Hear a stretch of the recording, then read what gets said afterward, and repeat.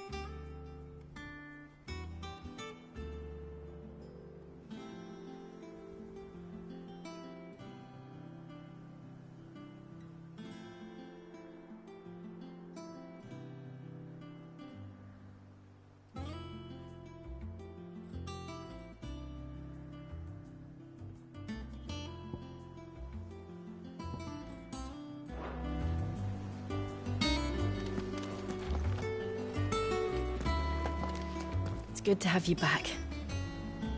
I was worried.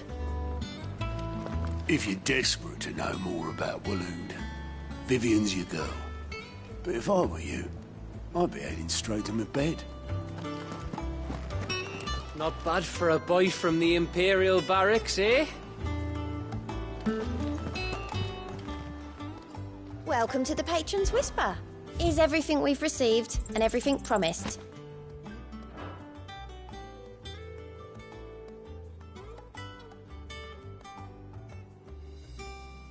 Best of luck out there, Sid.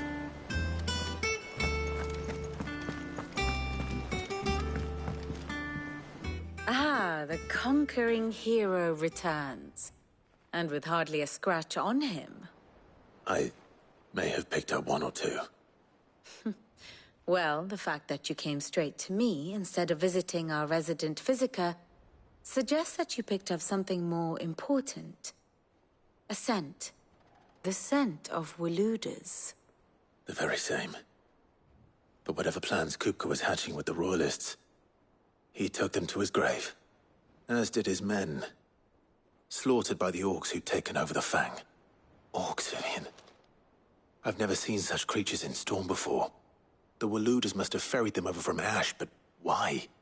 Why work to rescue Kupka only to invade his home, the mother crystal of an allied nation, and let both fall? It makes no sense. Do you know the tale of the blind men and the Adamantus? One can often be led astray by focusing too closely on individual details. One must instead see the bigger picture.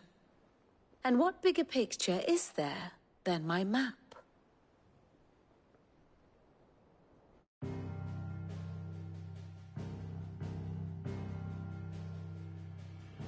The Kingdom of Waloed claims dominion over all of Ash. It is a nation forged by the bloody conquest of Barnabas Tharm, the dominant of Odin. The Canvarian War of Independence in 849. The Battle of the Twin Realms in 865. The Battle of Belinus Tor in 873. Wheresoever his armies fought, Odin was found where the fighting was fiercest. But of late, the warrior king appears to have laid his sword to rest.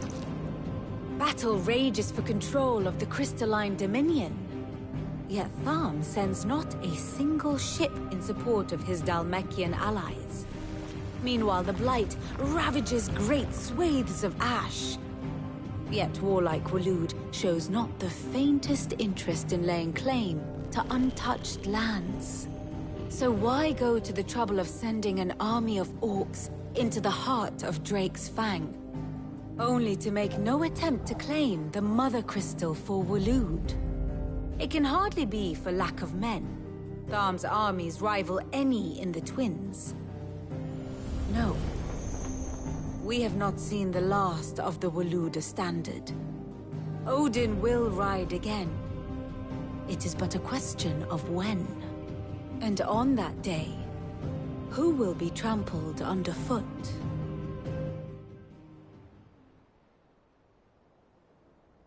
In summary, I know not to what end the Royalists betrayed Kupka. I know only that it is part of some broader scheme. A scheme tied to the ambitions of one man. King Barnabas. But there is no need to wallow in confusion. If one is to cure a sickness, one must first identify the symptoms.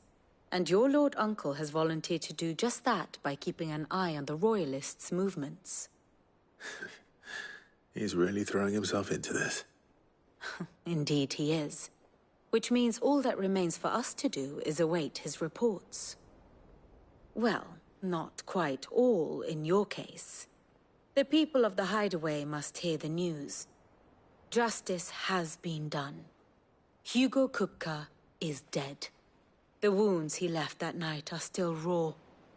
Especially for those who lived with Sid the longest. Tell them that those wounds might finally begin to heal. Consider it the price of today's instruction. I've never known you to be sentimental. What can I say? I am only human. And we are, all of us, sentimental animals at heart. I suppose we are. Very well. I'll go and spread the word.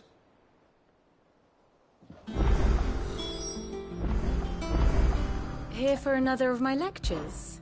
How may I help you today? Of course.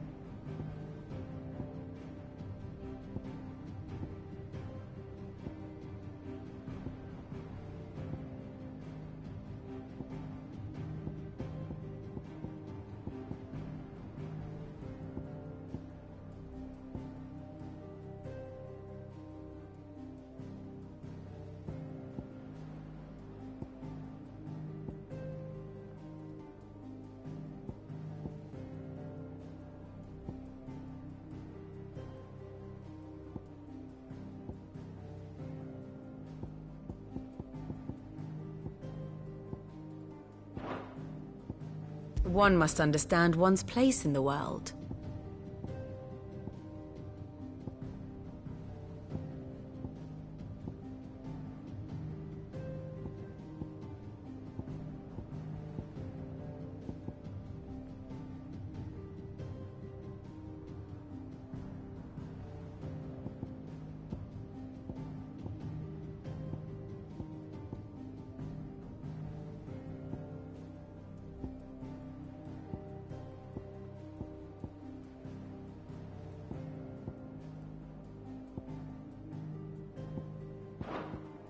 Very good.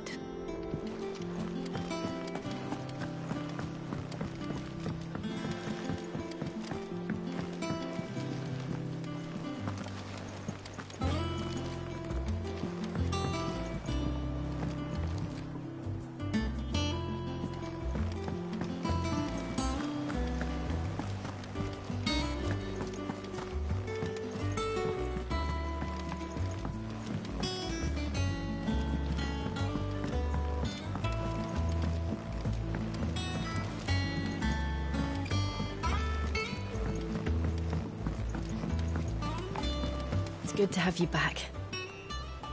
I was worried.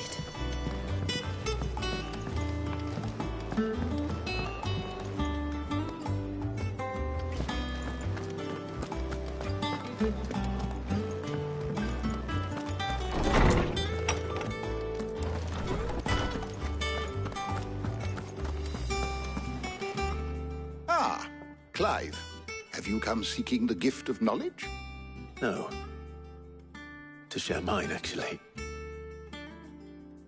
Hugo Kupka is dead. Oh, my. Can it really be true? Look, he's crying. He is. The big baby. And with good reason, children. These are tears of joy. We must offer up a prayer to your parents that the heavens might weep with us. There shall be no lessons today, only thanksgiving and merrymaking. Go, put away your things. All right. Brilliant.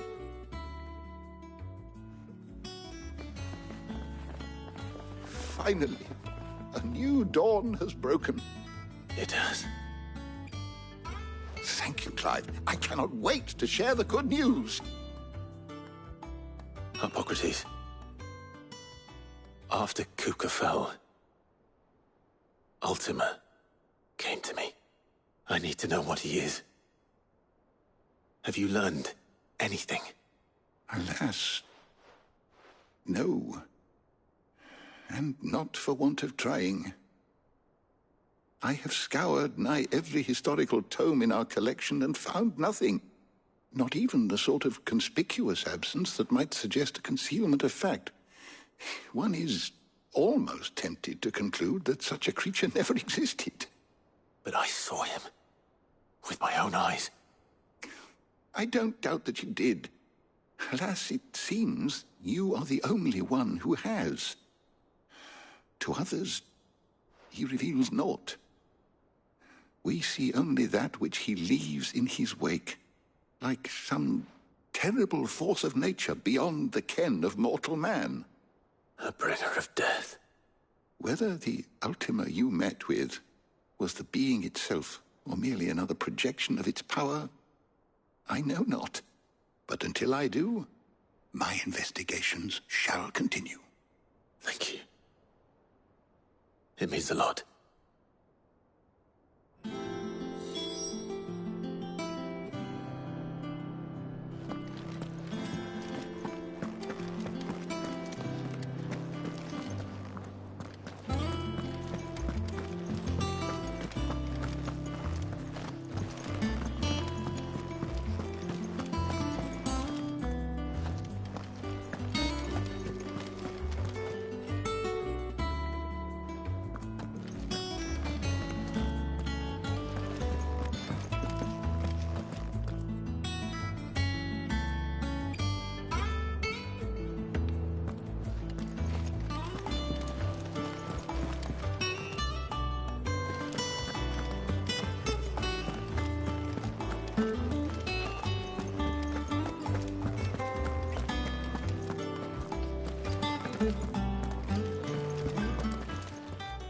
Is there something I might assist you with, Clive?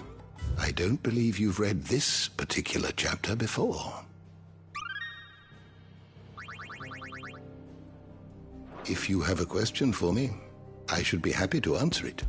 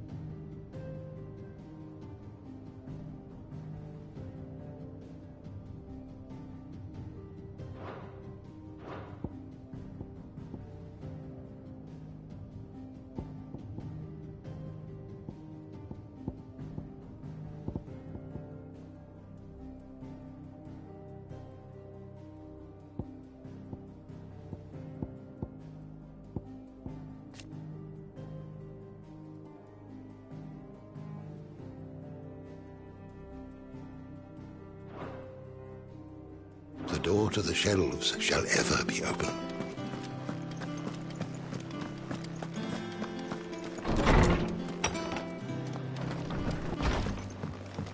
Oh, I'm never drinking again, no matter whose funeral it is. Thanks to Sid, the man who hurt your mother and father is gone. I'm sure they're looking down on us now and smiling. I'm smiling too. Yeah, me too. Thanks, Sid. Not bad for a boy from the Imperial barracks, eh?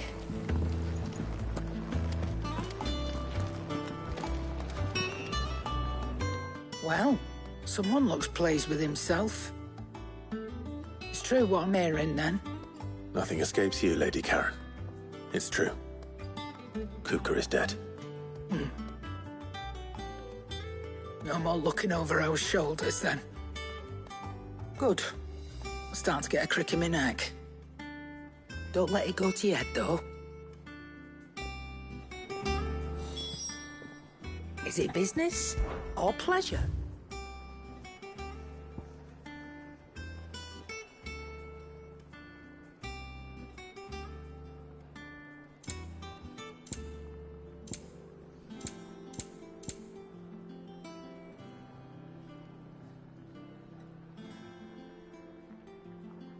Finished, are you?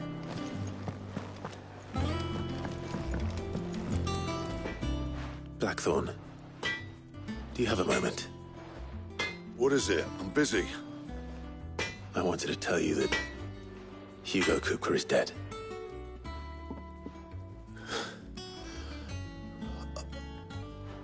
I can't tell you how long I've been waiting to hear those words. This is it then. A new beginning under a new Sid. I'll try to live up to the name.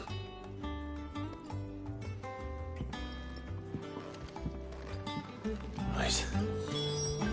Let's see if Otto has anything else for me.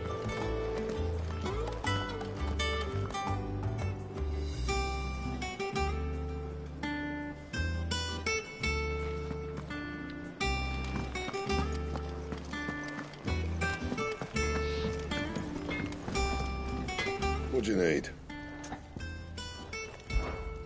What do you want? Should last you a good while. Not bad, if I do say so myself.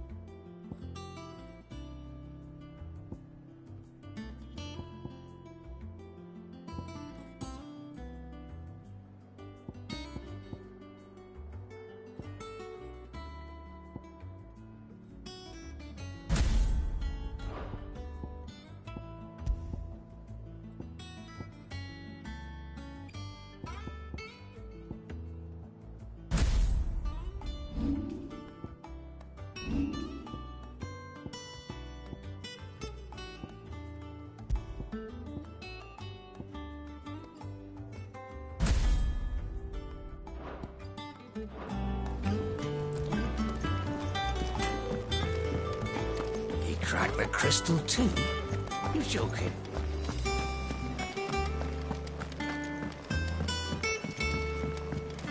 I'm telling you, it's true.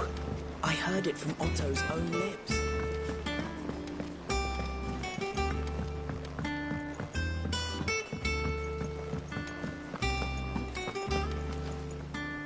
You barely sat down since you came home. Vivian got you running errands or something? Just spreading the word.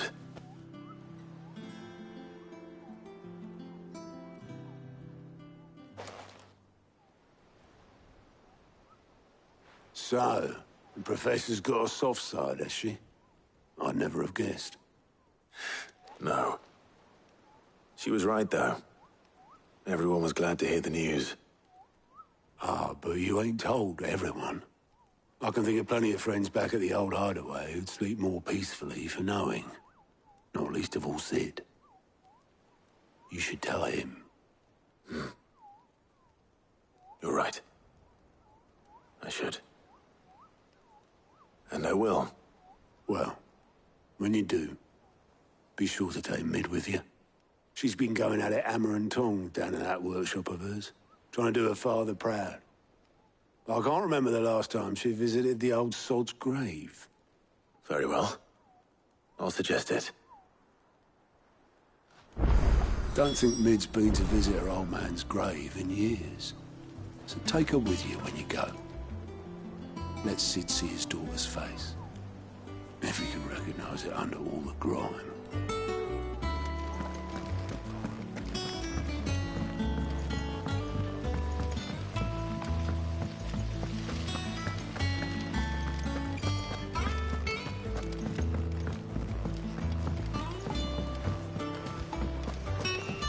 Editors started reading books that don't have any pictures in. Mid hasn't been.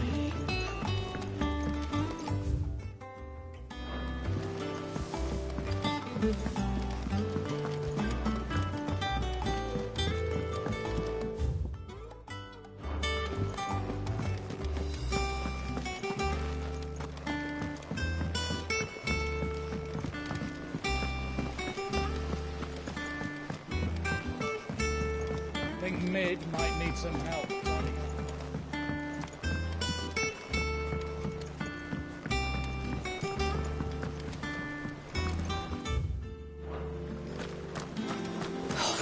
kept your death sleeping out here.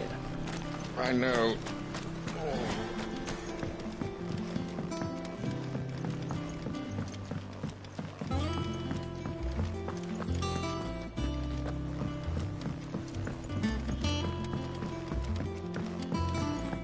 If I don't come up with something soon. All right, Clive? What do you want? I'm going to visit Sid, and I thought you might like to come with me. Sorry, I'm too busy for all that right now. I've got to get this thermal displacement stack sorted. Thermal... Displacement stack. Here. And this is for... Only the fastest, finest ship the world has ever seen. The Enterprise. Me and my dad designed it together. Where other vessels rely on the fickle winds to drive them through the water, ours is fitted with mithril engines. And those things have got more push than a behemoth in a bad mood, and more heat than all the hells put together. Which is where the stack comes in. I may have already talked some tight-lipped shipwrights into putting the hull together for me in a little dockyard in Canva. But the stack's a bit more involved, so I'm building it here. The thing is, it's so involved that I'm running behind and it's starting to hold things up over at the shipyard. I'll come and see my dad, though, when I'm done. Whenever that is. Is there anything I can do to help? Good old Clive. I were hoping you'd say that. First things first, I need some parts meching. The stack will be made up of 3 major components. There's the plating, here, that channels hot vapors away from the engine. The helm over the top, that disperses all that heat into the air. And the shielding around the sides. That stops the rest of the ship from going up in flames. A full suit of armor, then. Probably best to take it one piece at a time. Then you'll need to start with the plating. Everything else fits onto it. I've got the designs and the list of materials here. Show these to Blackthorn. He'll know what to do. I can't make head nor tail of them. Luckily, you don't need to.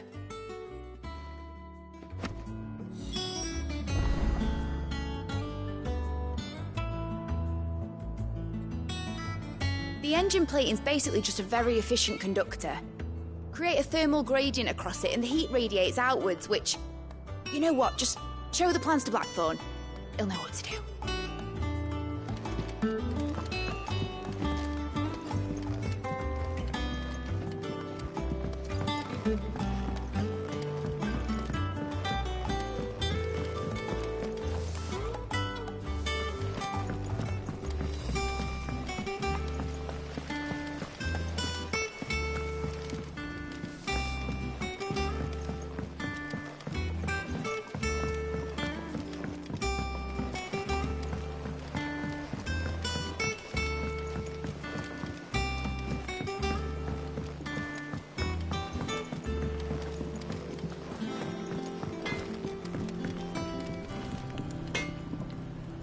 Blackthorn, can I ask a favor?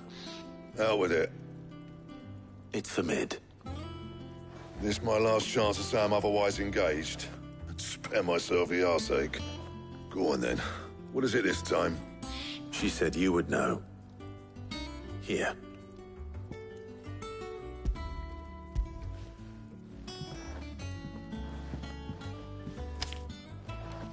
Krieger's Tates. Well, I don't know what the hell you'd want this for, but I can make it. Won't be easy, though. And I'll need help. Get Gavin Otto in here, will you? All right.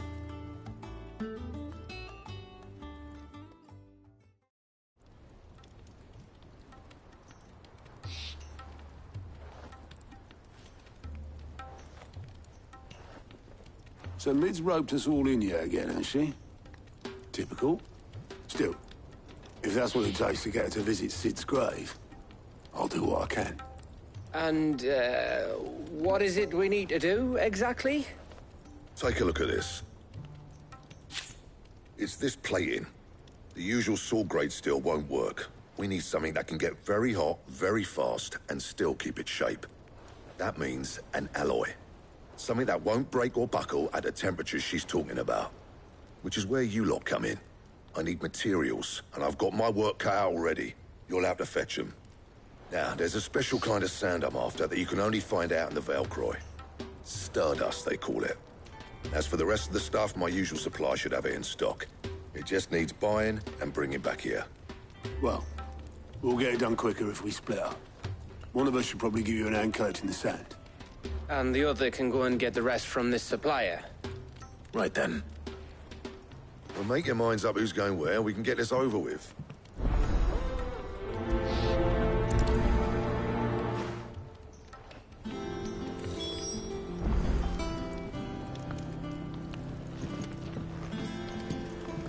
Up to you who you take to the desert. I mean, Gav's good in a fight, but you don't have my winning personality. Ah, don't listen to him. You'll be in the lowest of low company with either of us.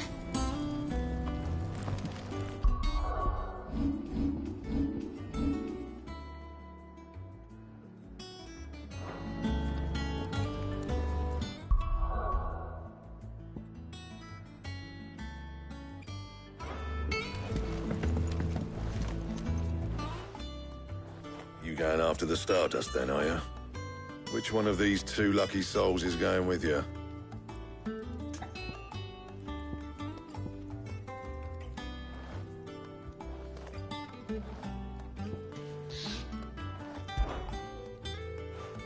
Gav, you're with me.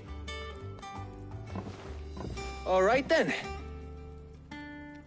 So, where do we find this Stardust stuff? There's a river that runs through the southern reaches of the Velcroy. It's the black sand that washes up on its banks that you're after. Southern reaches of the Velcroy, eh?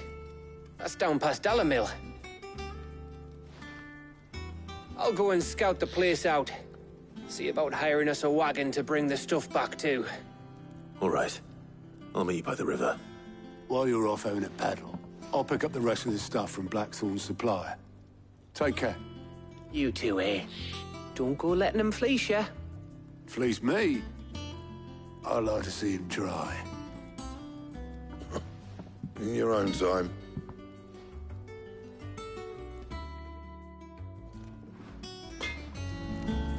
Sounds like this river we're looking for is south of the Dalamil Inn. I'll hire us a wagon and meet you there. I'll get us a good price. Is that what you want to worry about?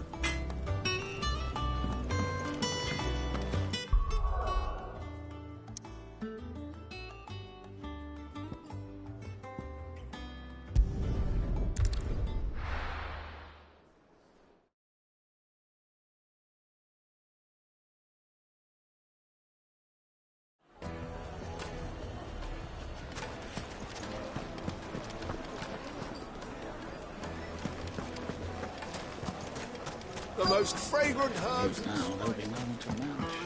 Oh, where did all the men of rock go? Plates and pots! There he is. The scrubbing is almost finished. We appreciate your patience. I was hoping we'd be seeing you again. The baths grow more bearable by the moment. It won't be long now before we are back to business as usual. I'm glad to hear it. Now, tell me this. What did you find at the terraces? What threatened to make me a pauper? Not what I expected, that's for certain.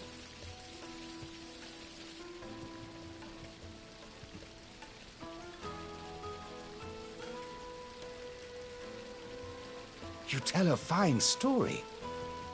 That's not to say I don't believe you, though. Creatures made of flame, eh? That's something new to worry about. But I burdened you with my worries enough already. Here, a small something by way of thanks. Right.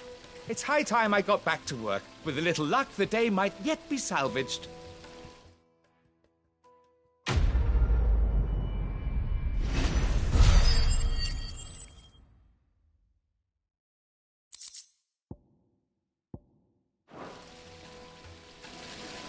It's just as well I sent you to the terraces in my stead. It sounds like I'd have been burnt to a crisp.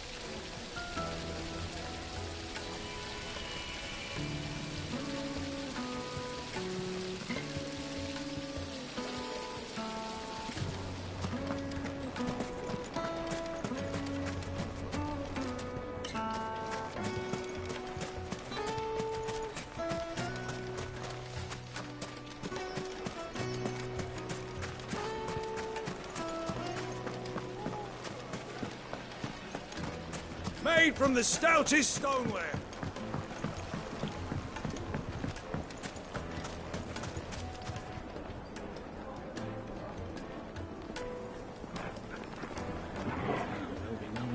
Yes, they're quite sought after. Lord Kupka has several similar pieces in his collection.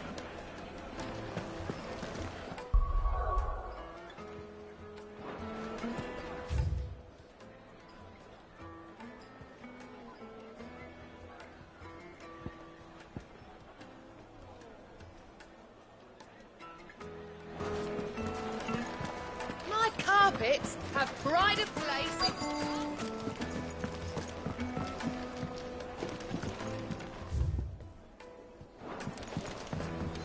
Oh, where's your name? Plates and pots, bowls and basins.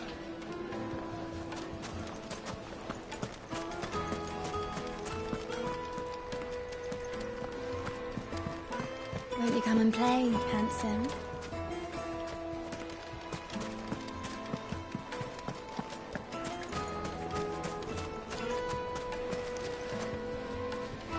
Just look at the detail in the craftsmanship.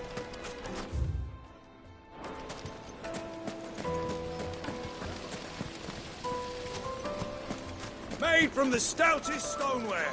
Won't chip, won't crack, no matter how rocky.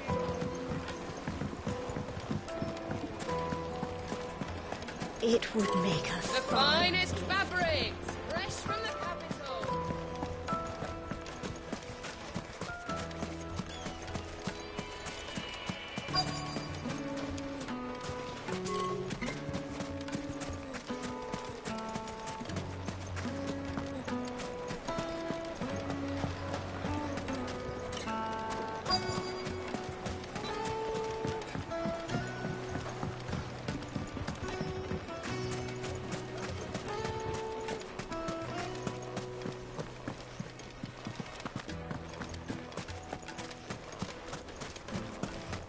$1,000 for a measly bunch of... Did the constables test you properly before they gave you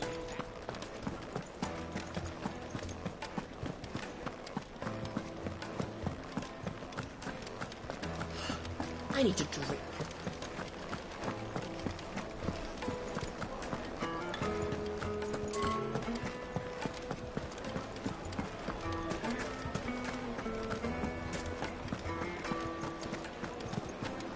Yes, they're quite sought after. Gone, just like that. And without so much as a by your leave. What's the matter? It's my apprentice. He up and vanished while my back was turned. I'd go and look for him myself, but I've got a bakery to run. A bakery that's now short one pair of hands. Loath though I am to rely on the kindness of strangers, I'm at a loss. Please, will you see if you can find him? I'll see what I can do. Do you know where he might have gone? I wouldn't be surprised if he was off somewhere mooning at Drake's Fang. He used to work there, you see. Poor fool left his heart in its hollow. All right. Then that's where I'll start.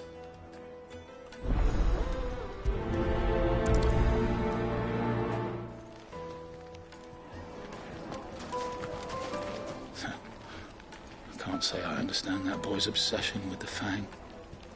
I can't say I understand much about him at all.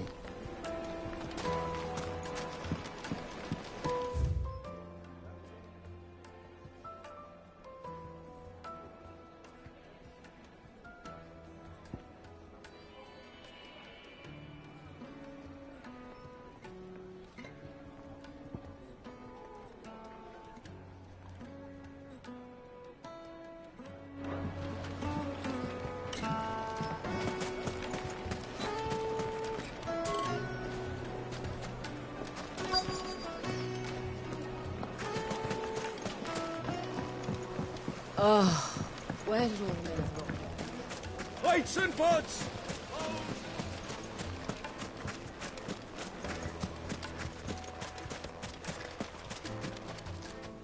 What is it? I'm in no mood for chatter. Sorry. Do you mind if I ask your trade? Hunter, Why? I have a question. Can you tell me what makes a good carving knife? I assume you use one out in the field. Has to be able to put up with some punishment. Can't be dealing with a brittle blade, not while I'm on the hunt. If your knife snaps every time you use it, you'll be spending coin as fast as you make it. Times are hard enough as it is. Thank you. I won't keep you any longer. All business, eh? Man after my own heart. So, a carving knife should be hard-wearing and hold an edge. Hardly a revelation. Let's hope Sava had better luck than I did. Can't you see I'm busy? Unless you'd like a closer look at my knives.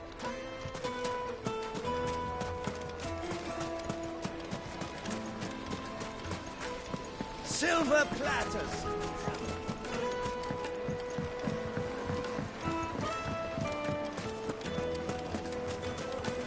My carpets have pride of place. So, how'd it go? You learn anything useful, or should I be looking for a new trade? Only that a blade should be durable and stay sharp. But I don't see how that relates to the spirit of Dalamil.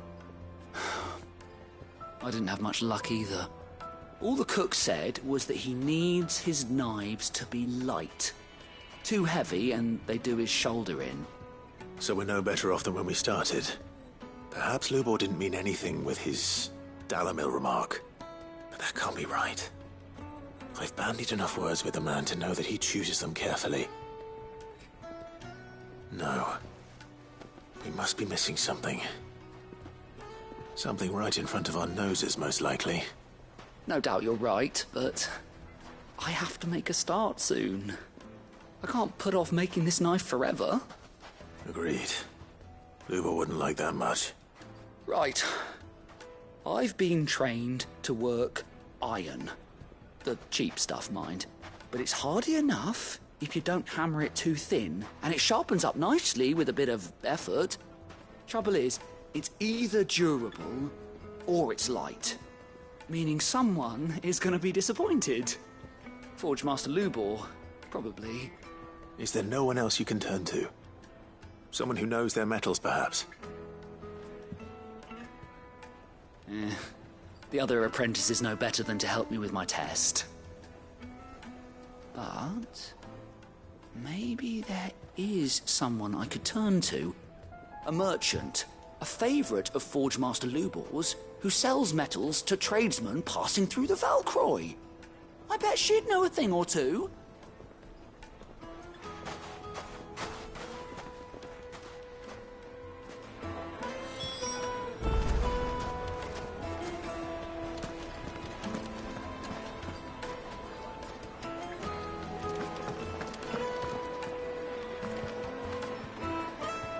The finest fabric! Yes, The most that's fragrant right. herbs and spices. Oh, where?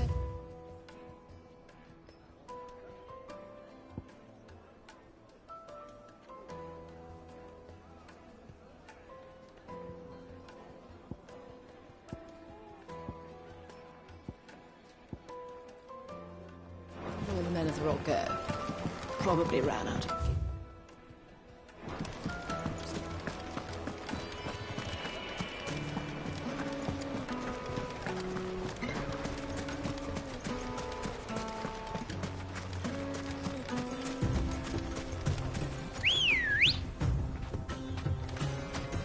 Good girl.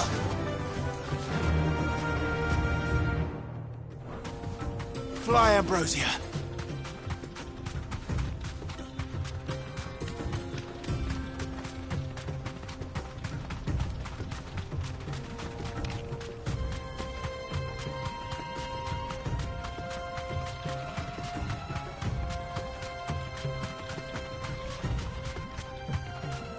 You deserve a rest.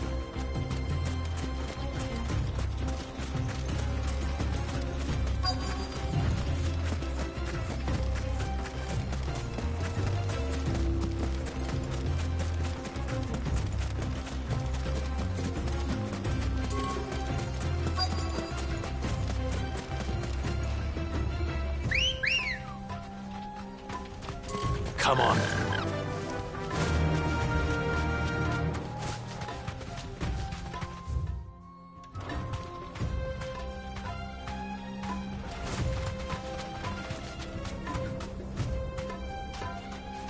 Thanks, Gal.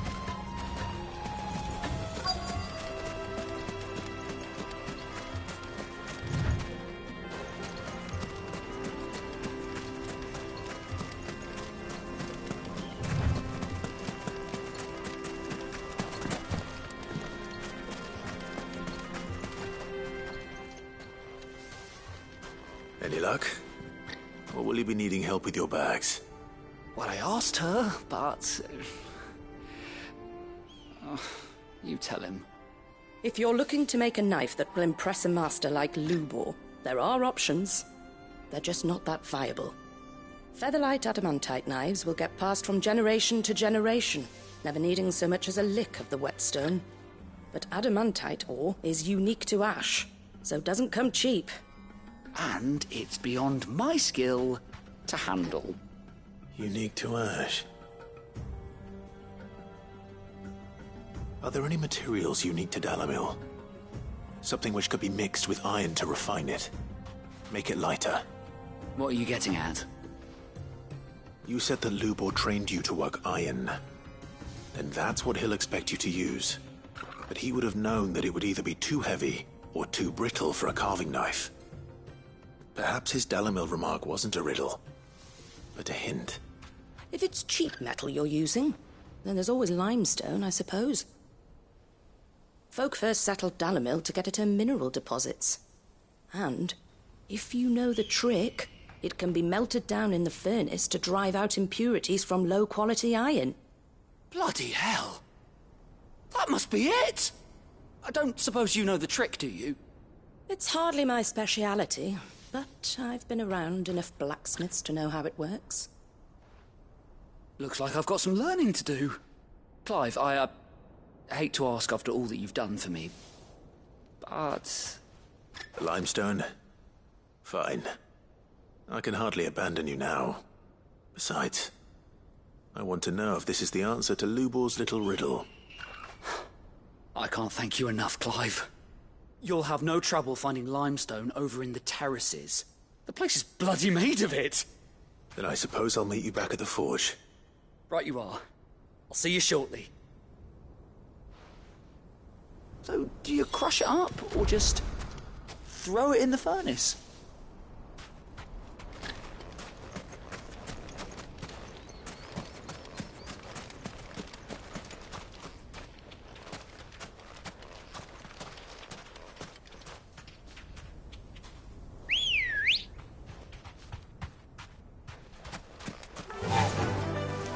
Faster!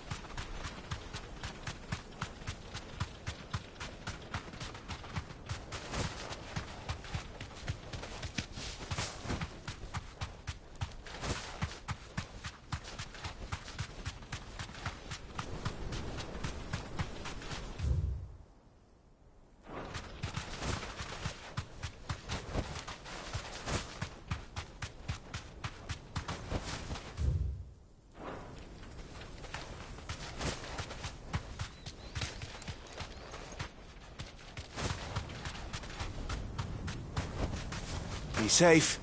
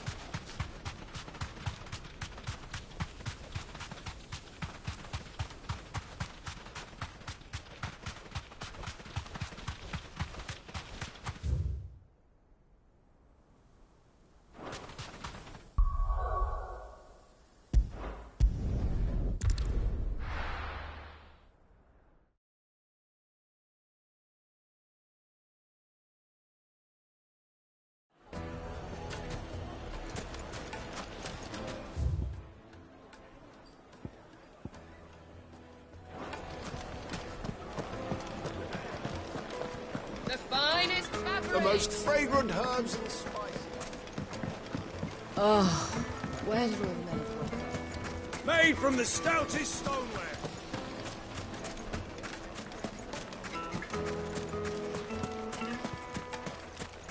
No, I'm telling you, it's gone.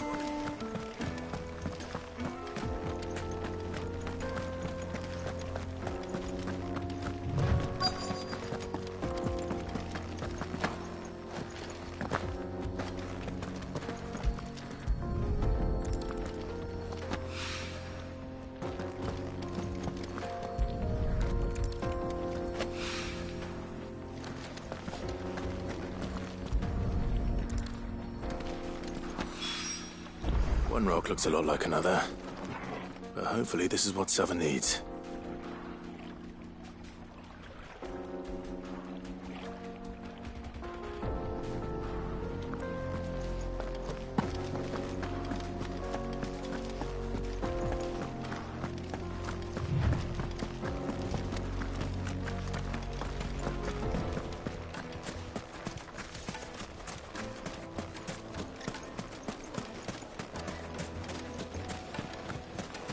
Just look at the Plates and pots!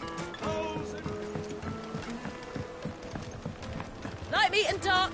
Fresh from the... Yes, they're quite sought after.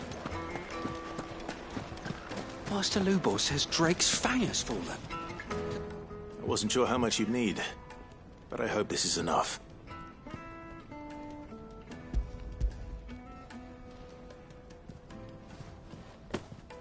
You are one of the good ones, you know that.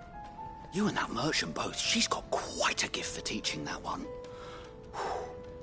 Now, time to see if limestone is the secret weapon we were hoping for.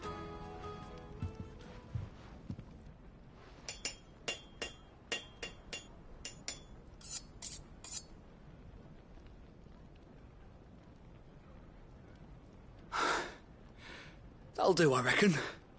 A knife forged from the very rocks of Dalamil. Her spirit, if you will.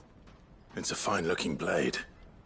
I only hope Master Lubor agrees.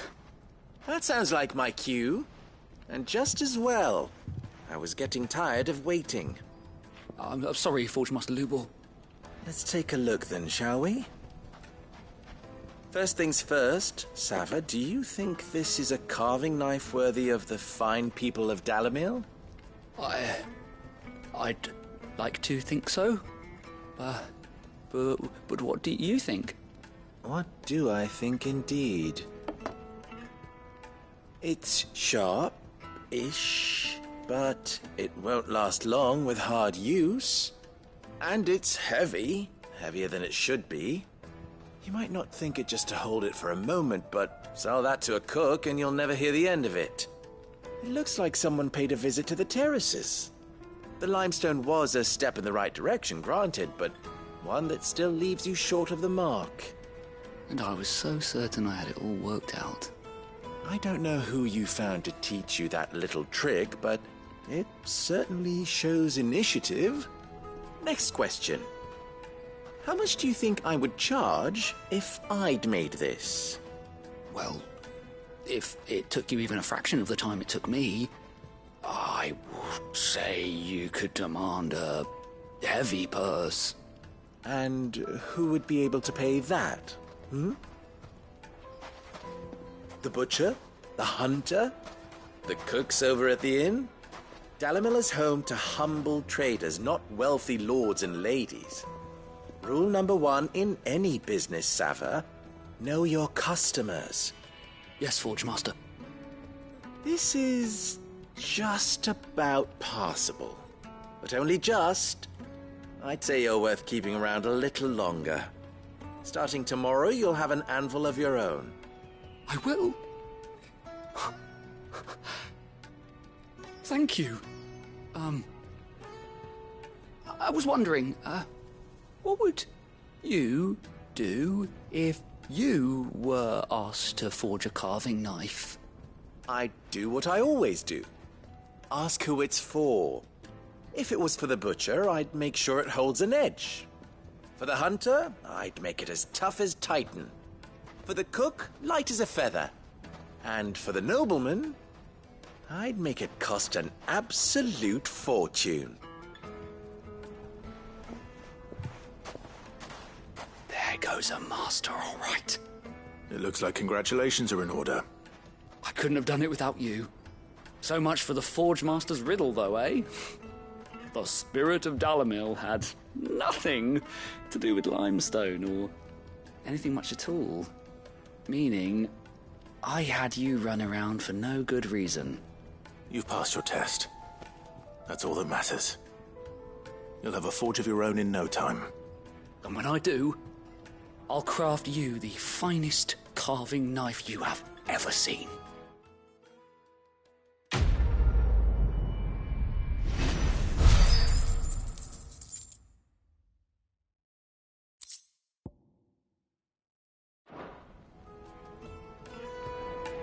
Thank you, Clive. I honestly don't think I could have done it without all your help. Master Lubo says Drake's fang has fallen. My carpet? It will Take a sniff. Fine. Juiciest meat from Greens. Oh, where did all the men go? Made from the stoutest stoneware. Silver platters.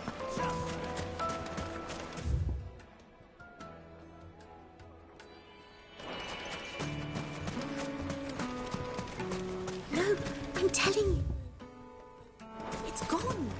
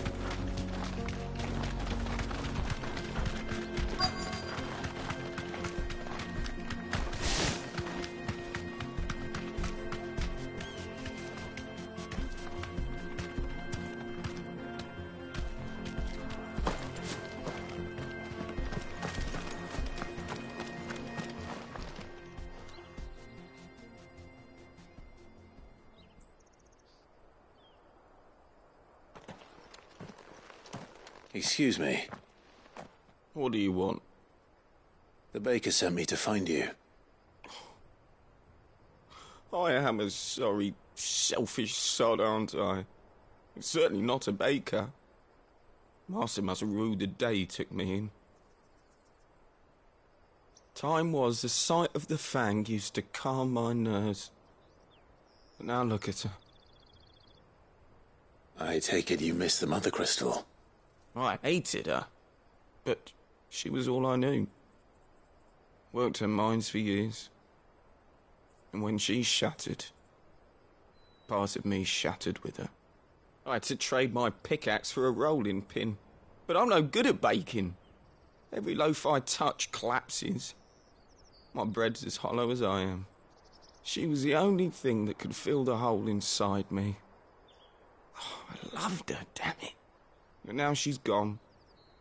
She's never coming back. What am I supposed to do? I ask her. How does a shell of a man learn to live again?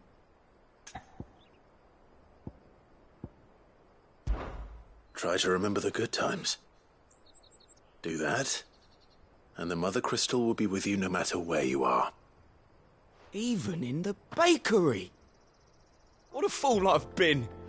Thank you, my friend, thank you. You've opened my eyes.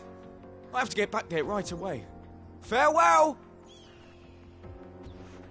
Wait.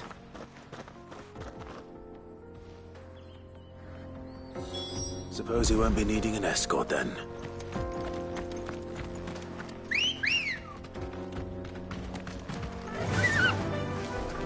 Run like the wind.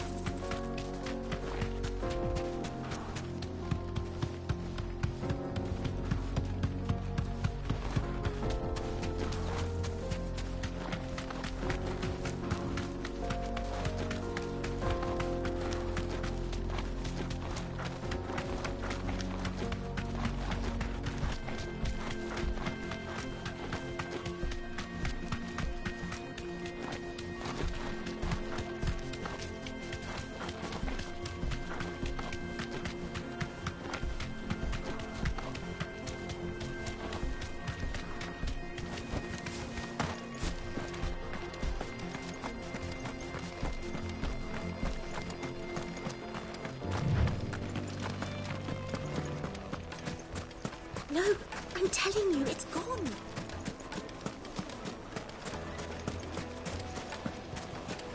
Just look at the detail. Oh, where's all the men of Rocker? Ah, there you are. The man who lit a fire under my wayward apprentice. Though I worry you might have stoked the flames a little too high. He damn near ran me down trying to get to my oven. Master, it's ready. Behold the Drake's Balm. A truly unique creation. I dare say it is. Just look at it. A perfect likeness of the Fang herself. Her steepled peaks, her fulsome spurs, her inviting hollow. True, my loaves collapse more often than not, but what's the Fang without her crater? Why, no Fang at all. And look, inside. She's filled to bursting with a bounty of beautiful crystals. Salt crystals! Master, I have found my purpose. I must use my work here to preserve the memory of the Fang. Well, if it tastes half as unique as it looks, I'd certainly say you're on to something. Not only is my apprentice back, but he's finally pulling his weight. With any luck, I might even have a new delicacy on my hands. I don't know how you did it, but you have my thanks.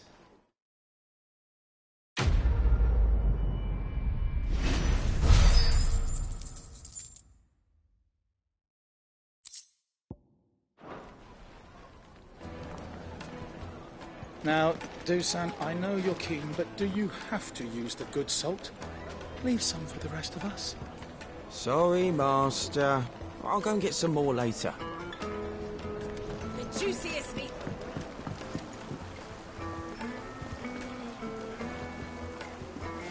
Oh, well, Lord Melville. Plates and pots!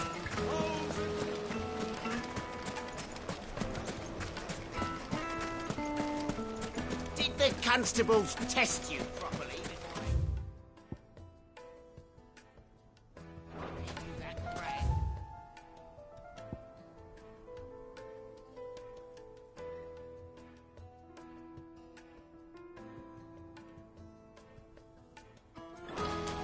Said I could file suit against them.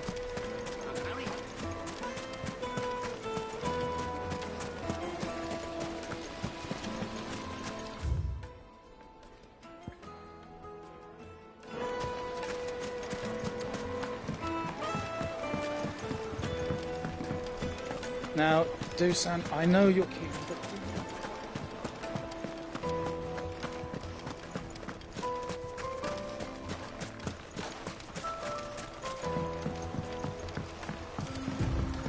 Looks like I found the river. Now where's Gav?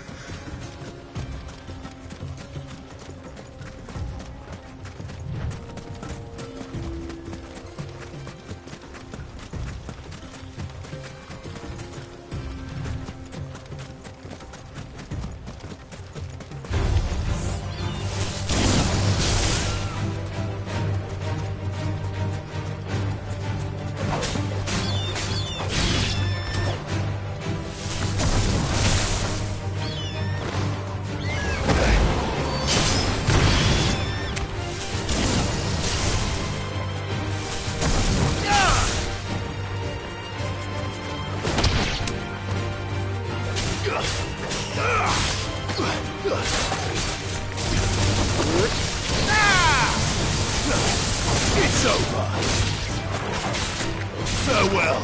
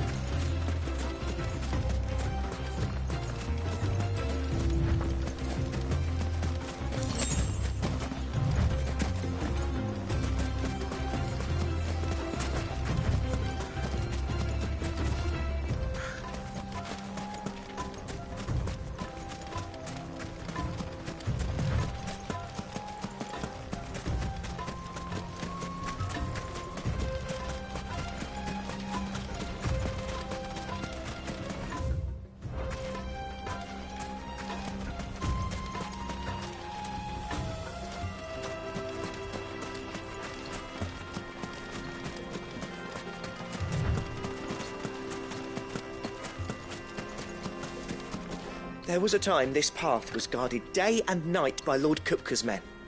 But now they've gone. Back to the Fang. Leaving us lesser mortals at the mercy of whatever bloodthirsty beasts they say nested beyond.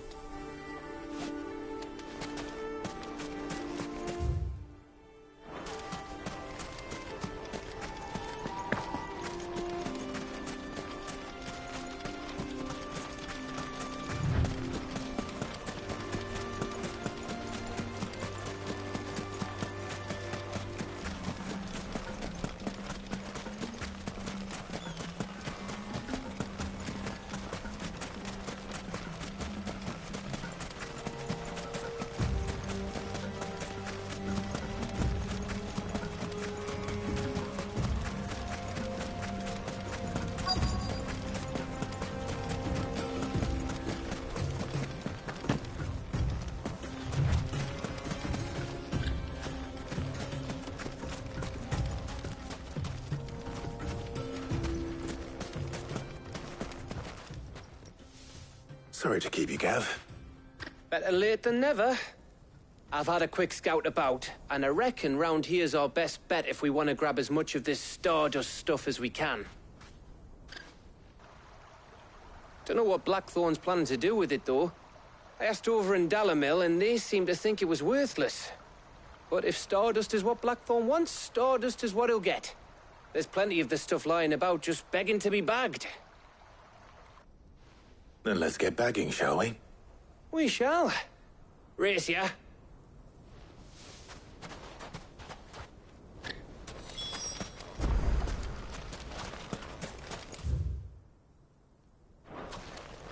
Bet you 100 gil I'll find more.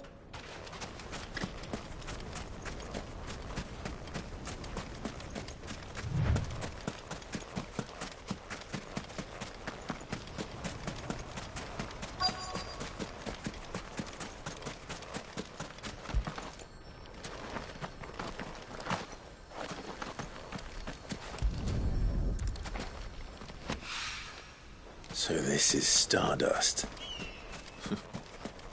It just looks like black sand to me.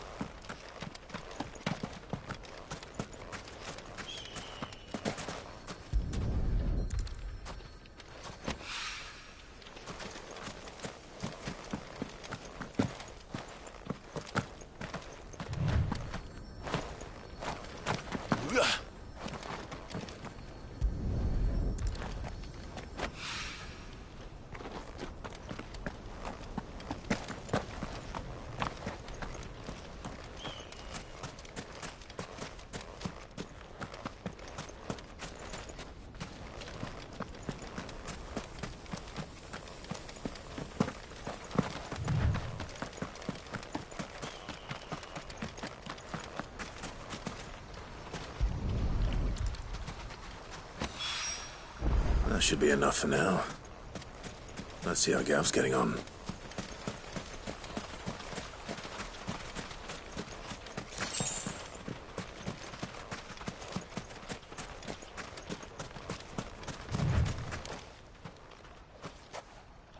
You finished?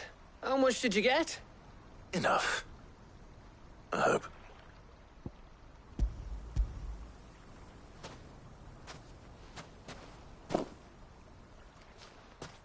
Oh, you win. That might even be enough for old Blackthorn. Hey, before we go, do you mind if we have a chat?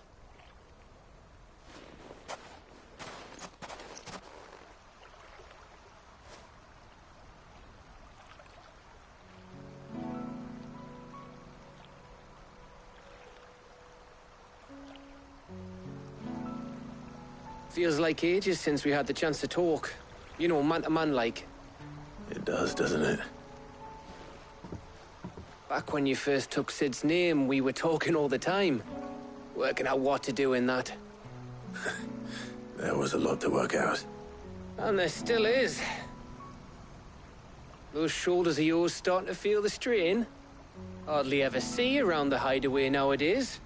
Always on some errand or other. You can take a day off, you know. Says the man who spends most of his time behind enemy lines. Only 'cause you keep sending me there. I know I can count on you, Gav. Likewise.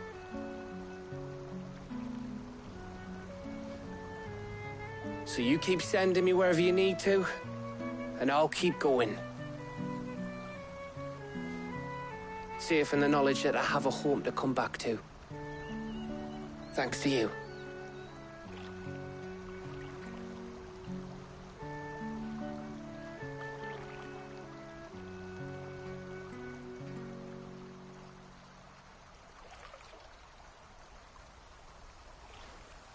Right. That's enough soppy shite for one day. We'd better get this lot back to Blackthorn before he slings his hammer at someone. You go on ahead. And try to get some rest once you're there. Oh, I plan to. Believe you me. After Blackthorn gets what he needs, of course.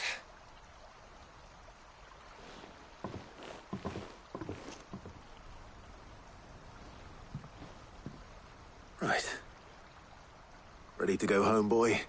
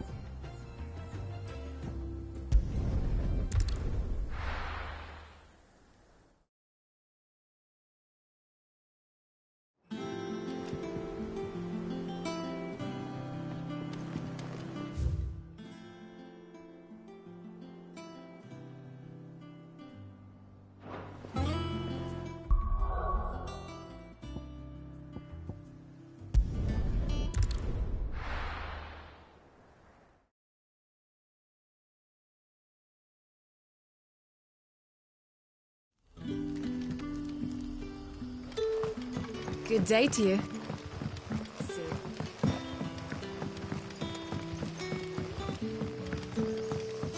The crystals. We had to dig a new cellar. Ah, Clive. Your timing is exquisite, as always. I have a concern which you may be able to assist me with. Go on. There are whisperings afoot of shadowy figures having been sighted outside the village. Rustlings in the undergrowth, suspicious noises. My people fear that they are being watched. It may be no more than a surfeit of nerves, understandable in the current climate, or it may be the prelude to something altogether more dangerous. Given what I hope you'll forgive me calling your nose for trouble, I wondered if you might investigate.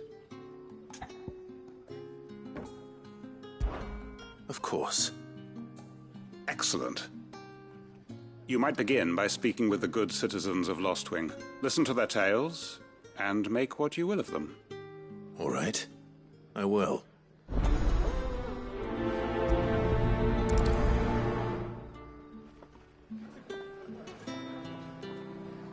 My people speak of strange shadows glimpsed in the gloom of the woods. Either these are figments of anxious imaginations, or someone is out there, someone who does not wish to be seen. Right. Let's see what the people of the village have to say. I'd better find out if this is just nerves, or something we need to take more seriously.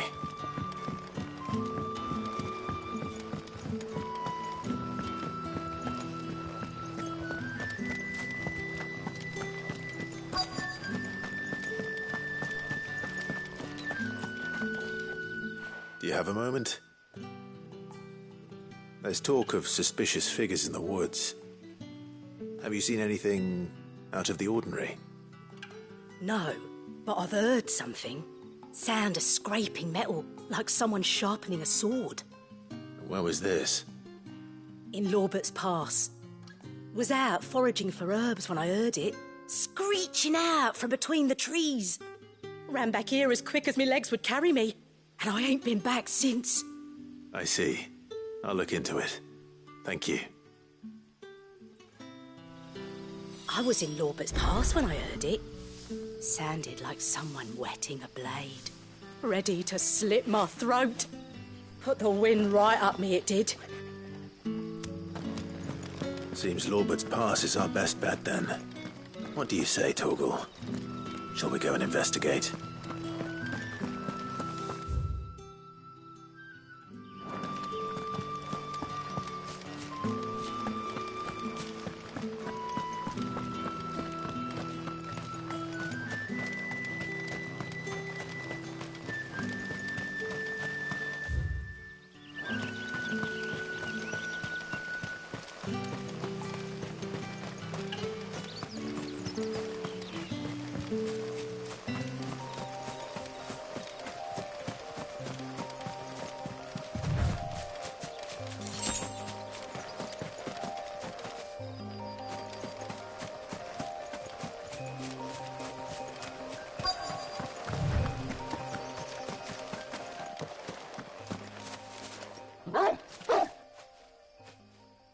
You there.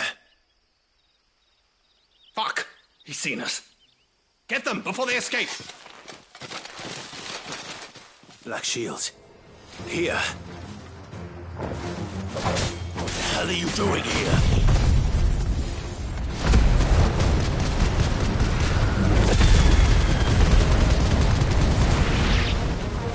What is it to you?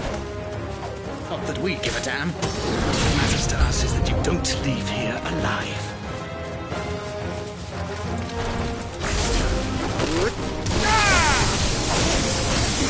Fire and flame! Nice try.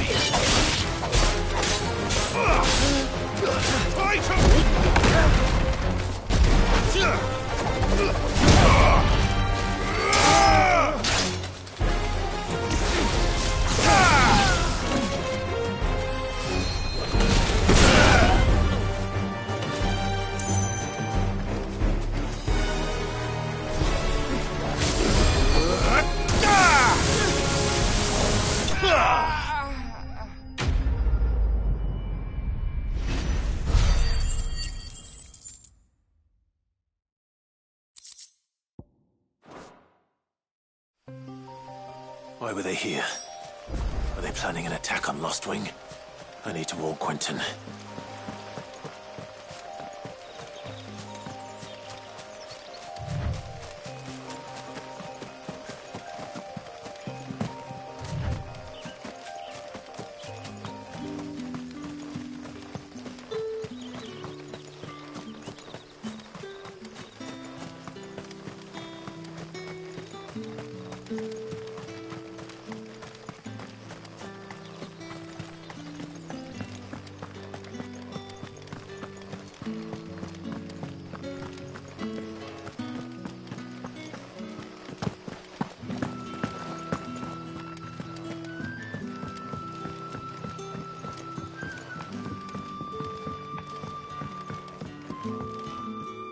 Clive, how goes the hunt for our sinister figures?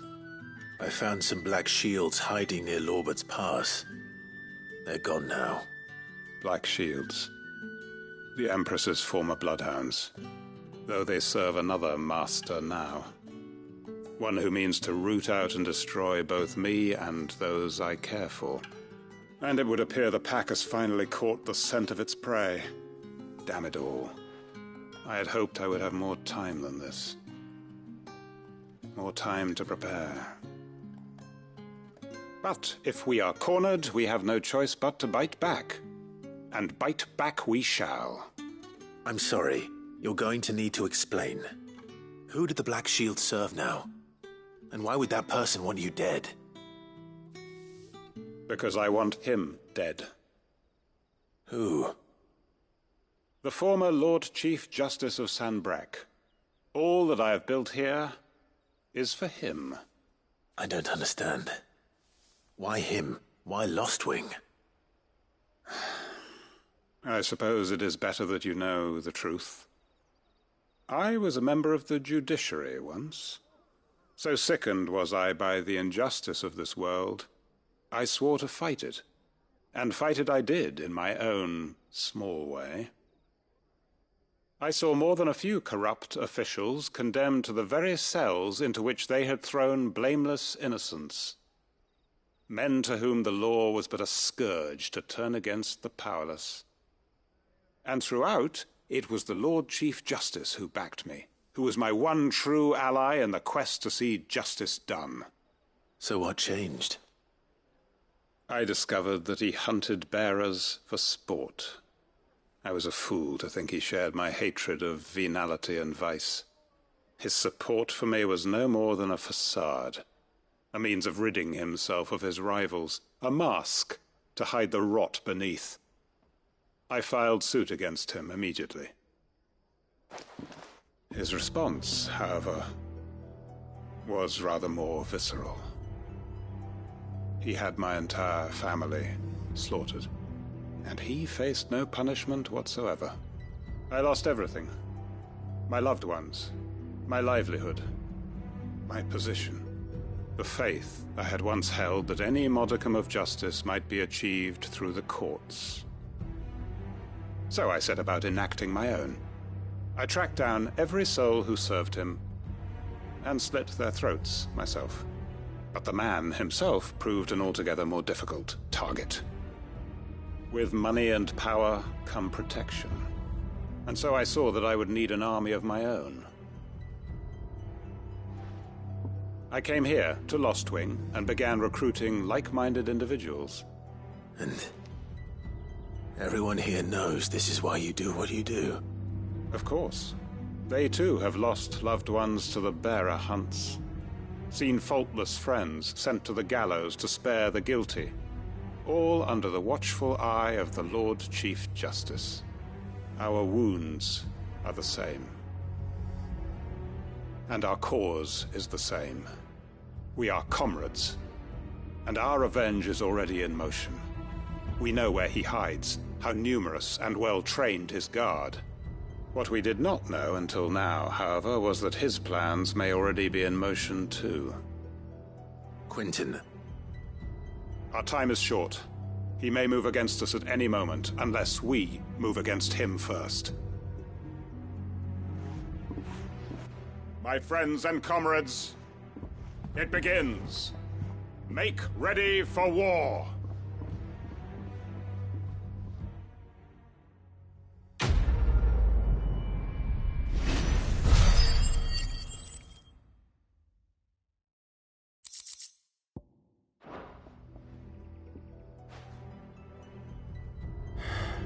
I'm not going to change his mind.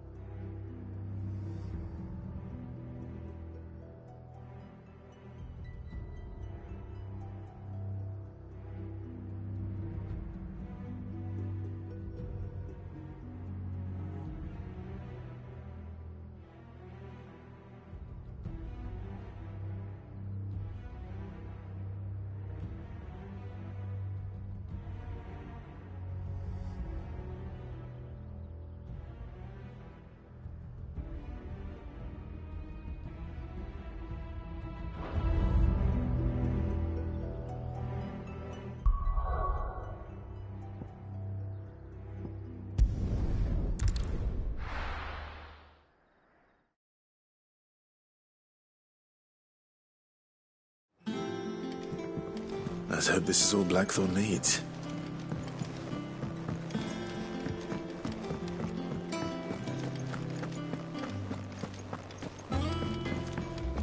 All right, Clive. I gave all that stardust to Blackthorn just like I promised. I got everything Blackthorn asked for. How'd it go over in Dalimil? I got everything Blackthorn asked. Blackthorn, got everything you need? Yeah. Yeah, I do. Cheers for the stardust. Should be enough to be getting on with. We should go out on maneuvers together more often. Or be sneaking around on your Todd all the time. I'll make a start on putting this thermal plating together then. It'll take some time, mind. So if you've got other things to be getting on with, I could do without you breathing down my neck. Thank you, Blackthorn. I'll let Mid know construction's underway.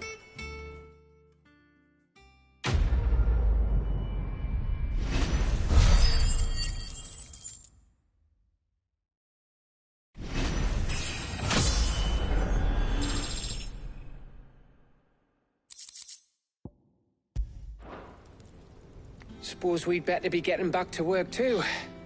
Give us a shout if you need anything.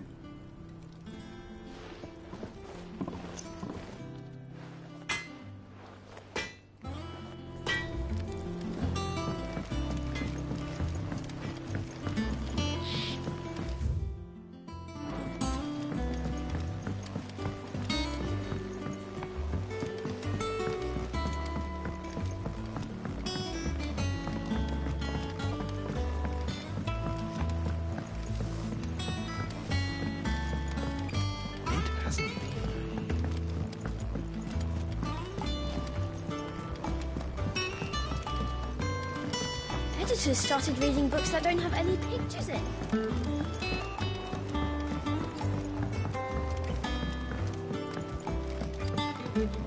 If I don't come up with something soon. You'll be pleased to hear that Blackthorn started work on the plating. Excellent. 1 down, 2 to go. So, what's next? The helm, of course. For this, we'll be repurposing fallen scrap. Salvage from the ruins? I thought that material was all but impossible to work. Ah, but we don't have to. I'm sorry? Just so happens there's one particular ruin that's broken into exactly the right shape and size pieces for what we need. What's the name back there? I'll give you all the details. What's her name? Right. Talk to her back there. You know, thingy. She'll tell you exactly which bits of which ruin we need. You just need to go and find them.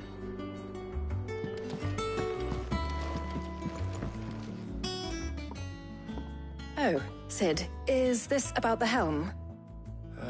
Yes. Mid said I should speak with you. I'll show you the plans then. Here you see the mithril engine, in which mithril is burned to generate heat. That heat is then harnessed to produce motive force. Excess heat is dealt with by means of the thermal displacement stack, which disperses it into the surrounding air. Now, were we to rely on thermal plating alone to achieve this effect, the rate of excess heat buildup would far exceed the displacement coefficient of the plating. In other words, the reactor would overheat and eventually explode. This is where the helm comes in. It connects to the plating, you see, and serves as a sort of thermal sink to absorb all that excess energy. Our experiments have shown that fallen ceramics are remarkably thermophilic. They can withstand and absorb levels of heat far above anything we are able to make today. And not only that, they're also waterproof and immune to rust, making them the perfect material for our protective hood. Why? If sea or rainwater were to enter the reactor proper, it would vaporize instantly. The forces produced would tear the ship from stern to... You can stop there. I understand. Mid said we might be able to use parts of a fallen ruin. Where would I find it? Ah, yes. It's in Lorbert's Pass, near Lostwing. The thing is, well, I probably should have arranged to have the pieces we need brought here sooner. You see, a certain unwanted visitor has taken up residence there. It's no longer a matter of just walking in and taking them. It's, going to be considerably more dangerous than that. I see. Then I suppose I'd better deal with this unwanted visitor for you. Would that help? Oh, very much. Thank you, Sid. I'll gather my team and head there right away. We'll meet you outside the ruins.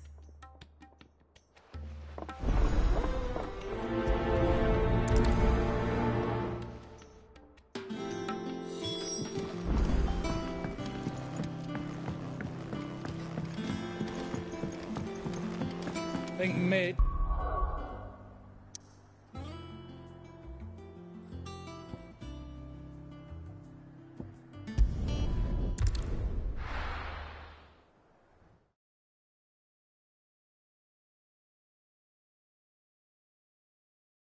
I'll be taking you all to a storehouse in the Bales. Leave anything you don't need behind.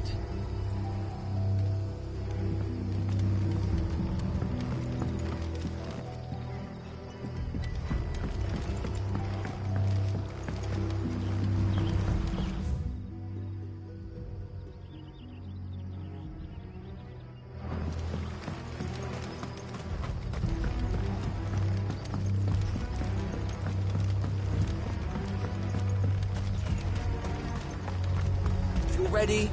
Leave at once.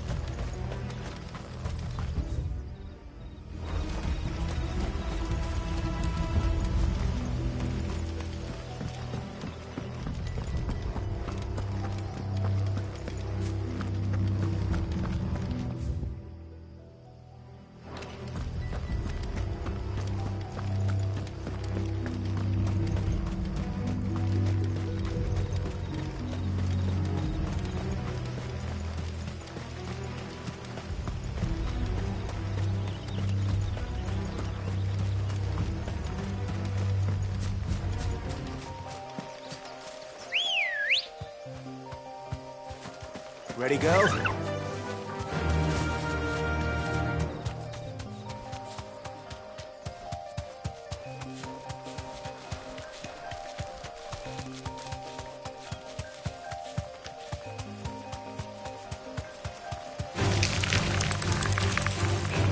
Thanks, Cal.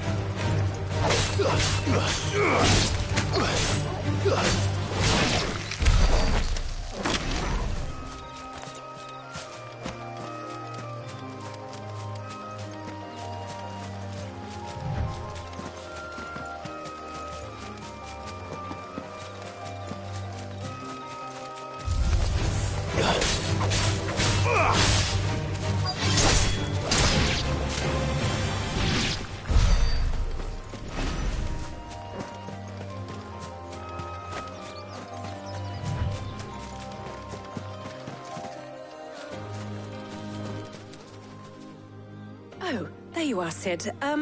Thanks so much for coming. The, ruins are just over there, as is the creature I told you about, I'd imagine. Would you mind? Of course. I'll be right back.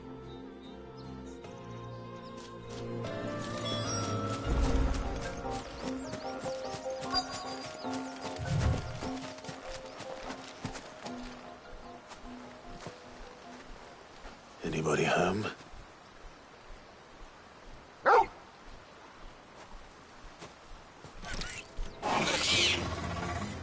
This must be our unwanted visitor. Time to go.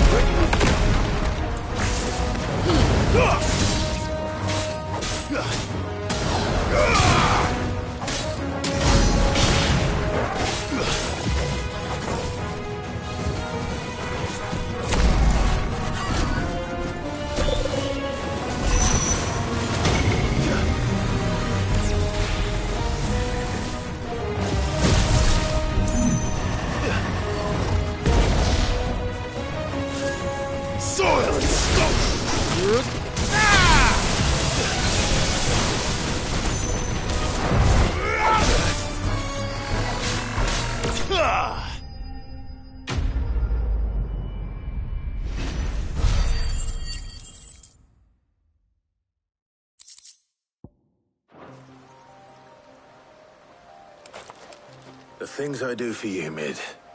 Sid! Oh, thank goodness you're safe. You shouldn't have any trouble now. Indeed. Well, don't let us keep you. We'll, see that everything is transported safely back to the hideaway. All right. I'll let Mid know you're on your way.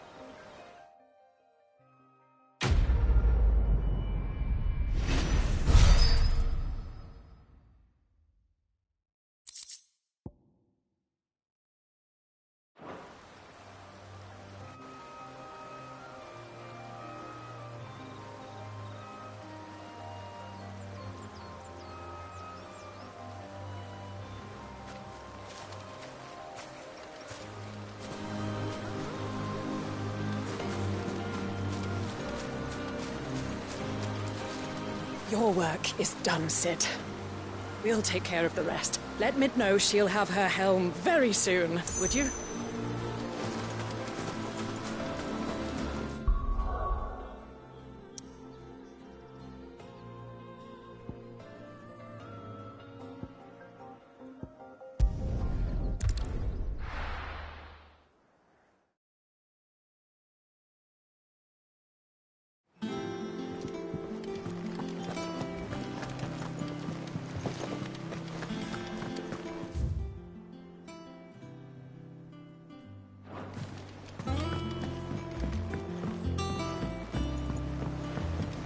We're seeing troops amassing at every border.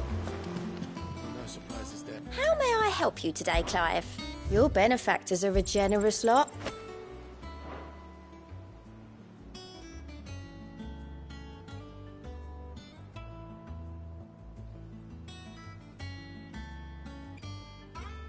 Come again.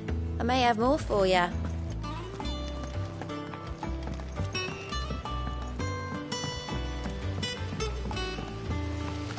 I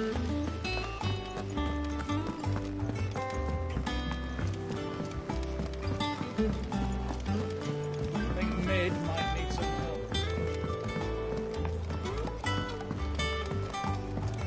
If I don't come up with something soon. Mid. Helena has recovered the material for the helm. She'll be along shortly. Excellent. Another job well done. And just one remaining. Right. Right, the shielding. This one's a bit of a bugger. How so? The plating's enough to stop the engines going pop, but those things will still be spitting out enough fire to set the rest of the ship ablaze. Which is why you need proper shielding. A prison for the dragon's breath that's blazing away inside. I thought a triple thick layer of tempered steel might do it. Or more of the stuff that the Fallen use, but they'd both be too heavy. The helm and the plating are bulky enough as it is. Add any more weight and the whole ship would be at the bottom of the briny before we'd even started. I need something light. But I've racked my brains and I just can't think what would do it. Well, if I were in need of obscure knowledge, I know whose counsel I would seek. Harpocrates. Tomes? Yeah, well, I'd thought of that, obviously. I've got all the details written down here. Can you take this to him, see what he makes of it? Right away. I've been going round in circles trying to find something sturdy enough to withstand the fire of the engines, but light enough not to sink the ship. Should have bothered old Tome sooner. If anyone knows something I don't, it'll be him.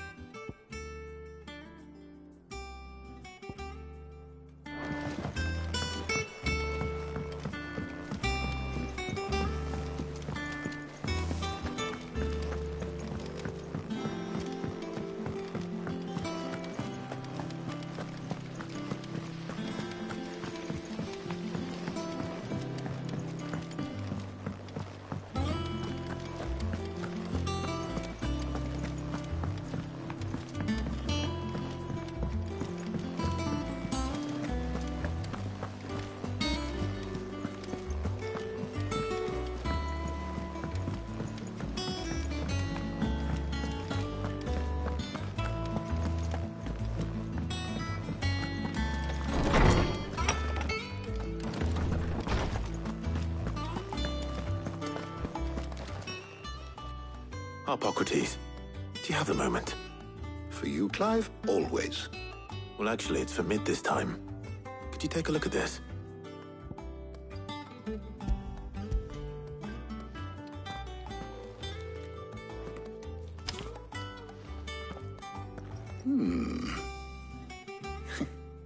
Shielding for a mithril engine? Whatever will that girl think of next? And what are these notes around the edges? She has some specific requirements for the materials. The shielding needs to be able to resist extreme heat on the inside, and yet remain cool enough on the outside not to set the ship alight, while also being light enough not to sink it. As you can imagine, she's struggling to find anything that meets her needs. I see.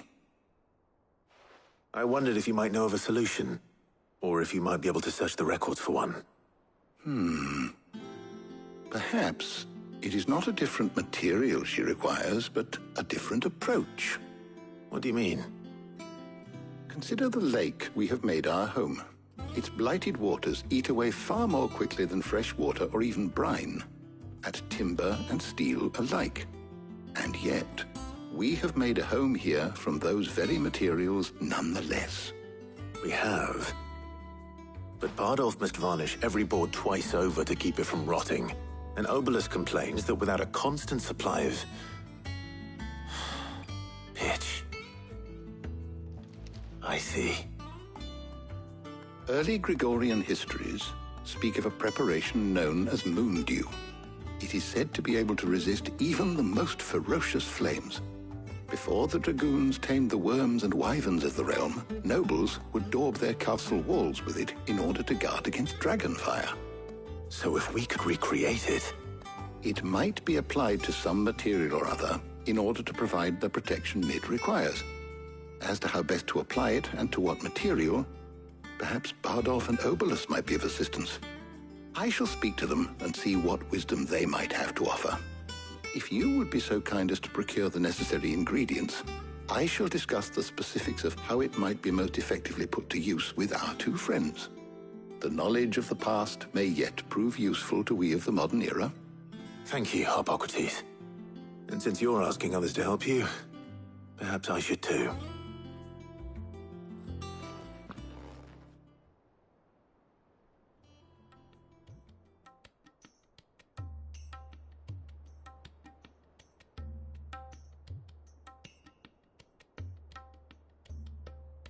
So you need a hand, do you?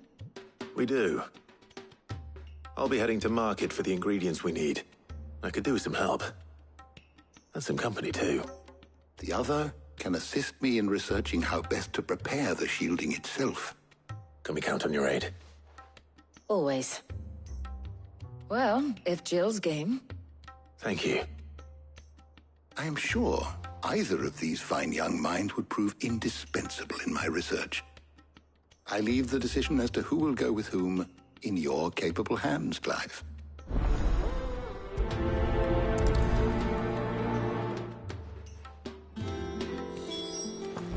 Shielding that guards against even the most ferocious flames. We could have done with some of that on Drustinus.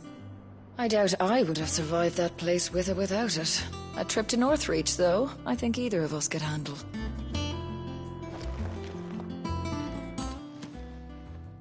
So, Clive, have you made your decision? Who will accompany you on your little excursion?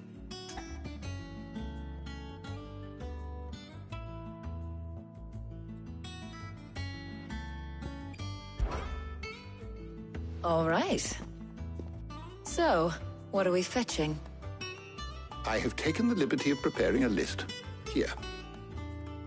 Garlic? Conch shells? Are you sure this is the right list? Looks like the ingredients for someone's supper. Though these items may seem mundane, they have potent effects that are rarely exploited, effects for which they were once highly prized. So much so, in fact, that they were harvested almost to extinction, hence moon dews having fallen from favor. Now, of course, they can be obtained with ease. You should be able to find everything you need at the market in Northreach. Well, isn't that convenient? I was hoping to be able to make a trip over that way sometime soon. Need to speak to an old acquaintance. I'll meet you there. All right. Stay safe. See you later, Clive. Good luck with your research.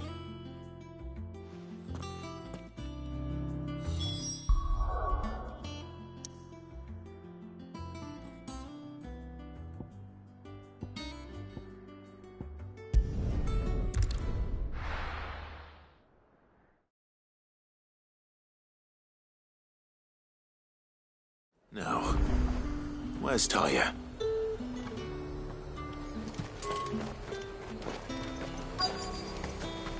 Keep them pilchards nice and chilled. Need to stock up on I won't these. have you spoiling.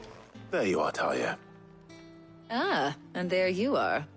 We shouldn't have any problems finding what we need in a place like this.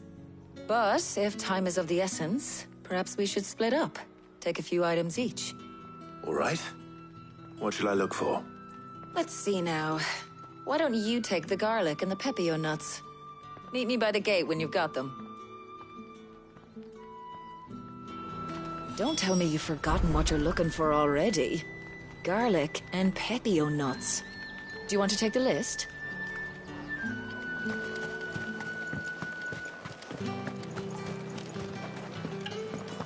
Up! You'll not find a bruised pippin in the... Fresh cuts! Already my efforts. You haven't much, but you're free to look. I trust it's all here. Good day.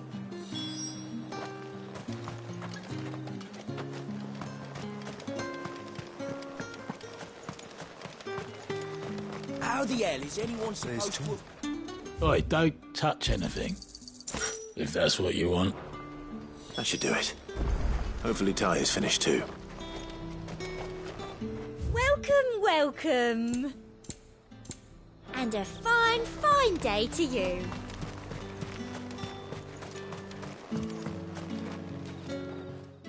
Well, did you find everything? I did. Here.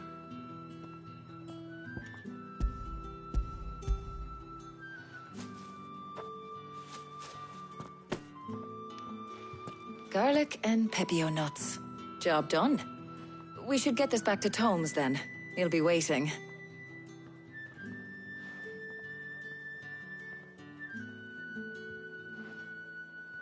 But we're not in too much of a rush, are we? Quick chat.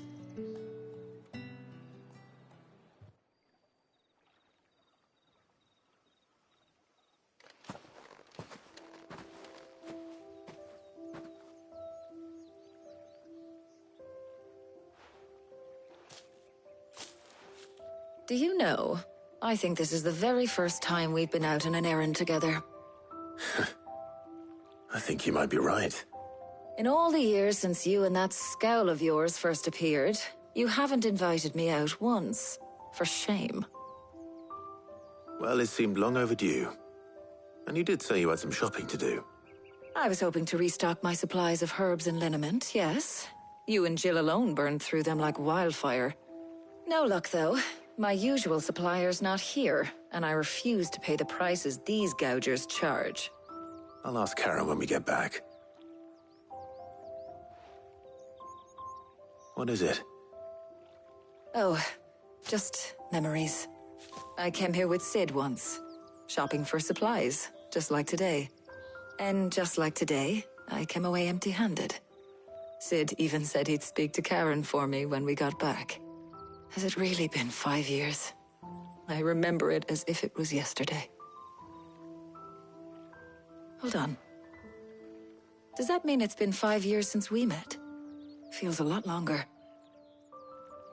It does. In a good way, of course. Thank you, Tyre. For what? For everything. I just want you to know that all you've done for us, all you still do, it's appreciated. Do you think I'd stick around if I thought it wasn't? But in the spirit of sharing and caring, you're appreciated too, by all of us.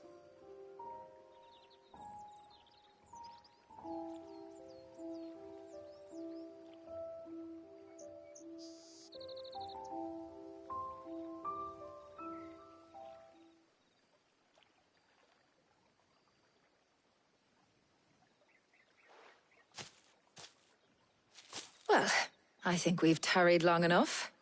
I ought to get these ingredients back to Tome so he can make up this concoction of his. I'll meet you back at the hideaway, all right? All right. And thanks again. I heard you the first time.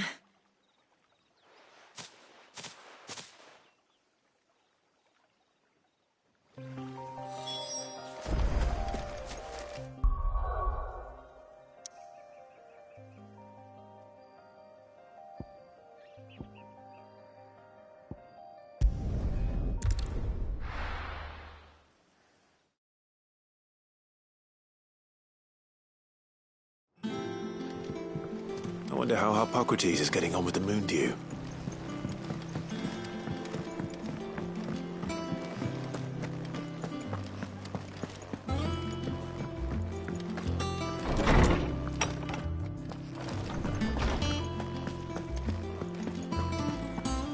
Ah, better late than never. We're ready to begin whenever you are. Welcome home. He had a successful trip.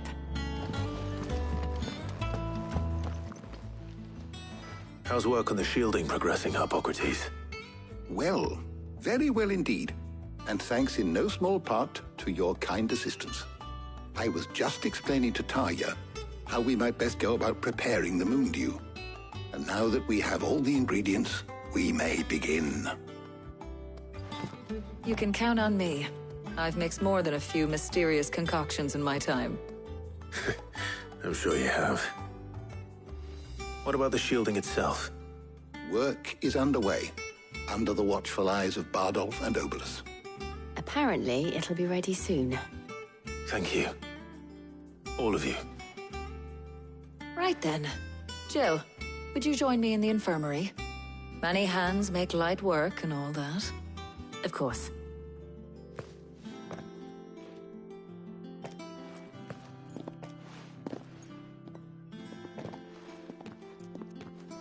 Oh, and Clive. It was good to talk. We should do it again sometime. It appears our work here is almost at an end. A shame. I was enjoying playing the man of action for once. When both the shielding and the moon dew are ready, it will merely be a matter of applying the one to the other. Followed by a rigorous process of testing and retesting, of course. Perhaps someone ought to warn young Mid of that. Leave it to me. Thank you, Hippocrates.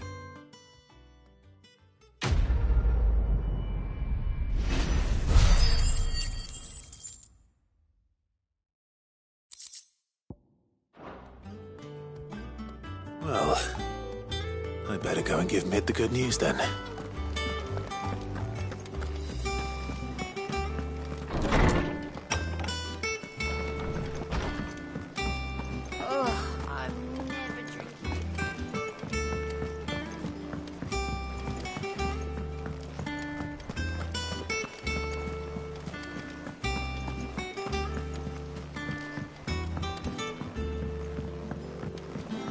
We're seeing troops amassing at every corner.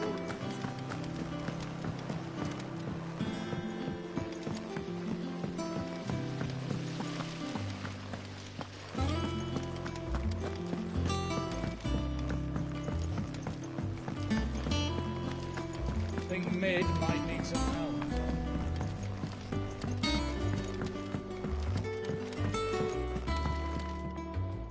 Sorry to keep you waiting, Mid.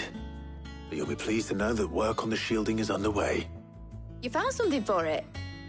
In a manner of speaking, Hippocrates knew of a substance that's highly resistant to heat. A coating that should provide the protection you need. He's supervising the construction and testing of the shielding as we speak. Brilliant! I knew you wouldn't let me down. Don't thank me. I'm just the errand boy. Right then, better start working out how to bolt all these bits together. To the Black Hammer!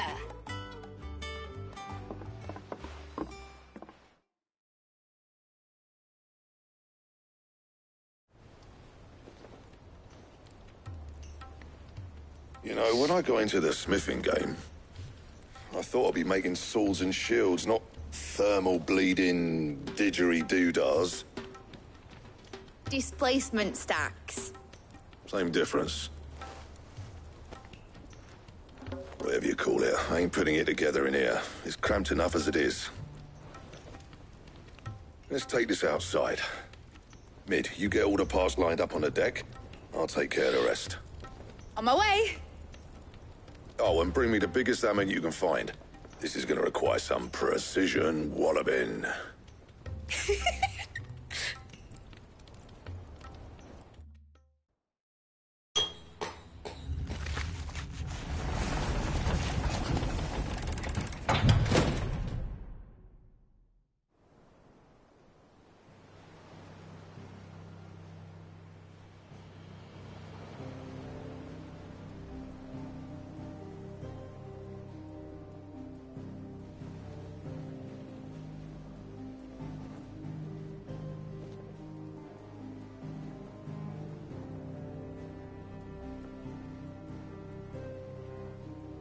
It's finished! It's finally finished!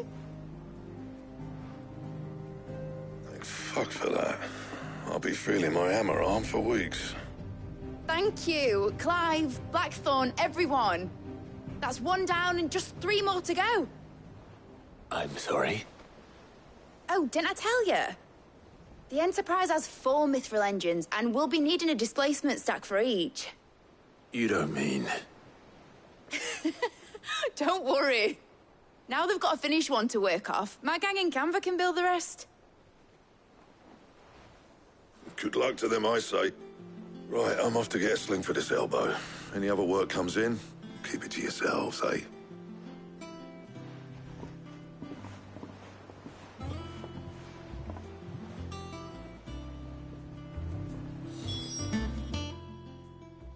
What's the matter? Nothing. Just daydreaming. Thinking about the Enterprise sailing off over the horizon to shores unknown. Searching for a land untouched by the Blight. Just like me and my dad planned. So if the worst came to the worst and every scrap of soil in the Twins turned black, we might still have a chance. That's what she was meant to be. You see, one last chance just in case we needed it. But now she's so close to being finished, I've realized I don't want it to be that. I don't want it to be just a lifeboat for us to cling to if things get desperate. I want people to sail aboard her by choice. Not from the lack of it. In a world where we're not just trying to survive, but where we can actually live. I'm working on that. And I'll do everything I can to get you what you want. Don't you always? All right. My mind's made up. As soon as the Enterprise is fit to sail, I'm putting her under your command. Sod our plans, I'm trusting in yours. Are you sure about this? Something tells me it's what my dad would have wanted. He'd be proud of you. You were gonna visit his grave, weren't you? I was. And you can come too, now that your little project is finished. Right. There's just one thing I need to finish up first. Won't be a mo. All right. I'll let Otto know you're coming. Meet us in the mess when you're ready. Aye, aye, Captain.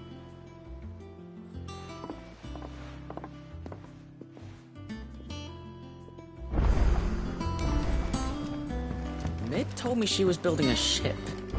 Really? What's a ship? Let's sail it around the lake.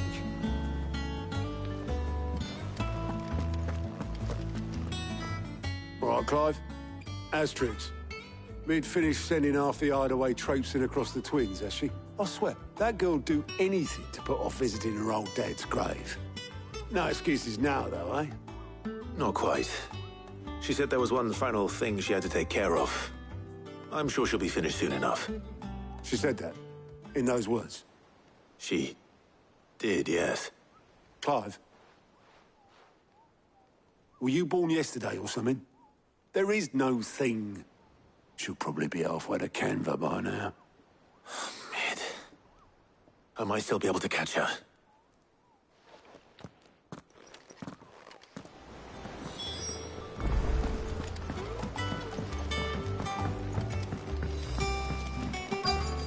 Is that the thing Toes had? Obelith, have you seen Mid? Yep. In a boat, going that way. Then I'm too late. You in a hurry at all, are you? Oh, I offered to take her across, but she wouldn't wait. Just paid for a dinghy and rowed off. Oars going like the clappers. Got some life in her, ain't she? But anyway, I was on my way up to see you, as it happens. Got a letter for you. Urgent, by the sound of it. One of your uncle's men said I was to hand it to you in person, post-bleeding haste. And you're here now. Thank you, Obelith. Don't mention it. What tidings, Uncle?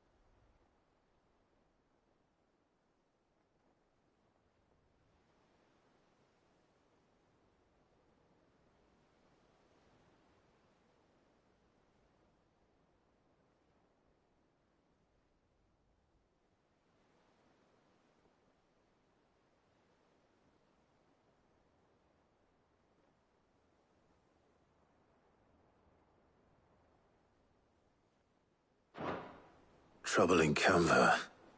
Well, I'll need someone to keep an eye on Mid.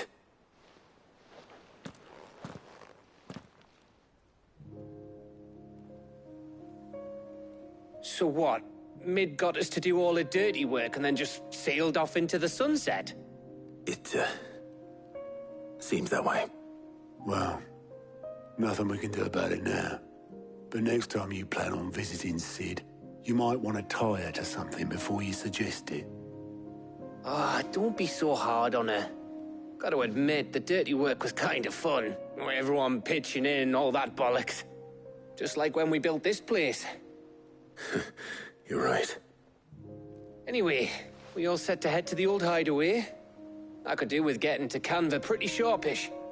Wouldn't do to keep Lord Rosfield of the Seven High Houses waiting now, would it? Not after he asked for me personally. Gav will be leaving with me. Will you mind the place while we're gone? You can count on me. Just be sure to give Sid and the others my regards. All right. Oh, by the way, Jill will be joining us too. She's got some things to take care of, but she'll meet us there. I hope she's telling the truth at least.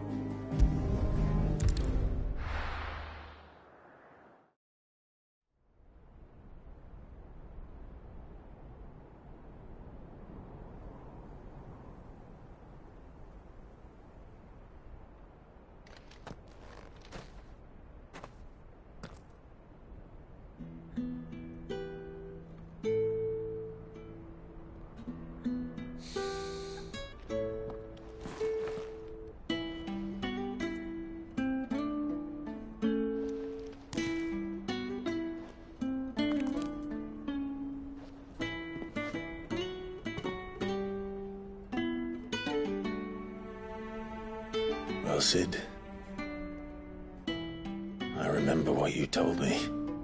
That if no one is listening to what you have to say, you may as well not say it.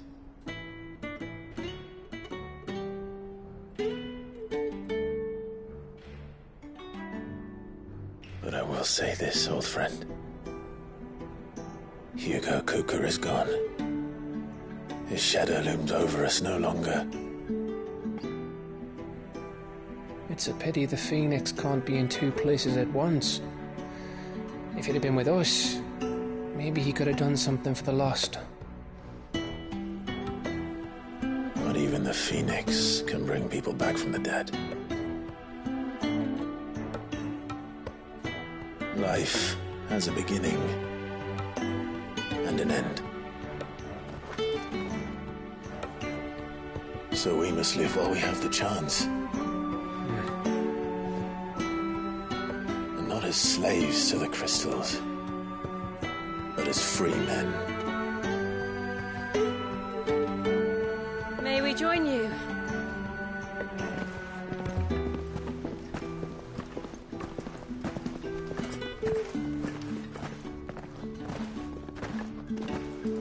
Lady Karen, what a pleasant surprise. I thought I'd drop by and see how you were all doing before heading off to restock my supplies.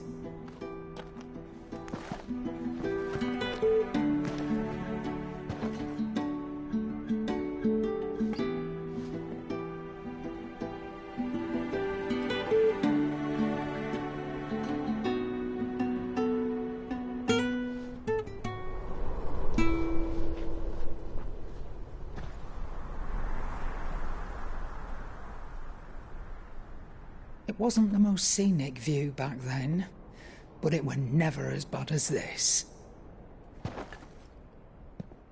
I know. The Blight marches on. And soon, there will be no escaping sights like these.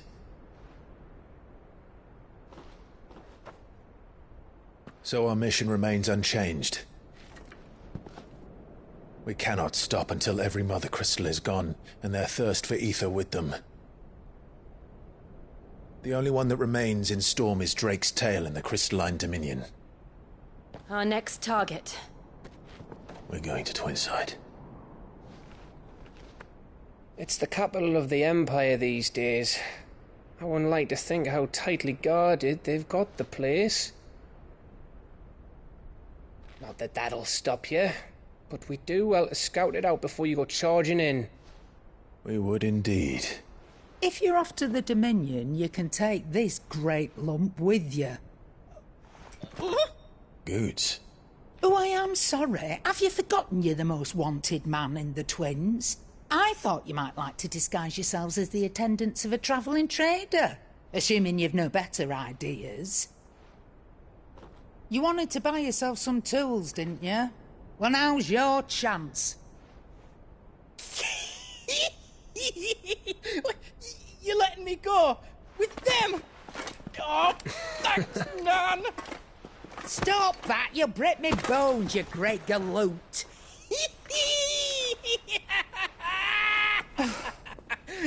There's a caravan that runs back and forth between the Dominion and the Bocklad markets.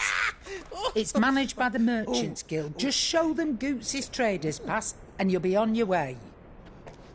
It'll be a damn sight less risky than footing it the length of the Crystal Road. That's for sure. Thank you, Karen. And glad to have you with us, Goots. Okay then. I'll get me things and I'll meet yous there. See yous down in Bocklad. Get off! Me poor fingers! Jill, you're with me. Understood. And Gav? Already on my way, Captain. Be careful. Aren't I always?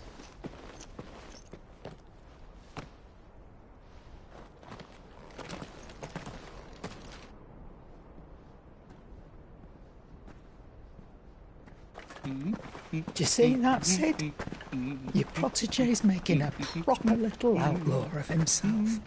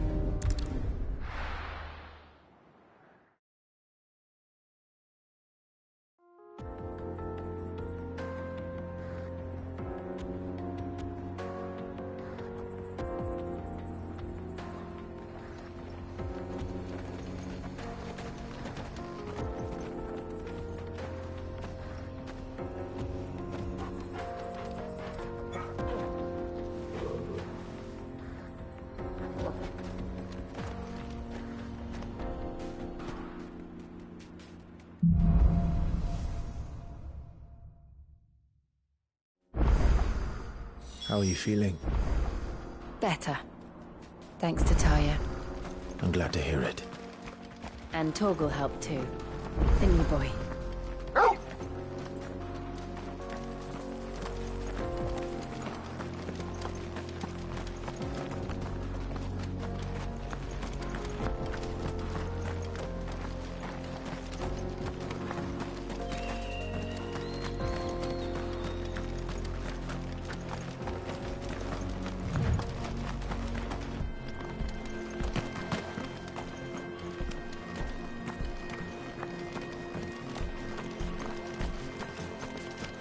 This used to be a trade route for merchants crossing the Scars.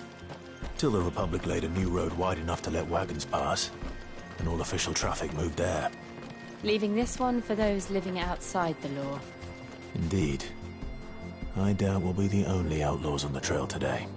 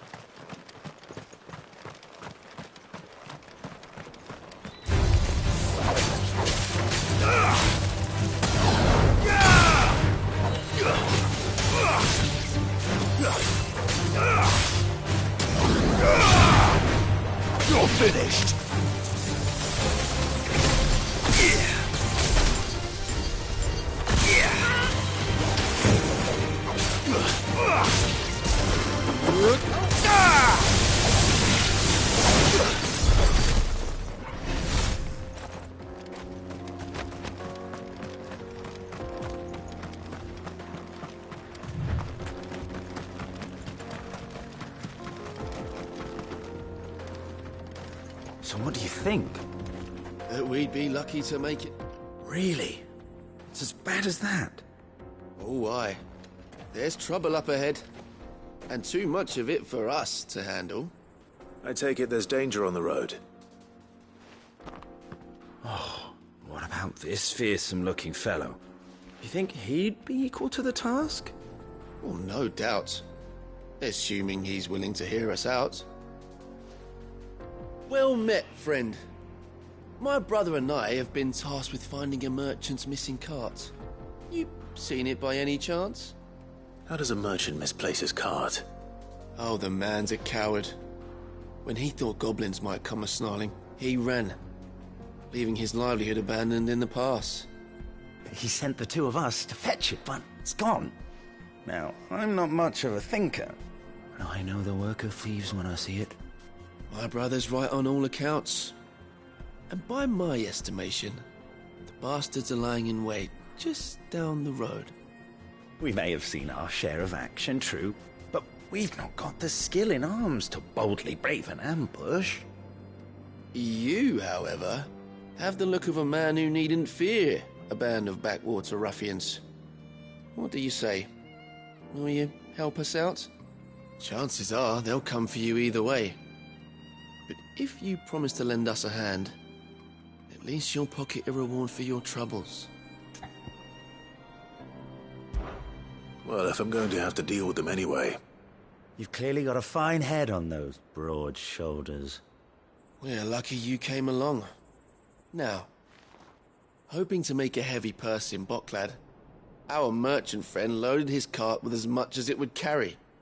Reckon he won't be forking over the rest of our fee if we don't find those goods. So, while you're seeing to those bandits, you keep your eyes open. All right. Just don't expect me to drag the cart out of there myself. No. You can leave the cart to us. You just put an end to those bandits and point us in the right direction. You do that, we'll take care of the rest.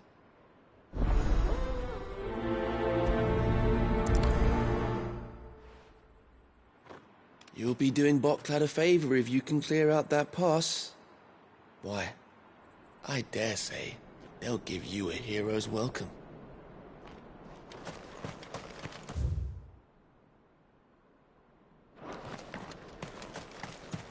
I'm not sure I trust those two. But if there are bandits lying in wait, I should probably take care of them.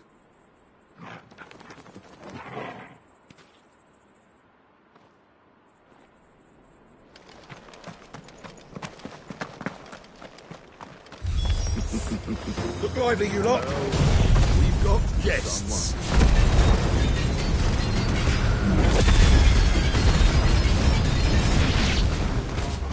These must be our bandits.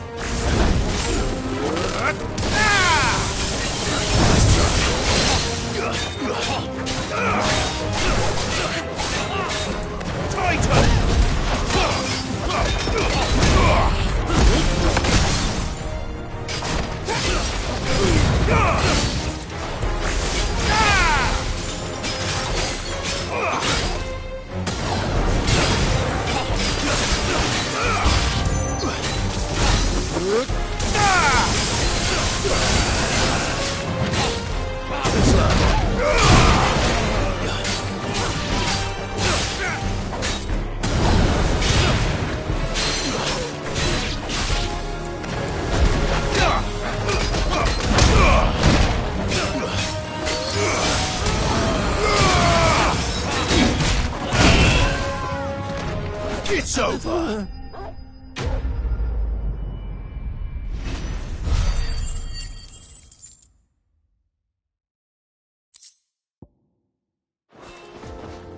That's them dealt with. Now, where's that cart?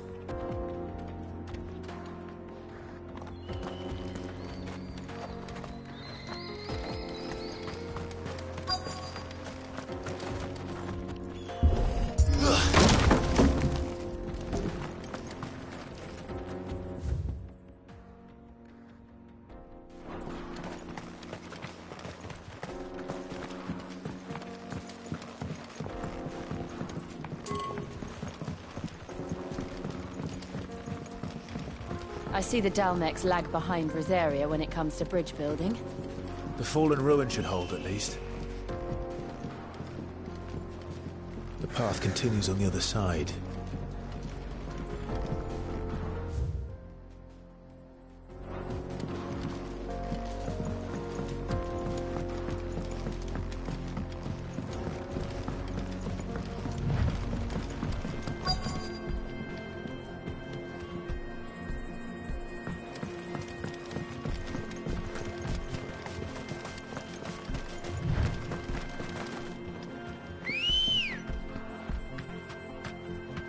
Let's go. Run like the wind.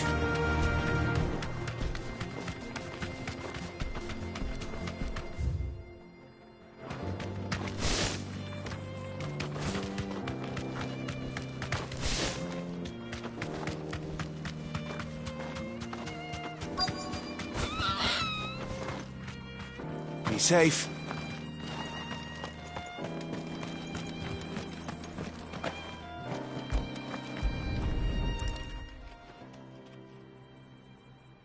Getting all of this out of here will be a nightmare. Seems we've found ourselves the right man for the job, wouldn't you say? Found the cart and didn't leave a single bastard breathing. Our merchant friend will be delighted. And how exactly will he be getting his goods out of here? You leave that to us. After all, it'd be wrong to make such a fine warrior haul cabbages to market. You've done your part. And that's all you need to worry about. Here.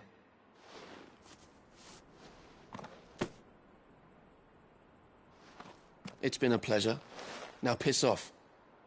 There's no need to be so rude, brother. What if we want his help again next time?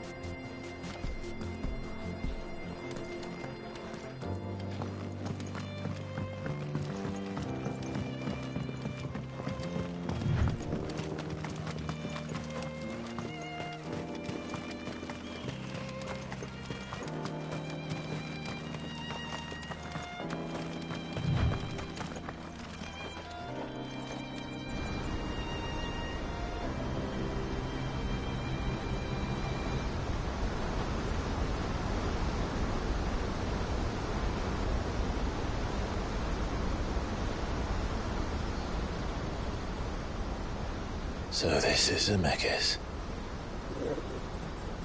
The land of the gods. It's even more impressive than I imagined. I remember being captivated by the story as a child. Long, long ago, man was overcome by avarice and challenged the gods in a bid to win their power.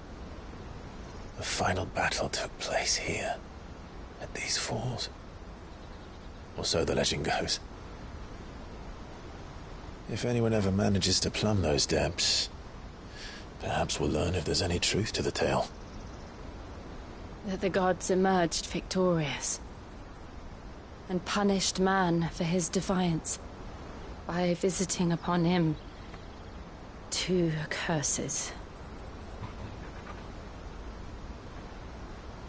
Dominance and bearers. To tell the truth, I always thought it strange that the dominant and their icons were deemed a curse. Back home, the dominant inherited the throne. They were admired and exalted, not spurned. Whenever I got to that part of the story, I always assumed there must be something I'd misunderstood. You had a lot of storybooks, didn't you? In your room, I mean. When we were young. The old legends were always my favorites. Epic battles between gods and men. Father encouraged me to read as much as I could. He thought it good for my education. You really were a boy like any other, weren't you?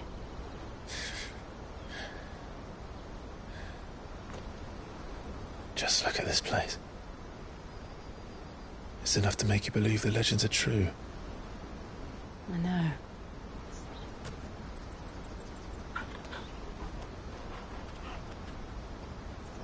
We're not far from Boklad. The road will be busier up ahead. And we'll have to keep our wits about us.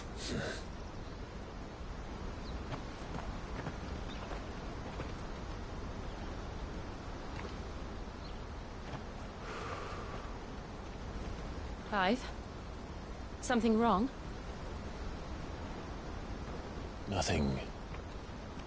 It's nothing.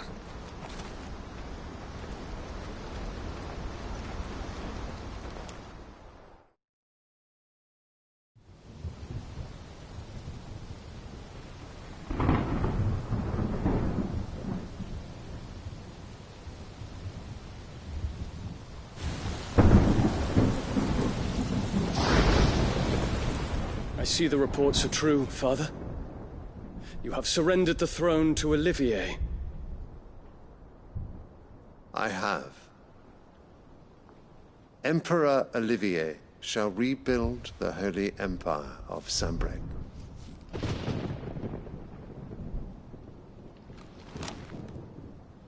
How is he to rule an empire? He is but a boy. I shall advise him until he comes of age. Father, please. Or for as long as I am able.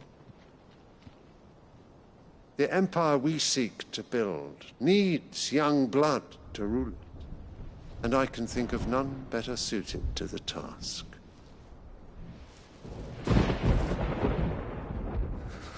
There is other news, Dion. Hugo Kupka is dead, and Drake's Fang destroyed.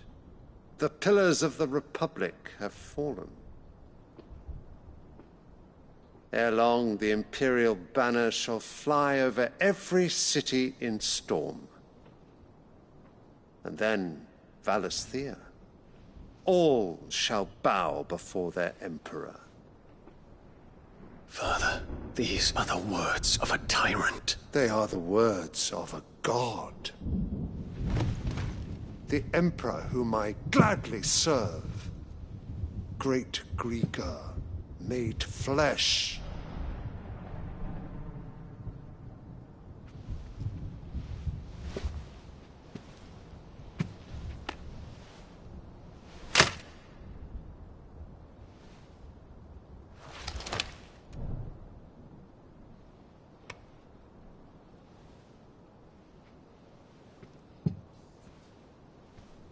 Return to your camp, Dion, and ready your forces.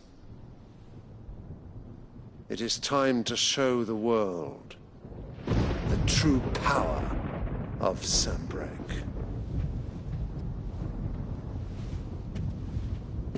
Father. I find you much changed. Is this truly the path you wish to tread?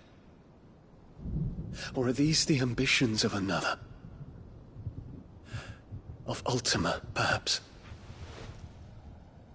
What nonsense is this? I speak my mind, and my mind only. Though I do owe Annabella thanks for reminding me of certain truths regarding the nature of nations, of rulers, and of the divine. You would trust the words of this traitress? She betrayed her country. She slew her husband. You have ever been an invaluable servant to Sanbreque, Prince Dion. I trust you will continue to serve your Emperor in the wars to come. The canker! Silence! Insolent wretch! You will bend the knee. All else is heresy. Sire, forgive me. This audience is over. Come, your Radiance. The Rowena Syndicate awaits your pleasure. Oh, not another meeting with silly old men. They're so boring. I'm hungry, Father. Can't we have luncheon instead?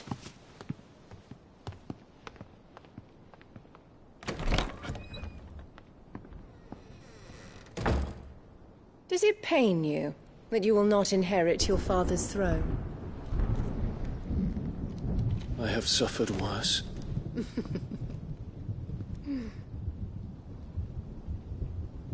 Count your blessings, Dion. For a base-born child to be chosen by Bahamut is miracle enough. You have risen high on his wings, but you shall rise no higher, lest your impure blood stain the throne. What do you know of my blood?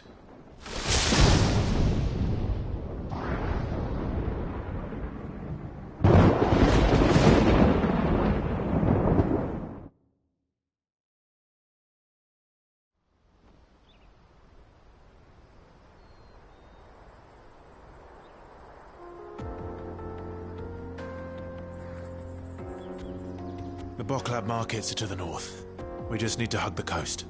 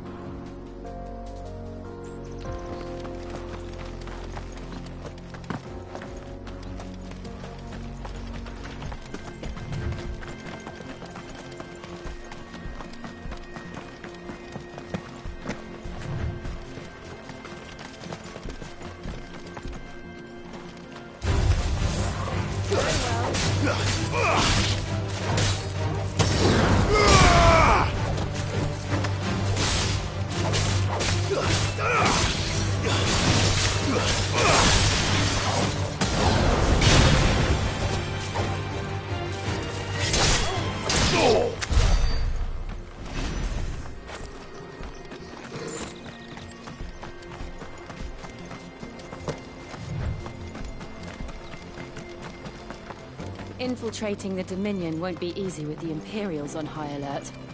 No. His Radiance has lost one capital already. We can be sure Sylvester will do everything in his power to hold on to Twinside. His troops are well-trained and increasingly battle-hardened. But it's not as if we can wait for the siege to end.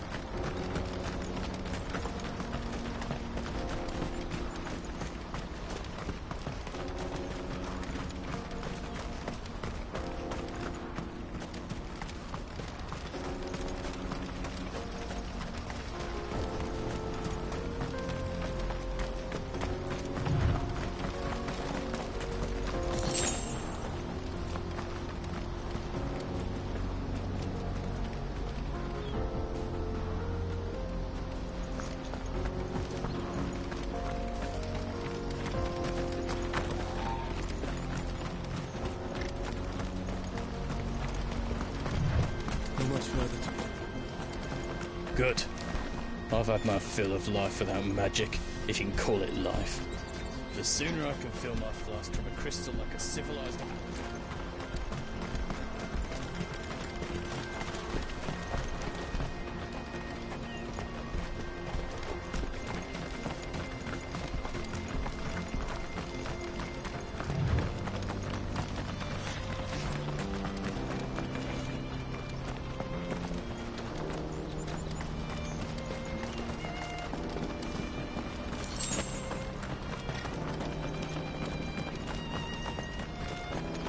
Refugees.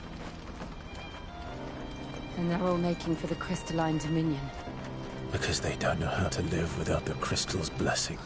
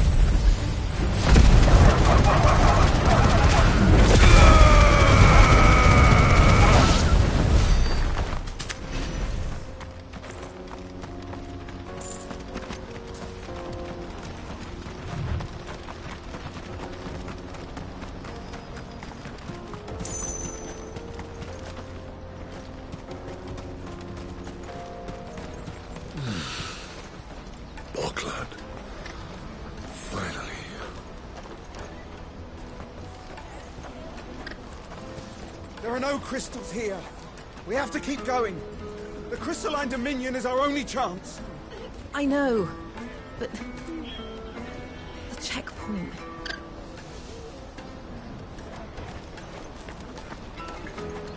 This is where we're supposed to meet Goots, isn't it?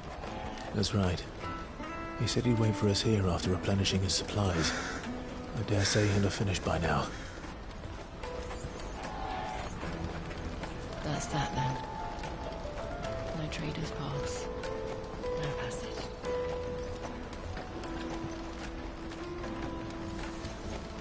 Porter for hire. The best service at the best price.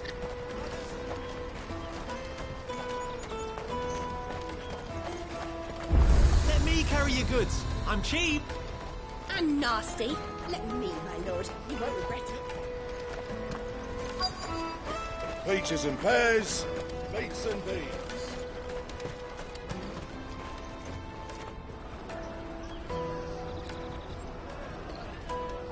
Wonders from across the water. Come one, come all. Feast your eyes. Good sir, can I interest you in...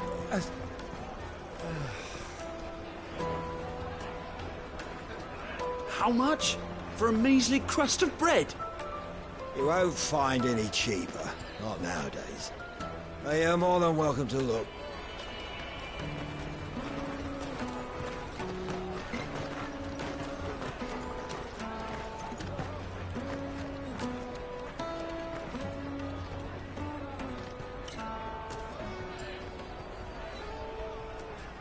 The Empire's unlawful and illegitimate occupation of the Crystalline Dominion is still in effect. Only those whose business in Twinside has been officially approved by the Republican Army will be permitted to cross the border. All who seek entry are to form a line and ready their documents for inspection. It looks like we aren't the only ones who are eager to leave. And they're checking everyone. Can't you make an Not exception? for the likes of you. We won't get through without that pass. Let's go and find Good, shall we?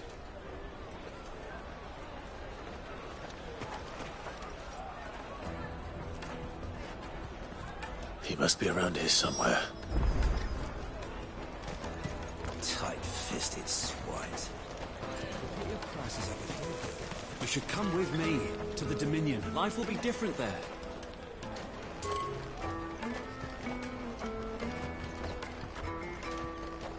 Go and bother someone else, will you? I've got my trader's pass and I'll be leaving as soon as I'm able. If I stay here much longer, I'll end up no better off than those poor sods by the gates. Remember when half the people coming through here were traders from the Empire? Let us through! Aye. Now not even our own want to stick around.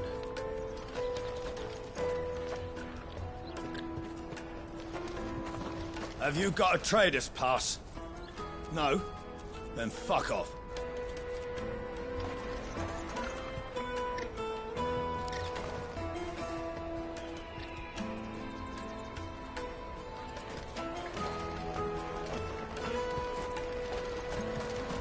Come and taste my peaches.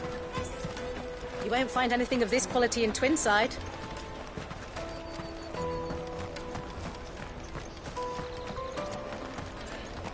I'll take the large one.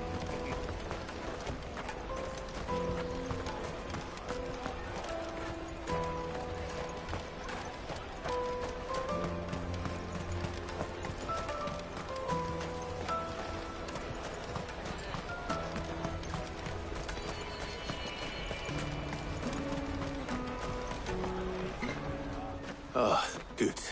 There you are. Clive, I'm so sorry. Don't tell Nan, will you? Slow down, Goods. Just tell us what happened. It's me trader's pass. It's gone. We cannot ride the caravan without it. We won't even be able to get through the flipping checkpoint. Do you remember when you last saw it? It was in my pocket a minute ago. Then a bairn bumped into me and... Yeah. You don't think that they might have nicked it, do you? It wouldn't surprise me. A busy market like this is prime territory for pickpockets. So, to get the pass back, we need to find this child. Where would we even start? I know where. I've got a pal in Bock lad who might be able to help us. No one knows more about what goes on round here than she does. Where do we find her? She's the owner of the Crimson Caravans, up that way. Sign's got a red chocobo on it. No time like the present. You two go on ahead. I'm gonna check the rest of my stuff, make sure nought else is missing. All right. We'll meet you there. Go to the Crimson Caravans and ask for the owner. It's the place with the red chocobo on the sign. Big red chocobo. Let's keep an eye out for this red chocobo, then. And the other on our purses. And stops next to the checkpoint.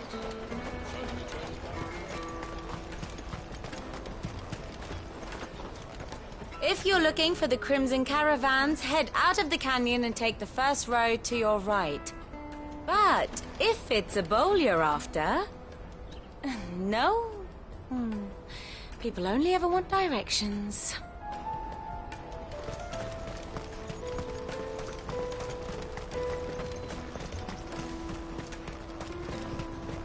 Out of my sight, wretch!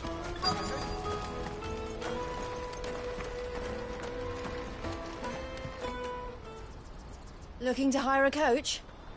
It's 10 million for a two-birder to the Crystalline Dominion. Take it or leave it. Oh, we're not here for that. Then I bid you good day. Oh, wait! Don't go, El! He's me mate. As I live and breathe. Goots, what are you doing back in Boklad?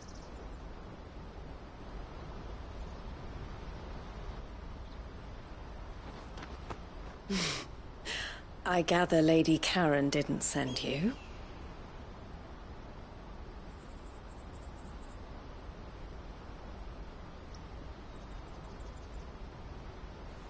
So what trouble have you got yourself into this time? It's me trader's pass. It got stolen. By little Ben. Of all the... You're the size of a marble.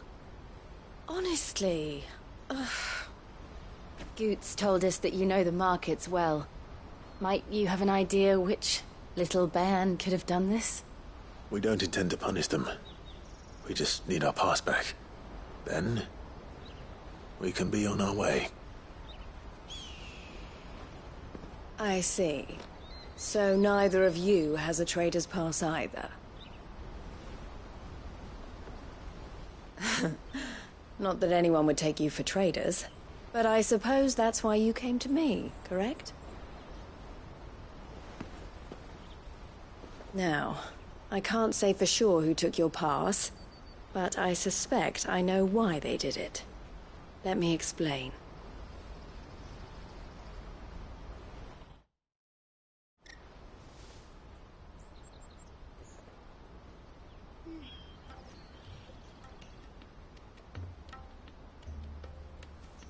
Ever since the Fist marched on the Dominion, the Republic has been clamping down on any commerce that might aid the Empire more than it does us. Which means traders' passes have gone from being merely a way of easing one's progress to being essential if one wishes to cross the border at all. And with demand outstripping supply, they've become a precious commodity, leading some to seek to acquire them by less than legitimate means. So the children are stealing passes to sell on the black market? Yes, and no. Passes are inscribed with the names of their owners, and yet none of the victims' names have appeared on the register of those passing through the checkpoint. Which means? That someone is doctoring the stolen passes. The same someone who is encouraging the children to steal them. And the same someone who has Goots' pass, no doubt. Whoever they are, they're ruining the livelihoods of honest merchants, which is why we've decided to take a stand. Will you stand with us? You want to get your pass back, and we want to ensure that no more are stolen. Catch whoever's behind it all, and two birds shall be slain with a single stone. Is there any other way of getting to the Crystalline Dominion, Goots? They won't let you in if you're not with the caravan. It's that, I don't know, try swimming across the strait. But the guards will definitely spot you if you try and do that. Like, we don't want to get spotted, right? So either we find the people who took the pass, or give up all hope of entering the Dominion.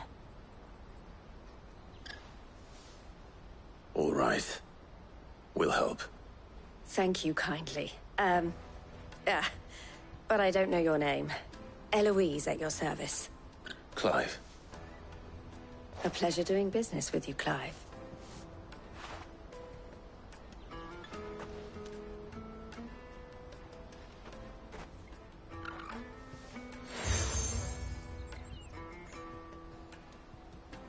The proprietor of the furniture makers by the coach stop is spearheading the search.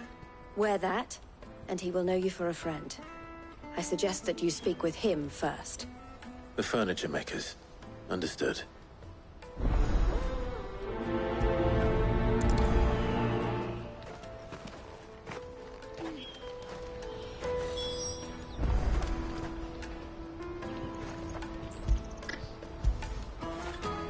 All right, boy.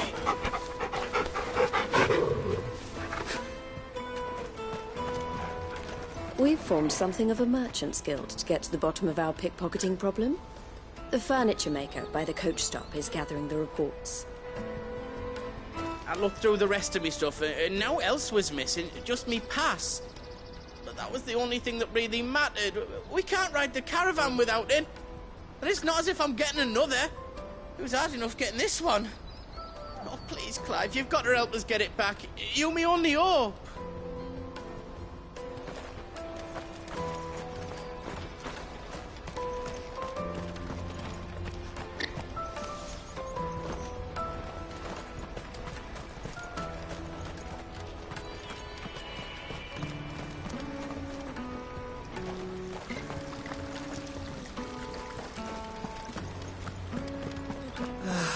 If our new arrivals had brought any coin with them, we'd be rich.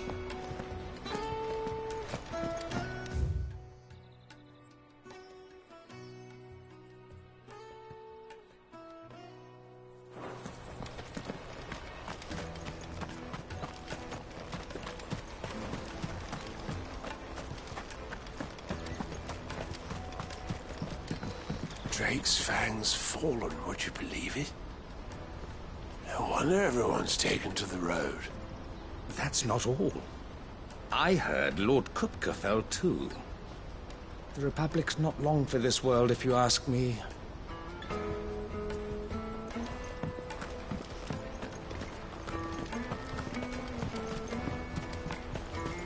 I hear the brothers found another victim. Believe it. I believe it, all right. What's that? The third this month? Ah, a soldier like yourself could do with hearing this. If ever you see a couple of brothers up in Lateney's Cleft, you just pass them right on by.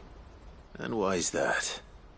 Because they're duplicitous bastards who make cutthroats and footpads look like upstanding citizens by comparison.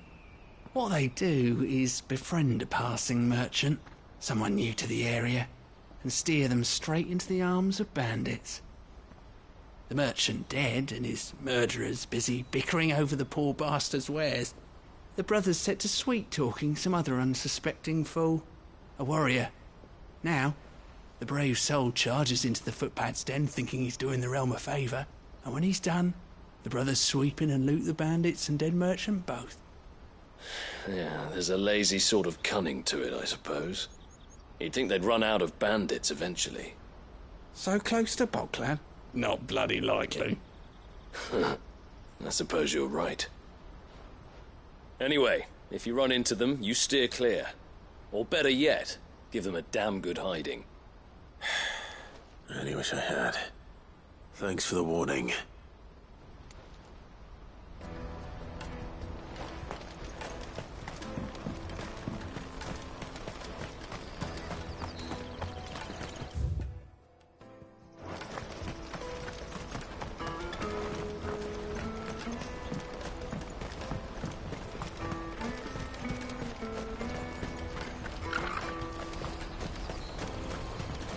Out of my sight, wretch!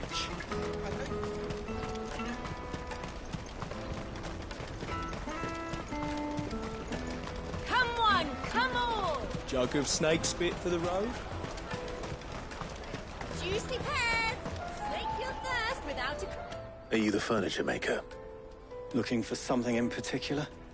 Ah, Eloise collared you too, eh?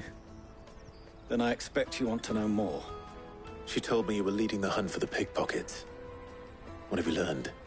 For one, that they're targeting the traders carrying the biggest packs. Harder to watch your back, see? And less chance of the mark giving chase if they're spotted. Not that they'd be likely to catch them. Those imps know every inch of this warren like the backs of their hands.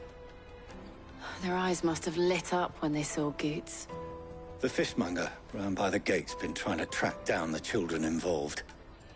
You should go and have a word with her. Thank you. We will. Have a word with the fishmonger back there by the gate. She's been looking into who the culprits might be.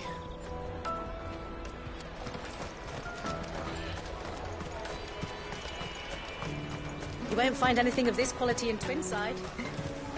You should come with me to the Dominion. Life will be different then.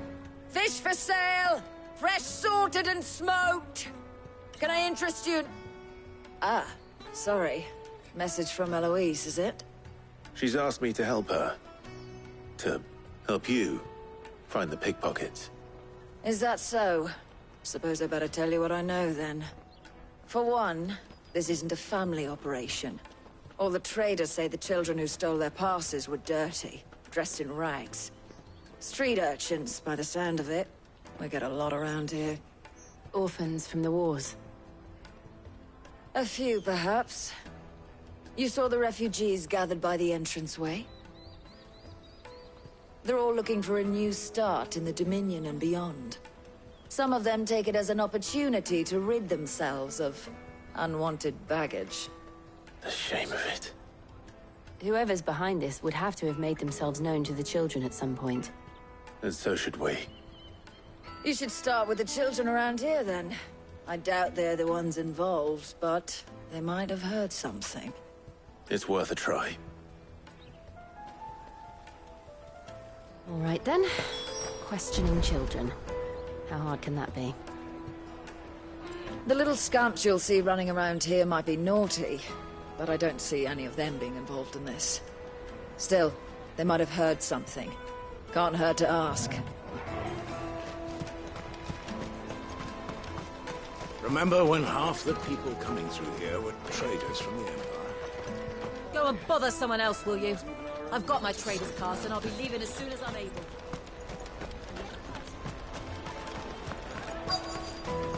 Come and taste my peaches. They're sweet as nectar.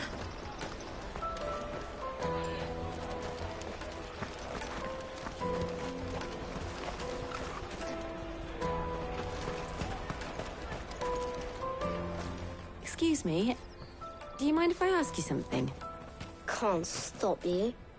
I was just wondering if anyone has asked you to do anything out of the ordinary recently. Anything you grown-ups ever ask us to do is shut up and go away. So guess what I'm about to tell you to do? Sorry. I'll leave you alone. Oh, just leave me alone.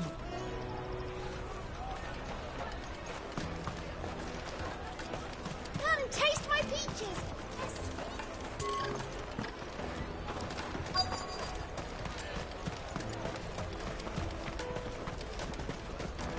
Finest everywhere from the free cities. Do you have a moment? What do you want? What I want is to know who's asking children like you to pick pockets. I don't know. Nobody's asked me. What's picking pockets? Do you get paid for it? No, you get in trouble for it. So if they come calling, you know what to tell them. I picked a hole in my pocket once. Is that bad too? The caravan stops next to the checkpoint. Jug of snake spit for the... Excuse me? What do you want? I don't have any money. It's all right. We're not going to hurt you. We just want to talk. What about? We've heard that some very bad people are making children like you steal from travelers. We need to know who's behind it so we can stop them. I don't know much about it, really. But my friend, Hansa, he said he got a job. Doing something dangerous. Sounds promising. We need to find him and ask. Do you know where your friend might be? He's usually by the tents outside town. Thank you. You've been very helpful. He'll probably be by the tents. You won't hurt him, will you?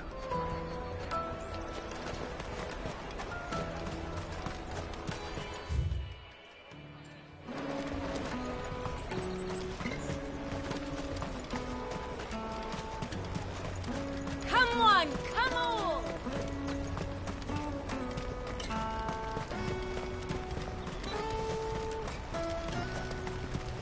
Let me carry your goods. I'm cheap.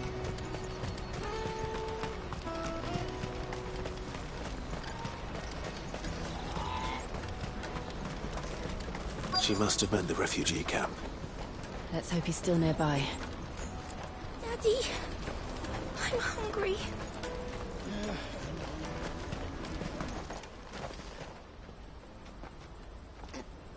That big fat donkey was easy pickings. He wouldn't have noticed if we'd robbed his boots off him. Yeah. Wish we hadn't handed over the pass, though. Could use one of those things to get out of this dump. Chance to be a fine thing. The moment they found out, they'd string us up by our guts. Would they now? Perhaps you'd like to introduce us to these charming characters. Shit! We're in trouble now! What do we do? You two get caught if you want. I'm off. Hunter, where are you going? So that was Hansa, eh? Jill, you watch these two. I'm going after him. All right.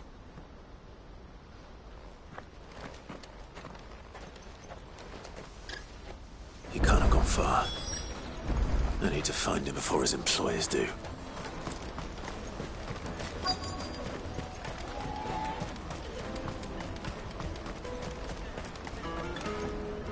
Did you see a boy run past? He stole something from a friend of mine. There was a boy ran back there towards the Chocobo pen, but... Thank you.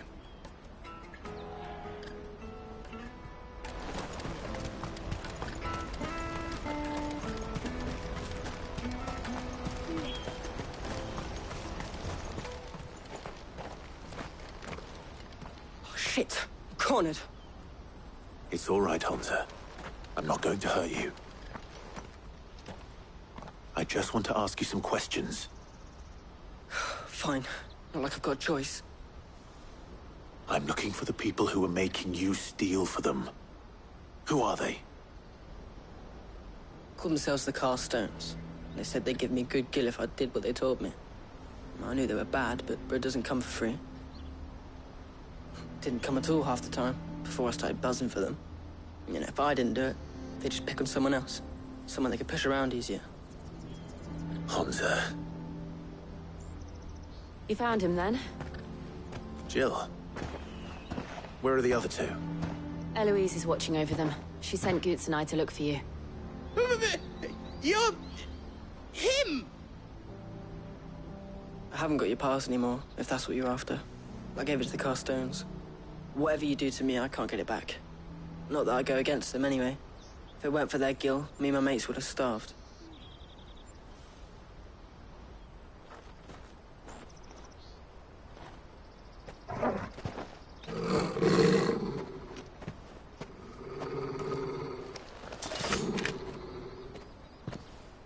Cowards. You will not force another child to do your bidding. Wait, we're not... Don't hurt him.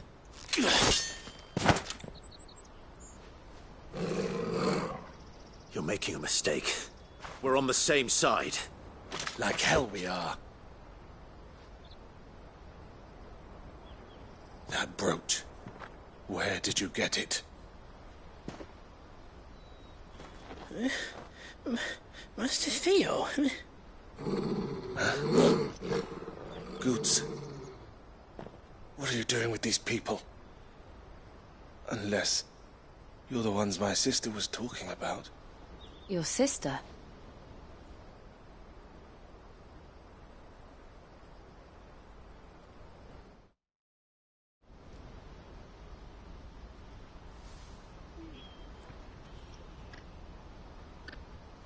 Eloise didn't tell us she had a brother. And why would she? I'm just her back and a blade. Theodore, at your service. Sorry about before. Theodore, what do you know of the cast stones? Vultures who have made Boklad their hunting ground. They prey on the desperate, stealing from those with Gil and bullying those without it into joining their flock. I'd been looking into their activities in hope of sparing the refugees any further hardship. But it seems they've already stooped even lower than I'd feared. Hansa's a good lad. Don't blame him for what they've made him do. If he and his friends hadn't agreed to work for the stones, some other poor souls would have. On pain of death, most likely. Clive, was it? And my sisters asked you to help put an end to the pickpocketing. Then we all want the same thing.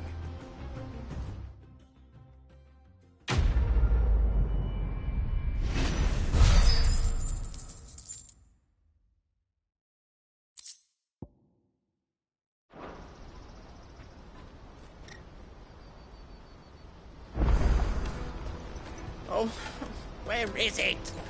I'm sorry. So, what's the plan? What else? We find the cast stones, and we crush them. You get your trader's pass back, and I make Boklad a safe place again. All right then. All right then. Hansa, where are they camped? Don't worry. They'll never know you told us. Couldn't if I wanted to. They always come to town to collect the passes. Meet us outside the gate. I tried following them once, but they spotted me halfway down the trail. Said they'd string me up. We'll try it this time. Which way were they going? Back down the road towards Leitney's Cleft. To Leitney's Cleft, then.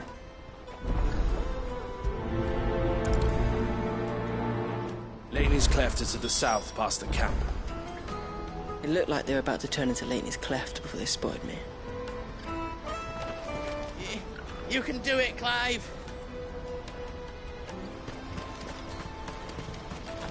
No, you better not have scared anybody.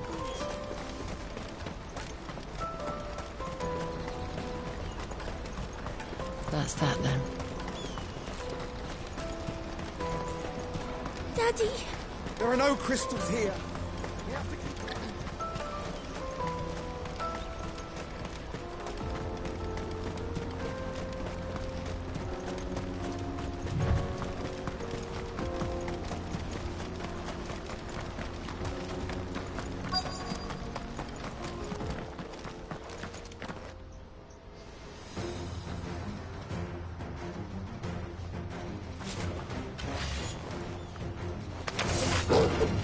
That's the one who's been sticking his nose in our business.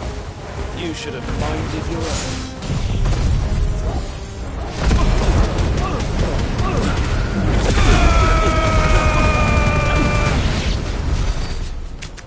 I doubt these were the ringleaders.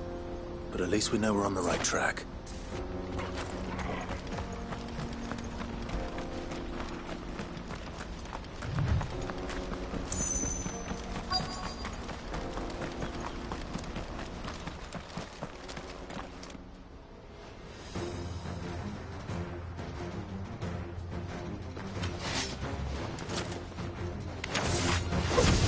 We got company!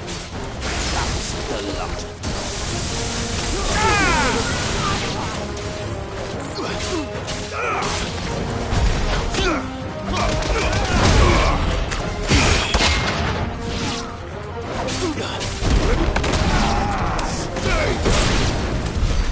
More foot soldiers.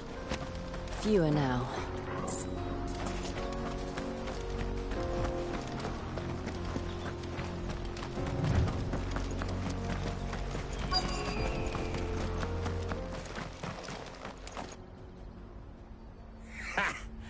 Not a bad haul today, eh? Aye. Some of our new recruits are natural-born ne'er-do-wells. Especially the little ones. That Hans has got nimble fingers, all right. It'll be a shame when they chop them off. But till then, let's make the most of it. Scum. The leaders of the cast stones, I take it. They don't deserve any mercy, Clive. I wasn't planning on showing them any. We're ready when you are, Theodore. Oh, I'm ready.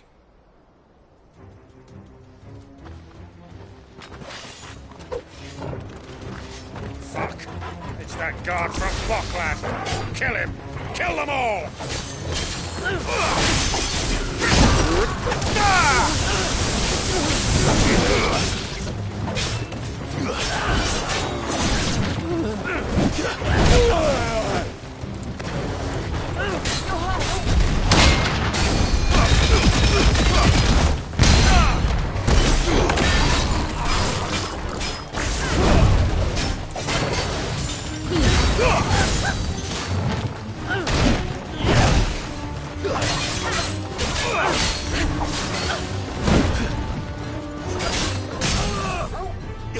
Titan!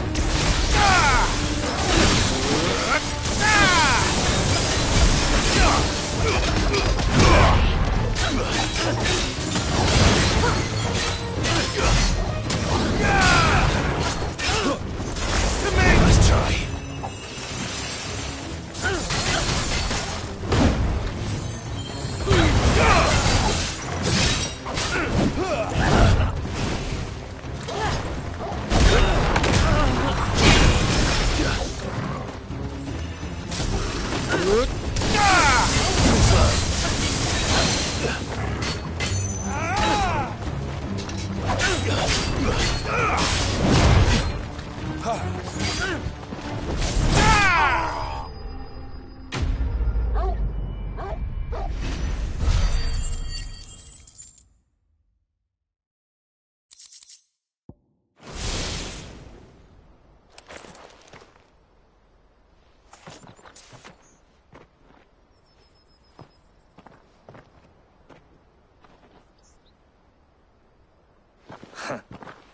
And they say crime doesn't pay.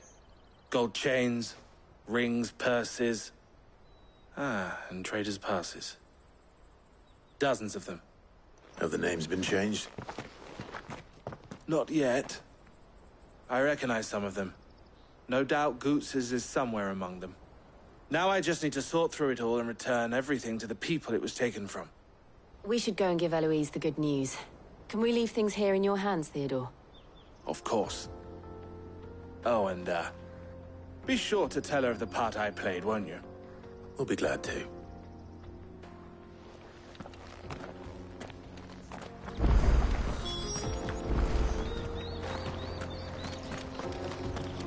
Goose's pass will be in here somewhere. It might take a while to find it, though.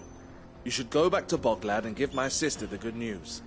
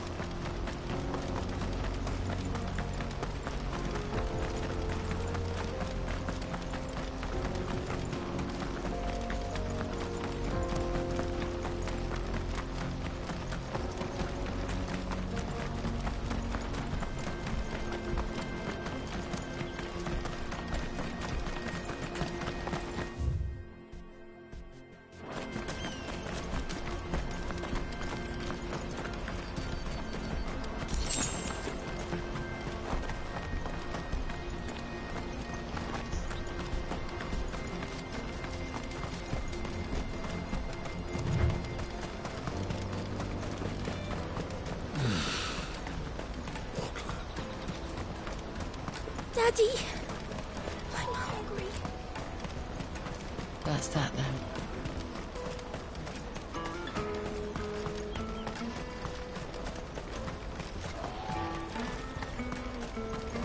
me carry your goods. What are you looking for? Farewell.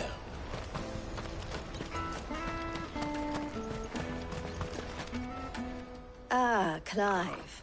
How goes the hunt? My brother isn't getting in your way, I trust? Quite the opposite.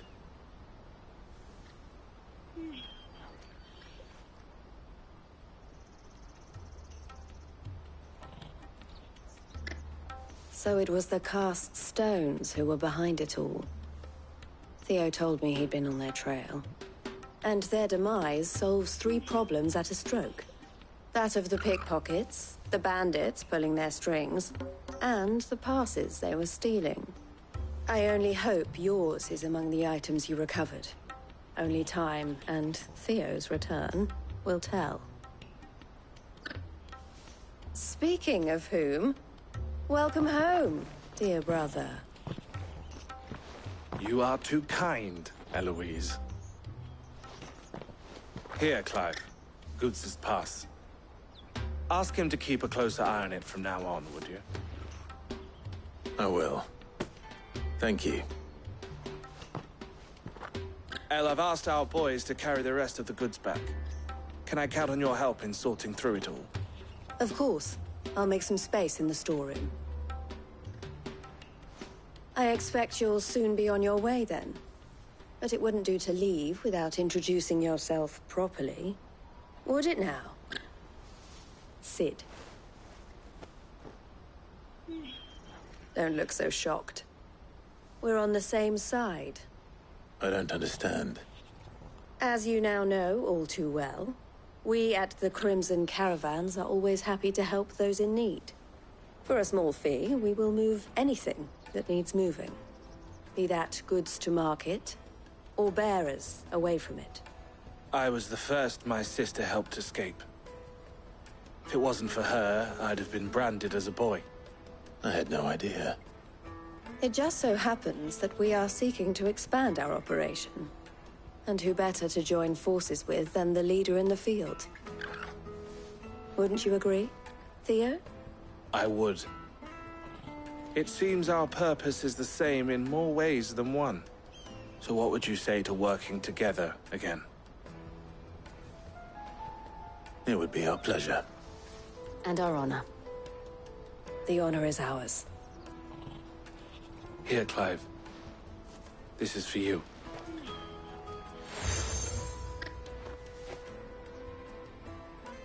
What is it? El has friends in high places, while I have associates in, lower ones. That mark is proof that you're a friend to us both.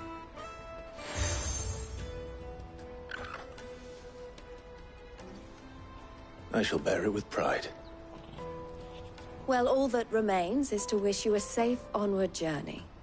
Goots' pass should secure you a place on the caravan, but if you encounter any difficulties, we would be delighted to provide you with a coach of our own. For a discounted price, of course. Say, 9 million? We'll try the caravan.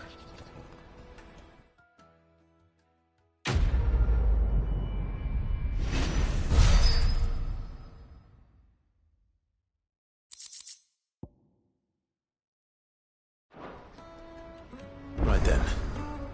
Let's get this back to Goots. And then it's on to the Dominion. Is something the matter? Why, I am what you see.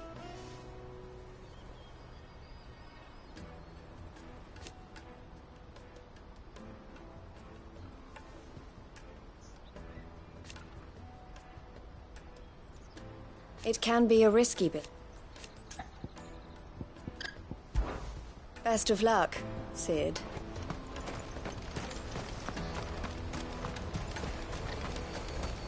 Out of my sight!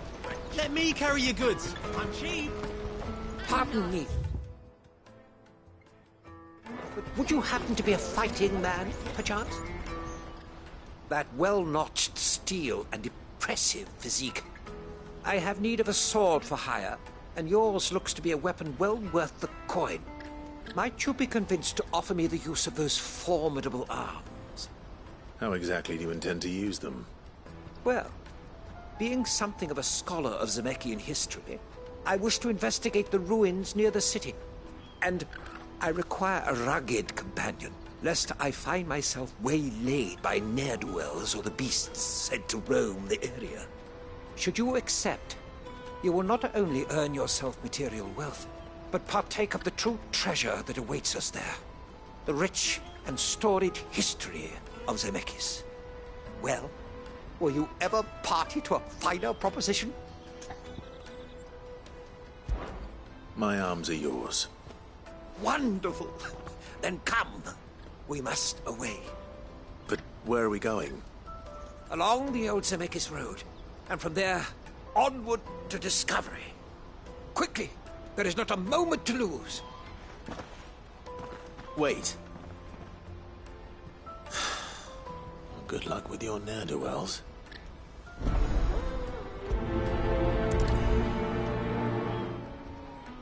I'd better make sure he doesn't get himself killed. Porter for hire. Best service. I see you've been of some assistance to Eloise. Perhaps you can extend me the same kindness? Perhaps. What would I be doing? Finding someone. You see, I've been having trouble with thieves, and despite the many pains I've taken, I can't stop them from rummaging through my packs. I was griping about my lot to a friend of mine a few days back, and he offered to track the culprits down. Now, Joseph's a sellsword, and a good one at that. But he's been gone days, and I'm beginning to fear the worst.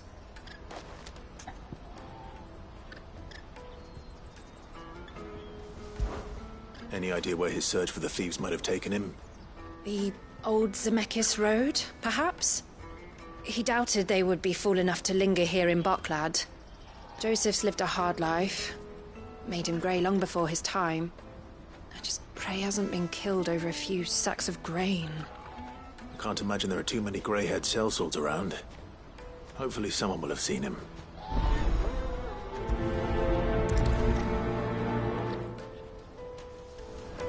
Whatever left poor Joseph Grey didn't leave him jaded.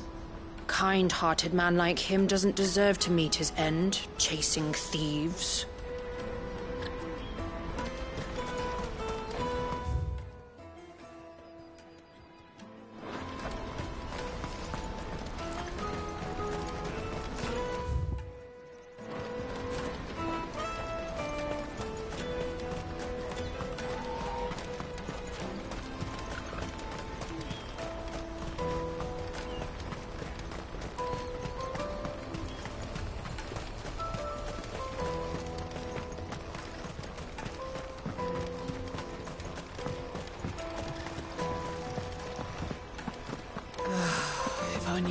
Now I just need to see about getting the work. I want to know right away. Bad news. Good, actually. Something worth celebrating for a change. Only trouble is, the serving girl's still new to the job, so I can't leave her while I go and invite those I'd like to celebrate with. What exactly are you celebrating, if you don't mind me asking? I've come by a particularly fine bottle of red. A Gotan 66, no less. Gotan Rouge is the only good thing to have ever come out of the Empire. And most wouldn't part with a 66 if you held a knife to their throats. So I've heard. Oh, so you know of it then? Clearly you're a gentleman of taste. A gentleman who might sympathize with my predicament, perhaps? Would you pass the good news to a few friends of mine? I'll give you a little something for your time, of course. Sounds simple enough. So you'll do it? Marvelous. Thank you. You won't need to go far. All three of them should be right here in the market. There's Aldrich the porter, Milan the butcher, and Bolek, a guard over at the north gate. Three of the finest fellows in Boklad, if you ask me. Tell them to come to the tavern when they finish for the day. Stop by again when you let them know, and I'll give you your little something. I'll be right back.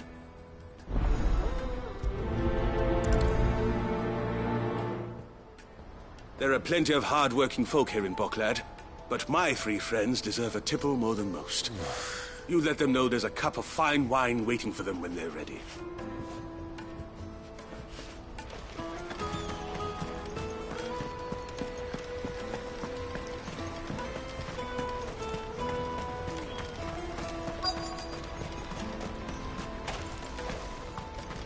Hurry, man. I must... I've been asked to find Aldrich, the porter.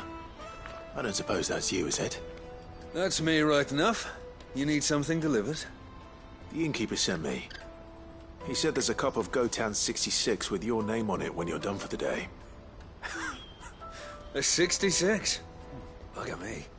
If he's just got hold of it now, it must have been in the crates he had me carry down from Sambrek. From the Empire to Boklad. You must be a braver man than most. That's a treacherous route at the best of times. Such is the porter's lot. There's not a patch of storm these feet haven't traipsed across. It's Oriflamme one day, then off to Canva the next. The farther you're willing to go, the fatter the purse. Which is why there's no shortage of competition for some of the longer routes. I'd say I've done enough for today to earn myself a cup of something tasty. Thanks for letting me know. Most men would keep a fine vintage like a Gotan 66 to themselves. But not our innkeeper. He's a true gent, that one.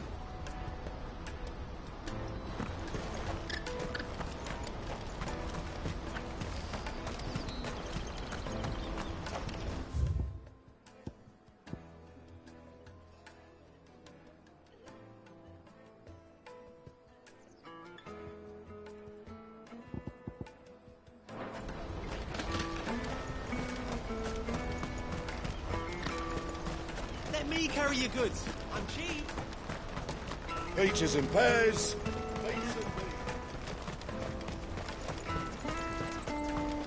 Come on, come on! Jug of snake spit for the road. The caravan stops next to the checkpoint. Are you Milan, the butcher? That's me. What can I do for you? The innkeeper's just had a special delivery. He thought you might like to join him for a cup of wine after you pack up for the day. He knows me only too well. And I've got a ham here that will go handsomely with a nice drop. Wine and ham to spare. Boklad clearly isn't suffering then. Comes with being the place everyone has to pass through to get to everywhere else. Those who travel the Crystal Road bring all manner of goods with them. We get meat from Sanbrek, herbs from Rosaria. Why, sometimes we even see curiosities from across the Narrow. My old man knew what he was about when he set up shop here all those years ago. Anyway, thanks for the good news. Oh, you know what? Maybe I'll shut up shop early. Wouldn't want to keep our friend waiting. I've been keeping a cut of something special by for just such an occasion.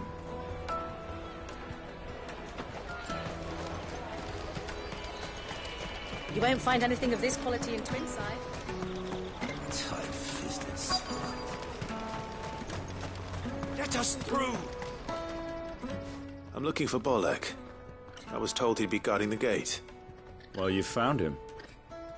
You're not here to enlist, I take it? The innkeeper sent me. He's just taken delivery of a rare vintage, a Gotan 66. He thought you might like a cup. I've never said no to a goat hand. I'm not about to start now. Thanks for letting me know. You must be a busy man. The market would be flooded with refugees if we weren't here to stem the flow. Oh, my heart goes out to them, all right, but we've got our orders. No papers, no passage. Plenty try to slip past us nonetheless.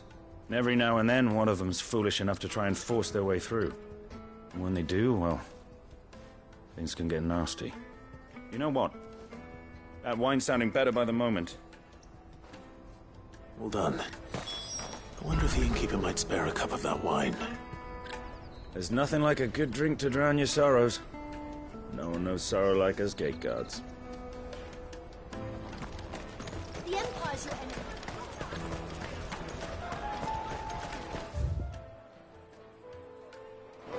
Come and taste my peaches. They're sweet as... I'll take the lard. What I really want to be. Juicy pears. The caravan stops next to the checkpoint. Jug of snake spit for the road. Come on, come on!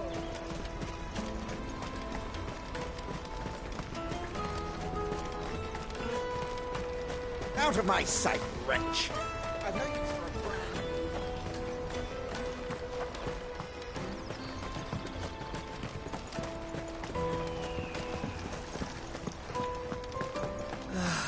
If I knew where arrivals had brought any... I spoke to your friends. They'll be along soon. That's fantastic news. Thank you kindly. It's been a while since we all sat down together. And the way I see it, that wine is as much theirs as it is my own. How so? Well, I wouldn't be serving anything but slops without Aldrich to go and fetch the good stuff for me. And then there's Milan, who always sends customers my way. And Bolek, an even-handed keeper of the peace, if ever there was one. Those three are the backbone of Boklad. Lose any one of them, and the market would soon fall apart. And without the market, I wouldn't have a single customer. I'd say that's worth a bottle of 66, wouldn't you? And more besides. Everyone needs a shoulder to lean on. Be they world-weary innkeepers or brooding swordsmen. Right. I'd better prepare for my guest's arrival. I hear you had me carrying a bottle of Gotan 66. If I'd have known, I would have sold the thing and lived like a lord. I'll settle for a cup, though, if you're in a sharing mood. A Gotan 60 bloody 6. Just as well I had something special of my own set aside. A bottle between the four of us might not be enough to drown our sorrows, but it can't hurt. Here they are, the three pillars of Boklad. Sit yourselves down, gentlemen. The woes of the world may be monstrous and many, but there's nothing like a few good friends to keep the misery at bay. Never a truer word spoken.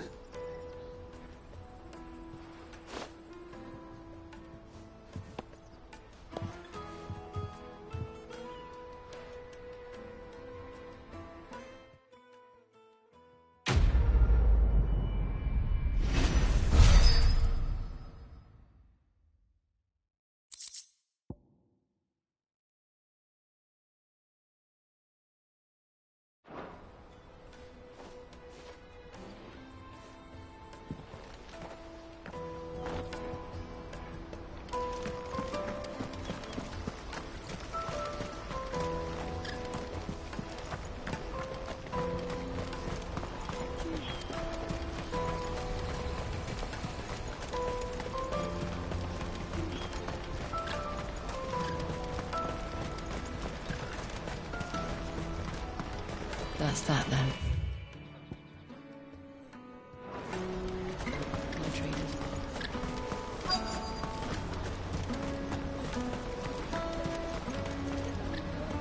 What do you want? I've no coin on me. Just information. Has a sellsword passed through here? Grey hair. Now you mention it, there was a young man with salt in his mane sneaking around out there a while back.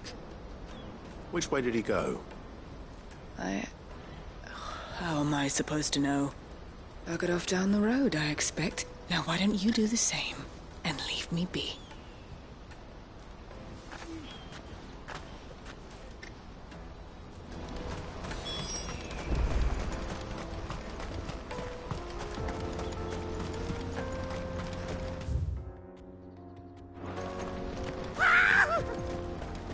Why am I not surprised?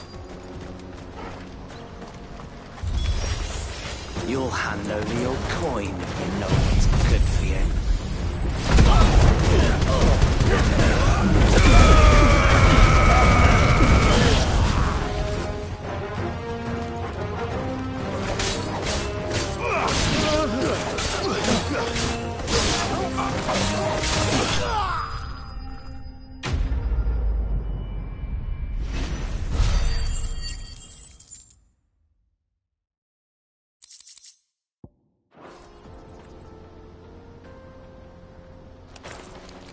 Are you hurt? Happily not, good sir. Thanks to your timely intervention. More importantly, we have arrived. Now, feast your eyes upon the marvel before us. Ruins, a relic of the fallen civilization. A sight so common that man is oft blinded to its wonder. Colossal vessels, dashed from the very heavens. Airships, we call them, with very little thought to what wonders such a word might describe. Oblige me, if you would, Does anything strike you as peculiar about this particular specimen? Though we ourselves find fallen ruins to be nigh indestructible, whatever gouged the final sin from the rock cleaved clean through the structure you see before you. A tantalizing mystery, no doubt, but merely one of countless enigmas in which Zemeckis history is steeped. Come, good sir. Our expedition continues, and we still have much to learn.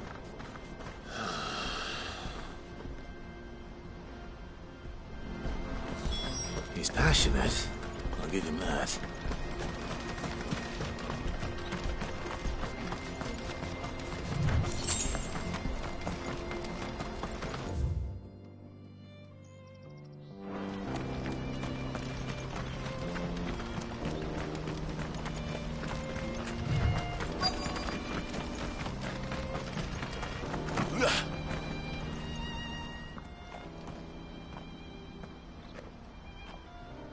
We don't want any trouble.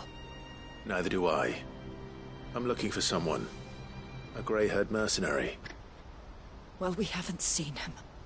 Yes, we have. We saw him climbing up the rocks. Those ones, over there. Maybe he found his thieves. Mum won't let me near them. She said there's goblins up there, and that they eat little boys for dinner. Shush now. You've said quite enough already. I only told him what you said. I'd listen to your mother if I were you.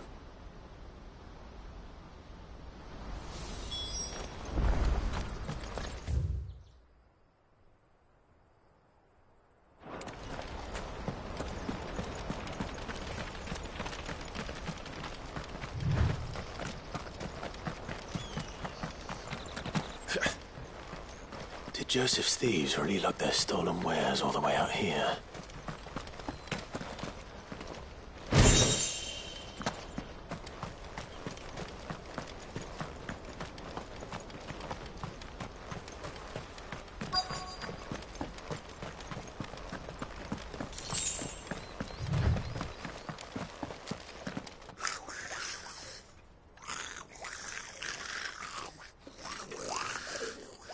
I think we found our thieves.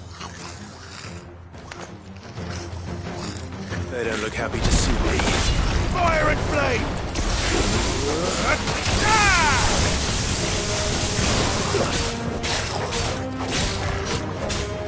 Arise!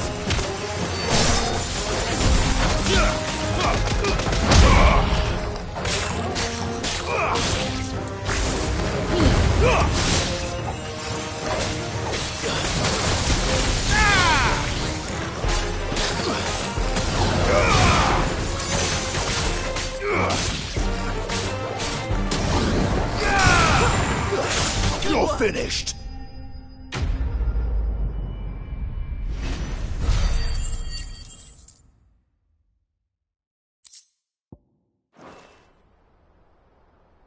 Let's get this over with. Stop! Don't kill him, he's just protecting his home. Joseph? So the boy was right. I don't know you. Your porter friend sent me to find you. She was worried you might have got yourself killed. Have I been gone that long? Wasn't hard finding the thieves. The problem was knowing what to do with them when I did. I take it things are more complicated than they appear.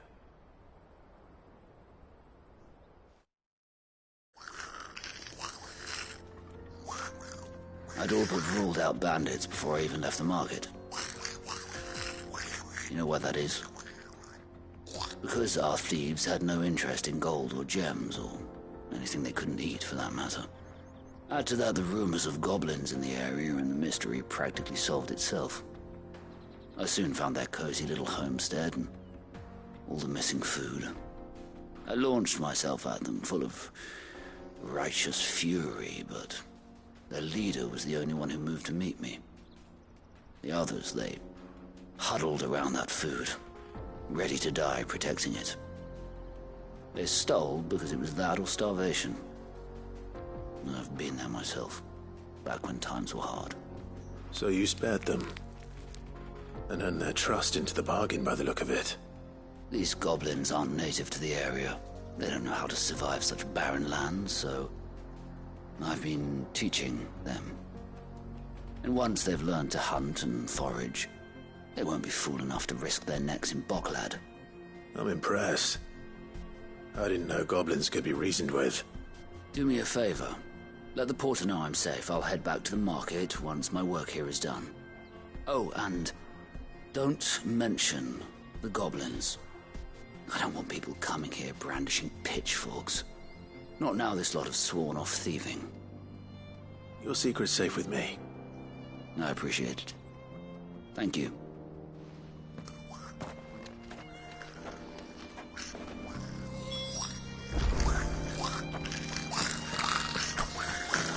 I'd always thought of goblins as mindless savages.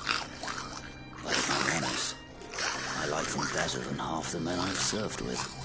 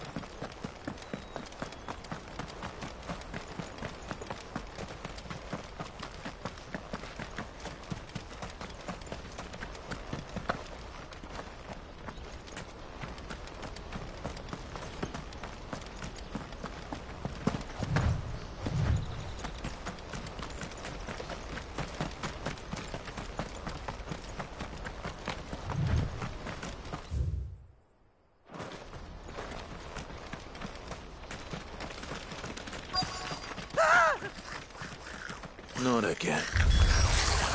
All right then. Who's first?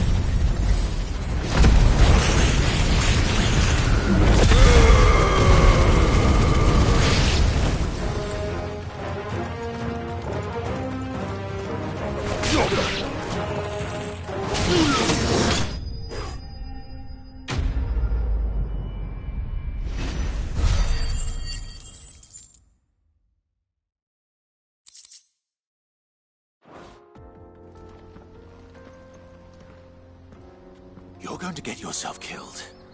Oh, that would not do. That would not do at all. Not when such majesty stretches out before us. Behold, the final sin in all its glory. As Moss tells us, a battle was fought here in ancient times. A battle of such ferocity that it tore a great crater in the very land upon which it was waged. In reaching for their holy sanctum, did man enrage the gods, and great was the vengeance that was rained down upon him. Alas, the full truth of the matter is lost to time, though I live in hope that I might see it discovered. But we must not dwell upon such things. There is more yet to see. Onward! History awaits!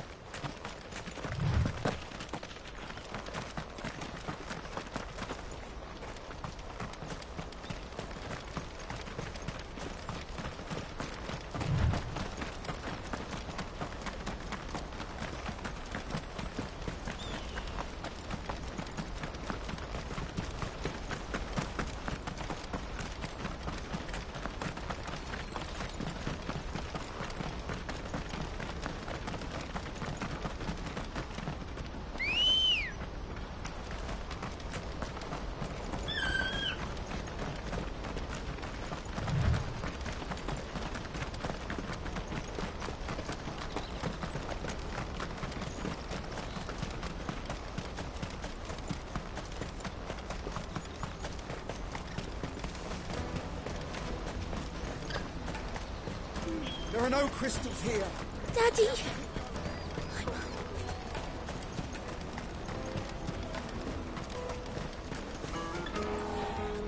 Joseph's fine. We'll be back once he's tied up a few loose ends. That's a weight off my shoulders. He certainly knows his business. You found your thieves all right. And I dare say they won't be coming back. A good man to have around, that Joseph. And if he says there'll be no more thieving, that's good enough for me. Thank you for putting my mind at ease. Here, for your troubles.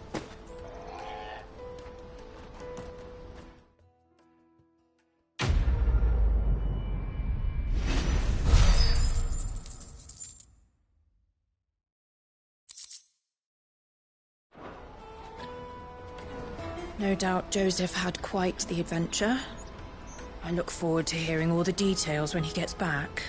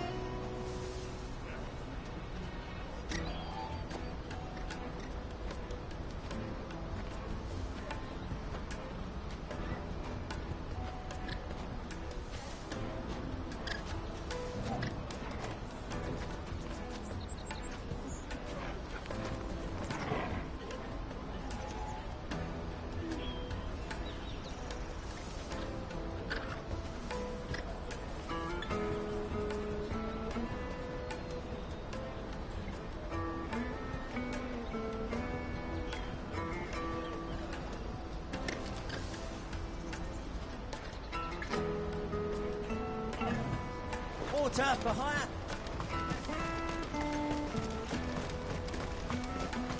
Let me carry your goods. I'm cheap.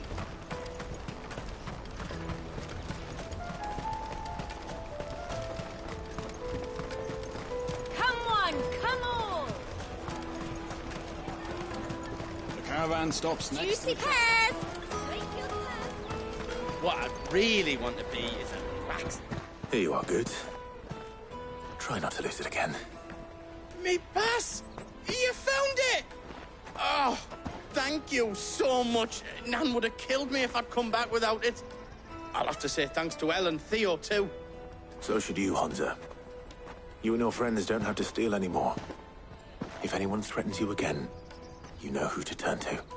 We do. And we already have. Miss Elle's given us a job shifting the chocobo shit out the stables. It's hard work, and the pay isn't half what we got from the stones. But if we stick at it, we'll keep ourselves fit. You stick at it, then. And Goots, I'm sorry for stealing your pass. That's all right. I've got it back now. And all's well that ends well, eh? You said you're trained to be a blacksmith, right? Well, I'm gonna be your first customer. I'm gonna save up all my gil and get you to make me a massive sword. I'll do me best. Till then, eh?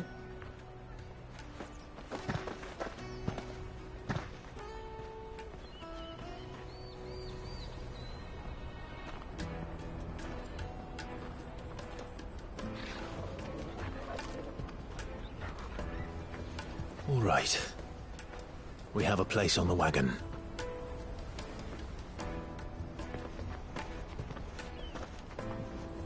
Remember, Goots, we're mercenaries.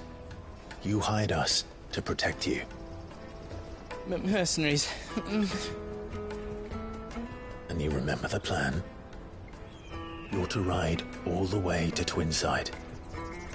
Jill and I will go with you as far as the outskirts, then find our own way in.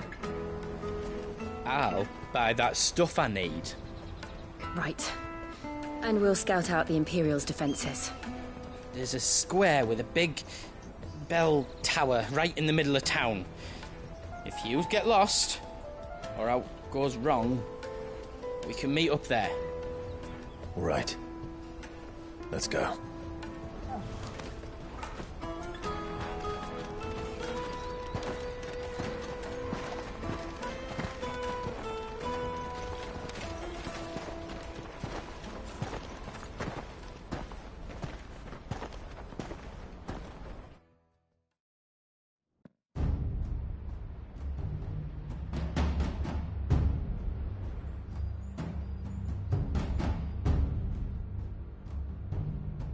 I see. And you're quite certain your father has no knowledge of Ultima? I am. I have no difficulty believing a sinister force has come to exert an influence on Sanbreque. But be that as it may, it is yet to claim my father. For better or worse, his radiance speaks his own mind. Then the fiend works from the shadows. I confess, when first you told me of this fiend, I had my doubts, and more than a few at that. A beast that labors to plunge Valisthea into turmoil, all in pursuit of your brother. But that wound is proof enough that evil is afoot. Then I have your answer, Your Highness. You will join me in my fight. I cannot. Not yet. Your Highness, please. As you are aware, the Dhalmekian army is at our gates.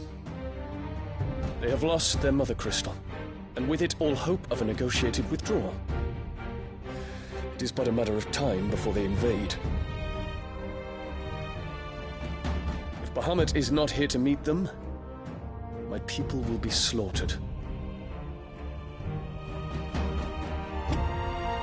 Though not by Hugo Kupka, thanks to Ultima's machinations. I know the fate of your people weighs heavy on your conscience, but if we do not put an end to Ultima's plans, they shall face a far darker fate. The chaos he would wreak would sweep all of Valisthea into the abyss. The lives of every man, woman, and child in the Twins are at stake. I believe what you say, Phoenix. But I have duties of my own, and I must discharge them. Come what may.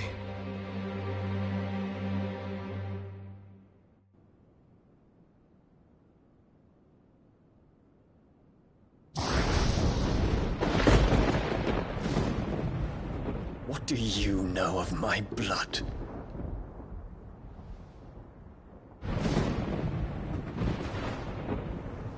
I know that it is wholly unworthy of the highest offices of state, which rightly belong to those of purer breeding. Alas. Your bloodline runs through the Oriflamme gutter, from a whore who weighed her child's worth in gill. Have you threatened my father? Of course not. I merely whispered in his ear that his mongrel son is plotting a rebellion. What? Sylvester listens to the words of his astrologers. And they have ears too. You have been feeding them your lies! Should you remain loyal to Emperor Olivier, his radiance may yet crown your head with laurel, and not with tar. Fork-tongued witch!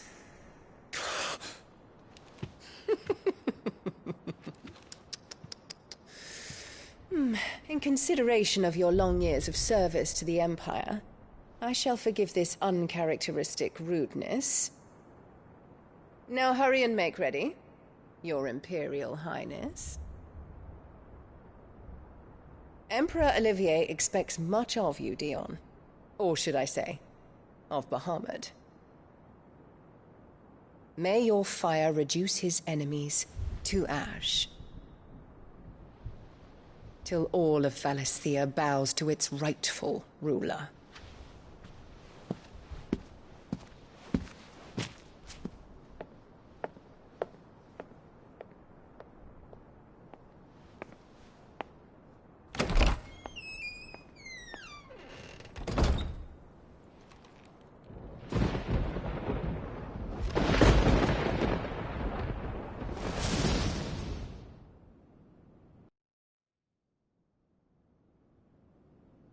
There is another darkness that has taken hold of Sanbreque.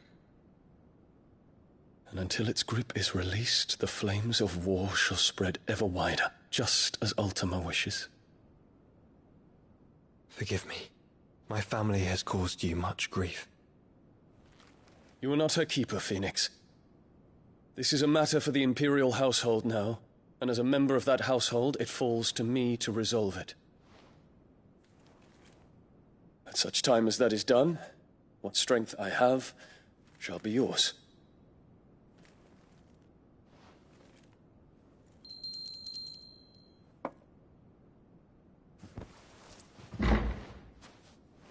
Thank you, Your Highness. Let us take to the skies together, and bring a new dawn to Valisthea. I should like nothing more.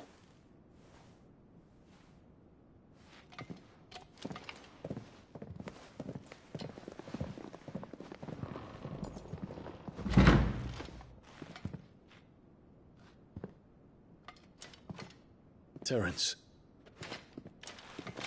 My prince. Tell me true. Do you believe what I'm about to do is wrong? We dragoons have but one leader, Your Highness. And we shall follow him unto the very end. Thank you. This is my decree. For their crimes against the crown, the traitorous Annabella and her usurping son shall be put to death, and the Empire restored.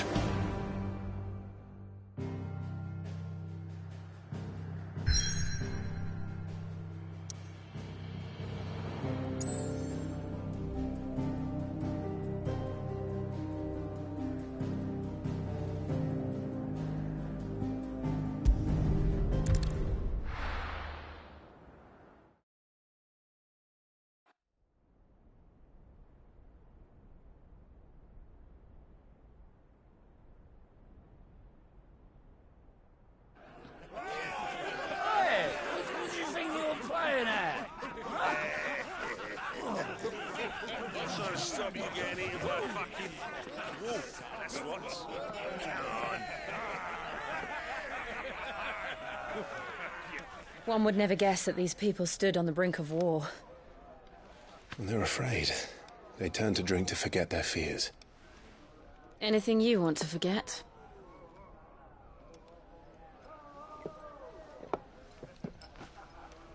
The harbor is empty, and half the market stalls too. The city may seem peaceful on the surface, but it's balanced on a knife edge.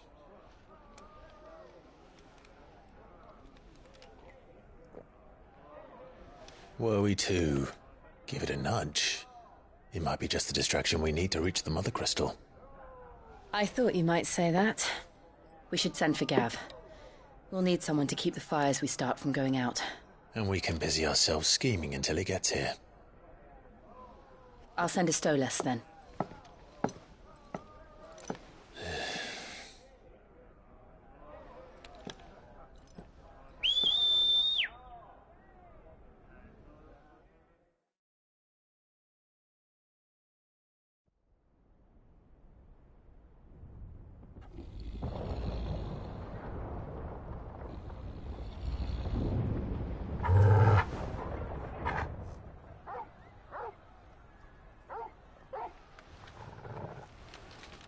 What is it, boy?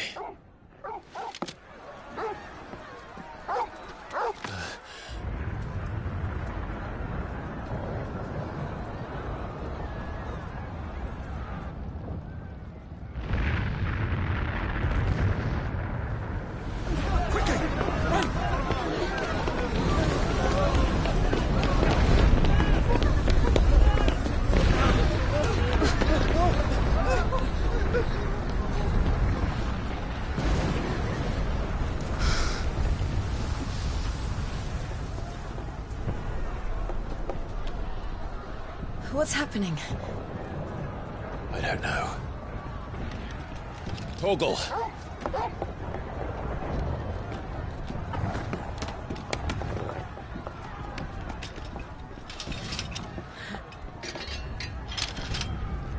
This way.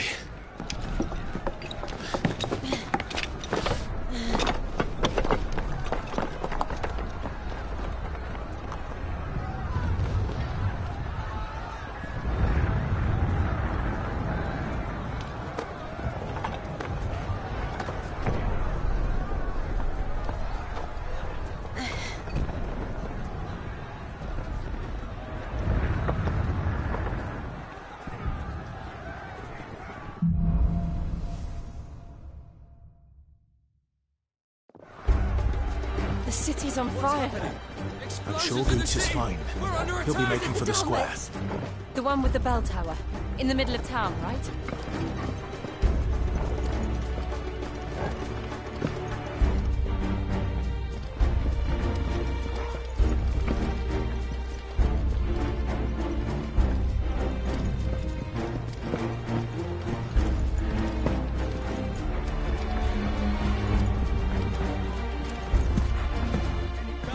Watchman or sentry is to be slain on sight. But spare the citizenry. Those were Imperial Dragoons.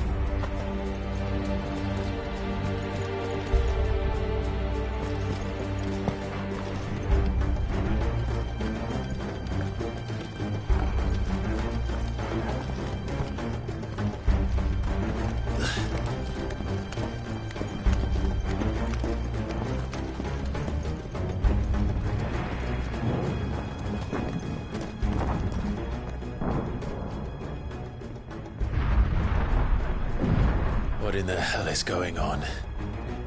Let's go and see. Right.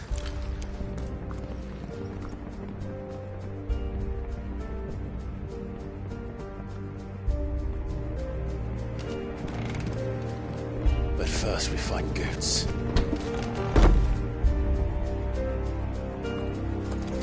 I just hope he's all right. You there! Identify yourself! We have to.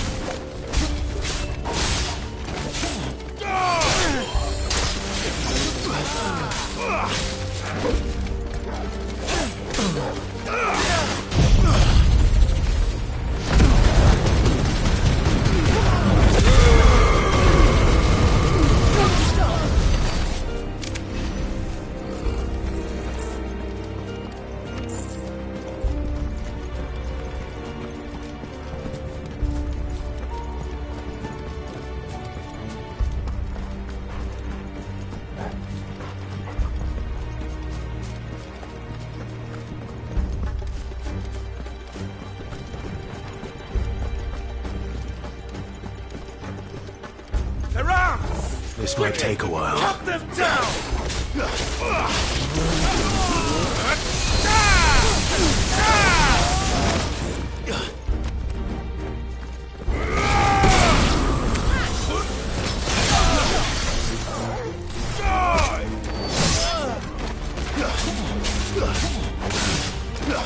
It's over!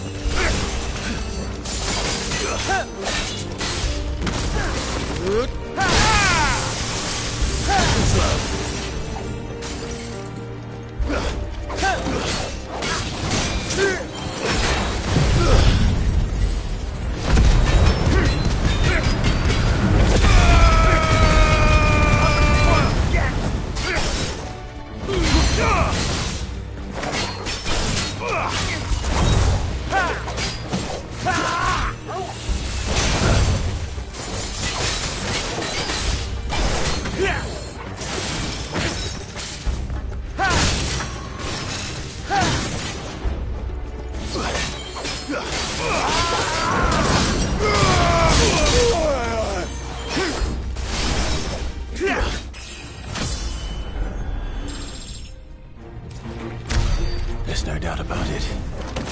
They're dragoons. What is this then? A civil war?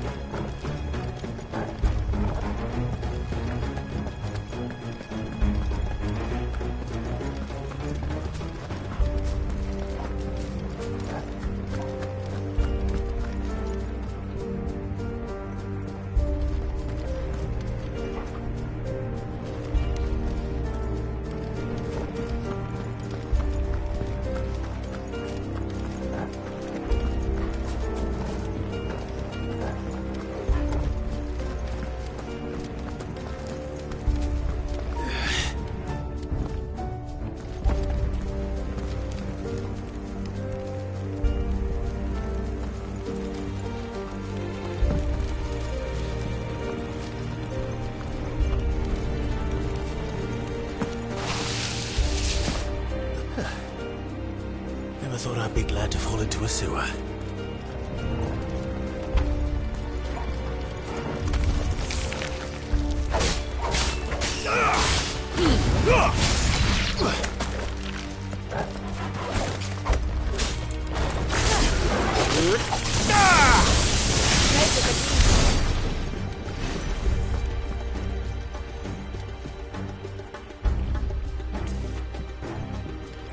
Ward secured, Captain.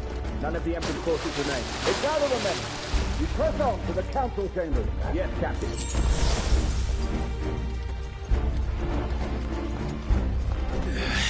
What of the men and women in the market district? The evacuation is complete, Captain. Good. Then all that remains is to dethrone the Pretender.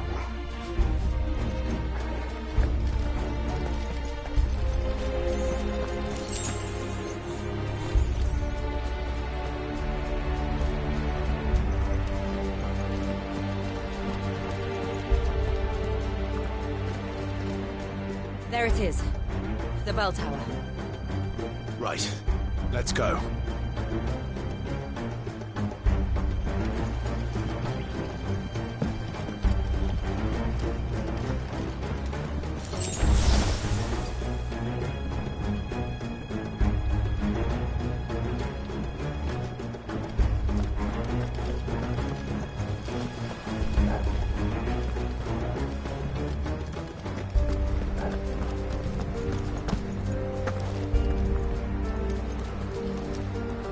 Ah, a goods lift.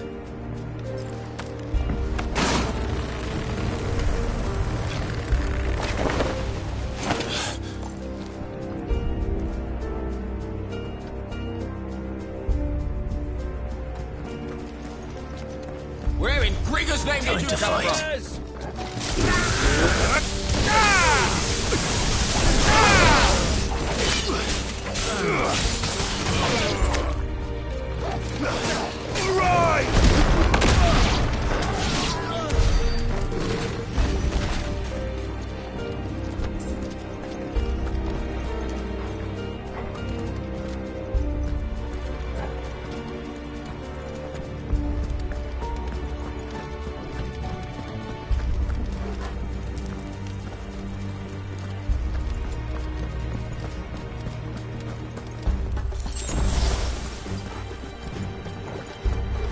Intruders! Defend the gate!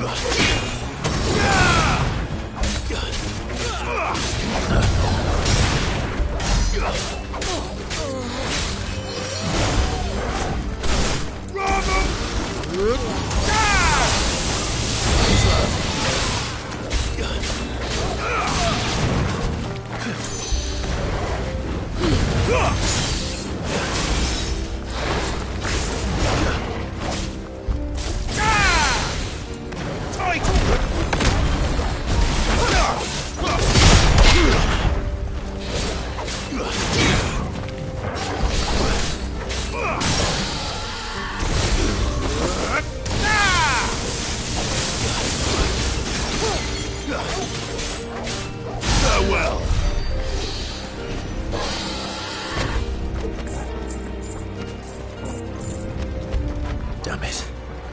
We'll have to find a way around.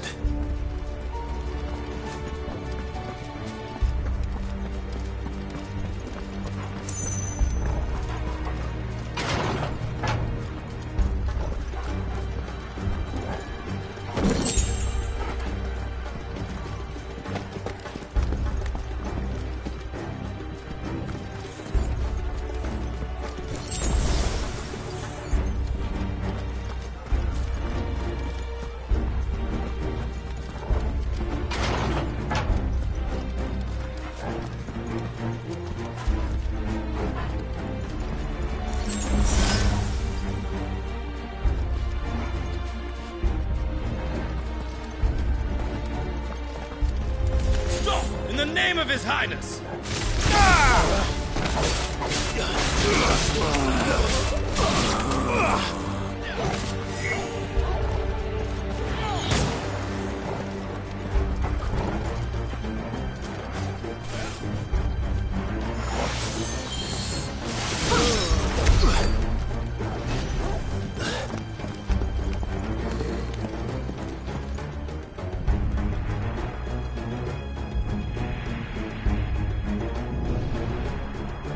Hold on, kids. We're coming.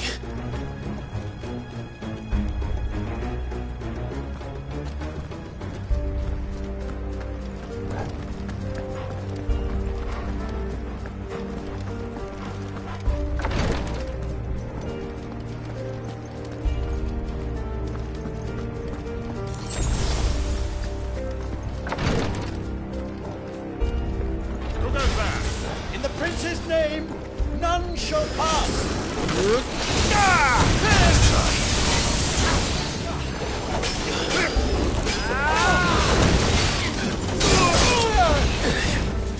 Fire and flame!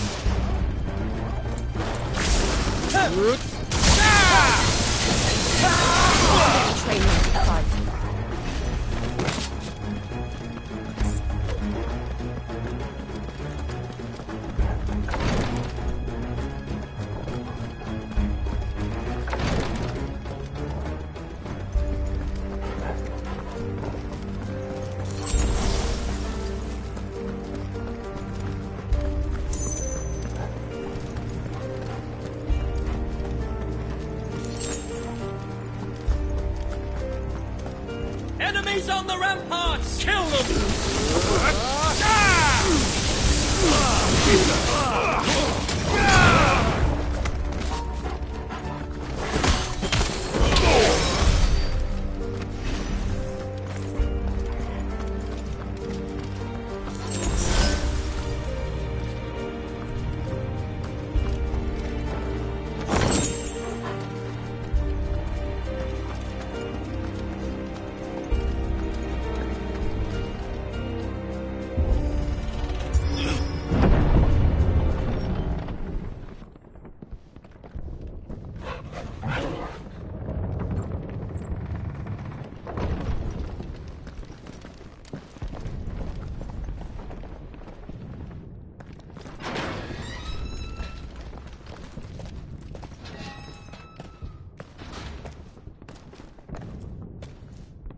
Can you see him anywhere?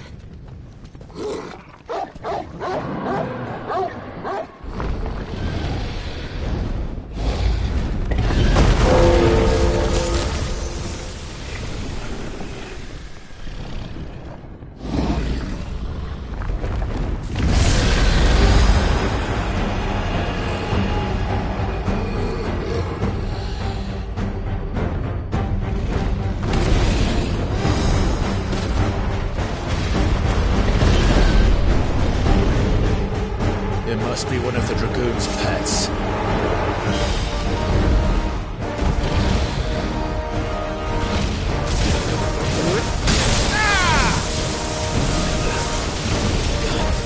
Nice try.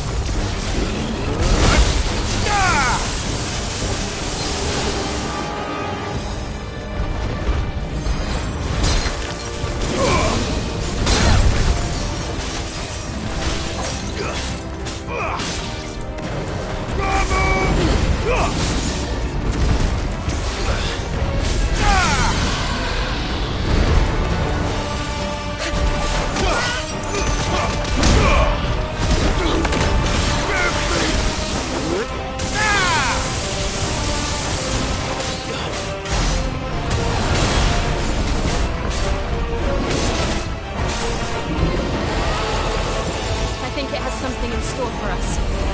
Get ready to move.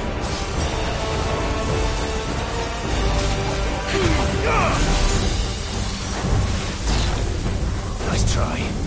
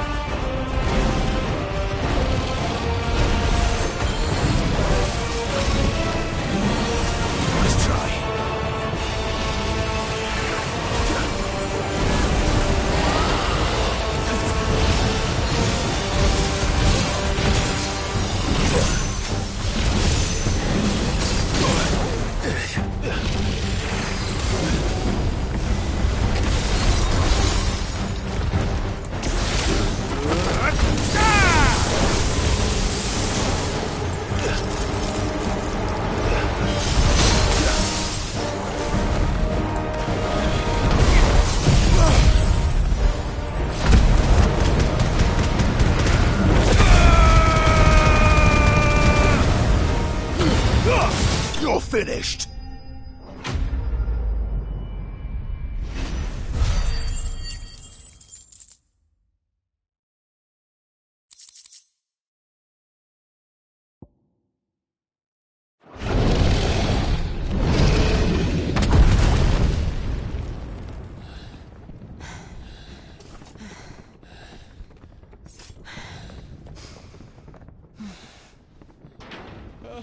Over here, Clive! Are you alright? Goods, there you are. I didn't know there'd be a dragon. All right, let's get out of here. Oh! What now? Is that Mother Crystal's heart? What the hell is it doing up there?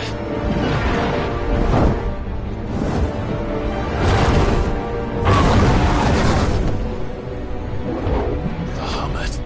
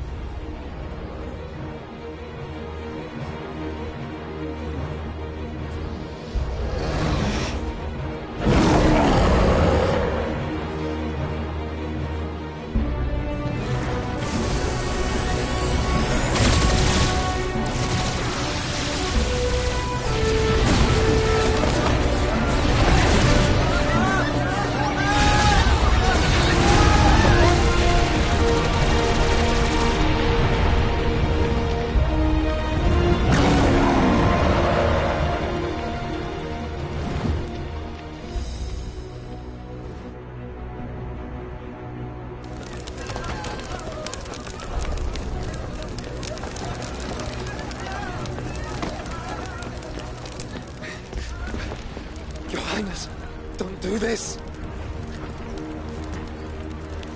We must leave. Now, Your Grace. I beg of you. This is not what he wanted.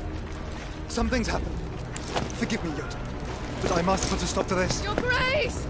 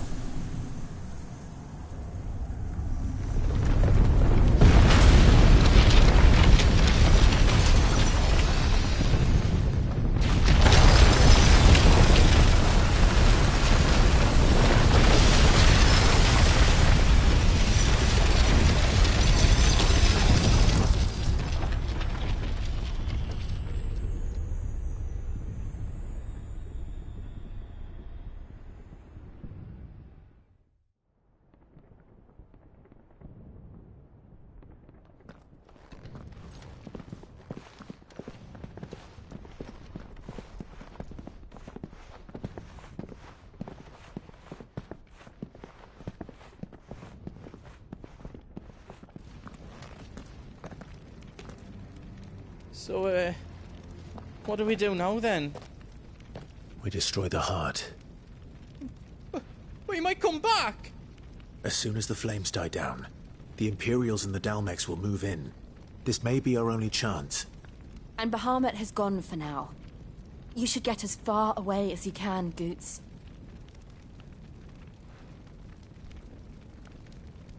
What?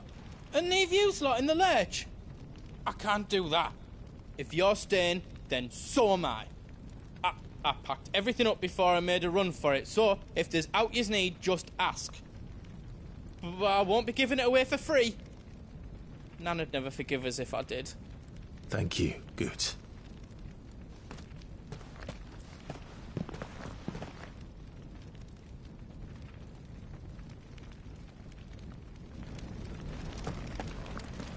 What can I do for yous? Give us a shout if you need out else. You be brave now, boy.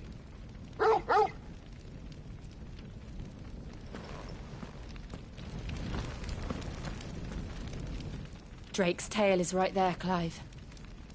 It's time to free Storm from the Crystal's curse.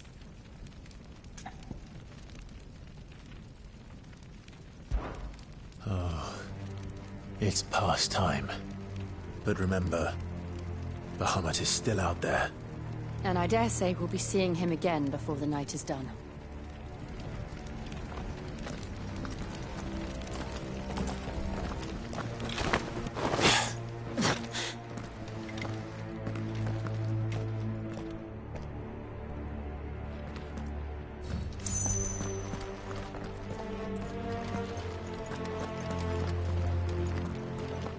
No more roads.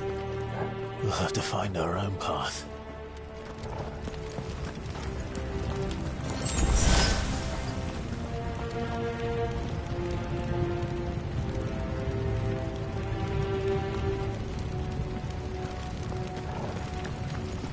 Do you feel that, Clive? Ether.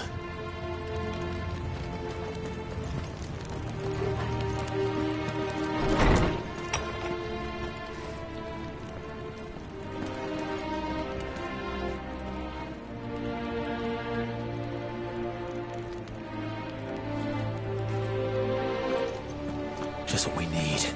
Another flood. It's already turned them. Then there's no reason to hold back. They'll get surrounded.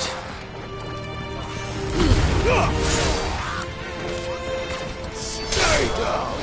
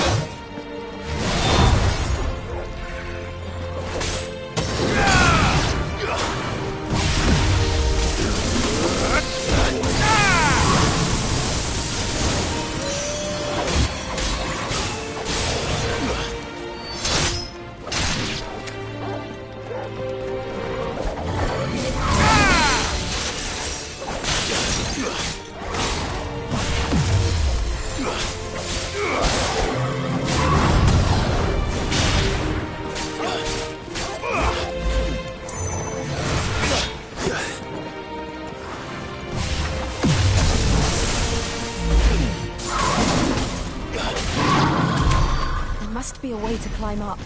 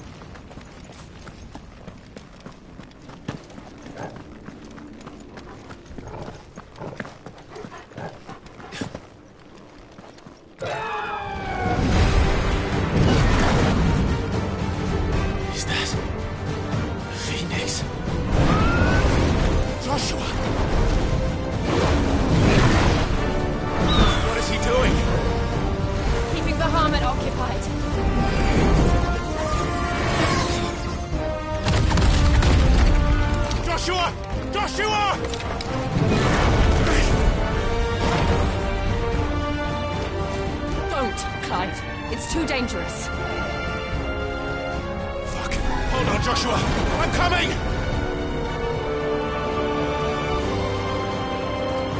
We have to save him. And we will. We just need to keep moving.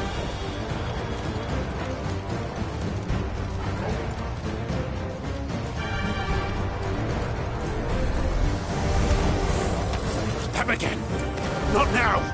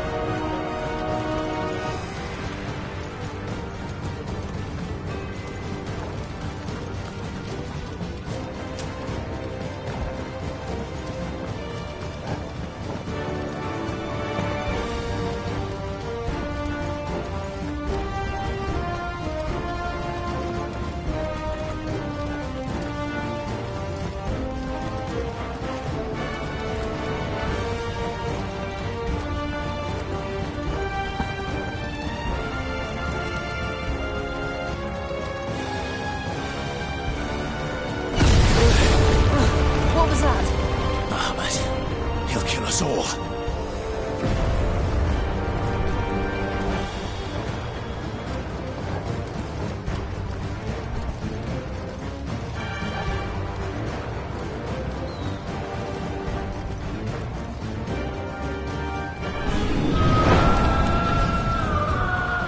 There he is. Joshua! I'm here, brother! Clive. He can't hear you. Joshua! They're heading for the heart. Then so should we.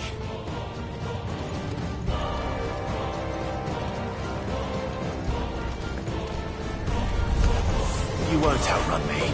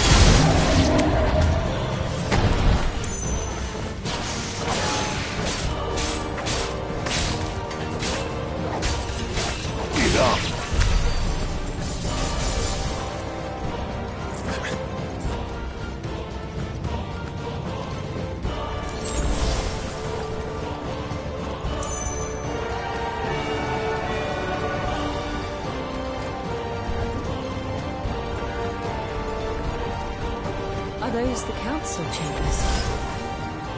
How are they still standing? I don't know.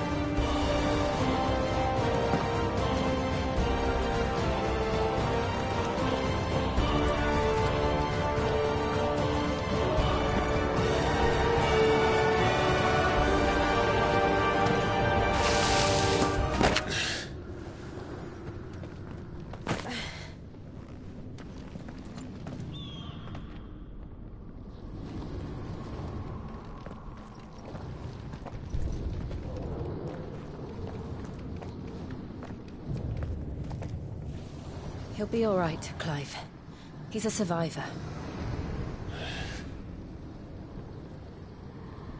We're getting close.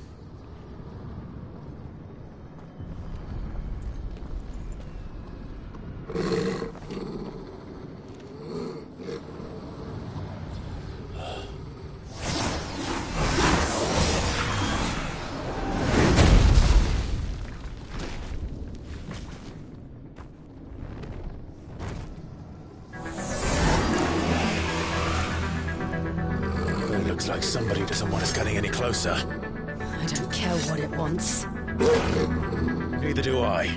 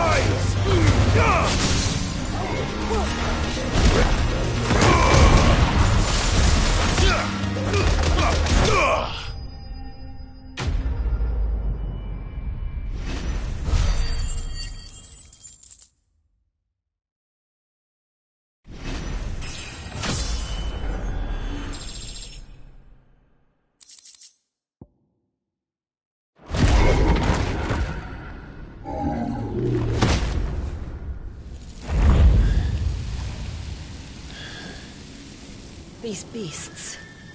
they're getting stronger. We can think about them later. Right now, there's only one thing we need to focus on. The heart.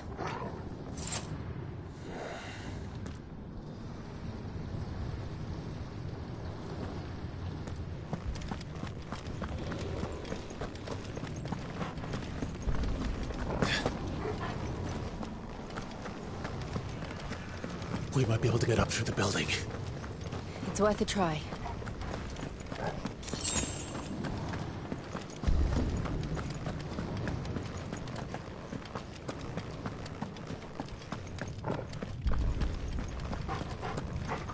Quiet. There's someone up there.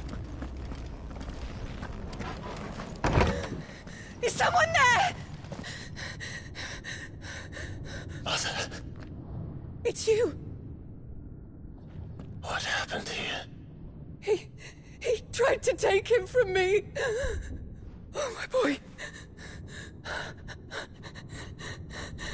My darling boy.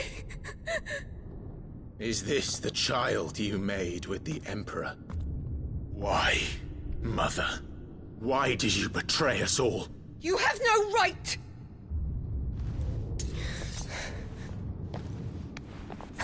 Answer him. We took you in, savage. Show some respect for those who raised you.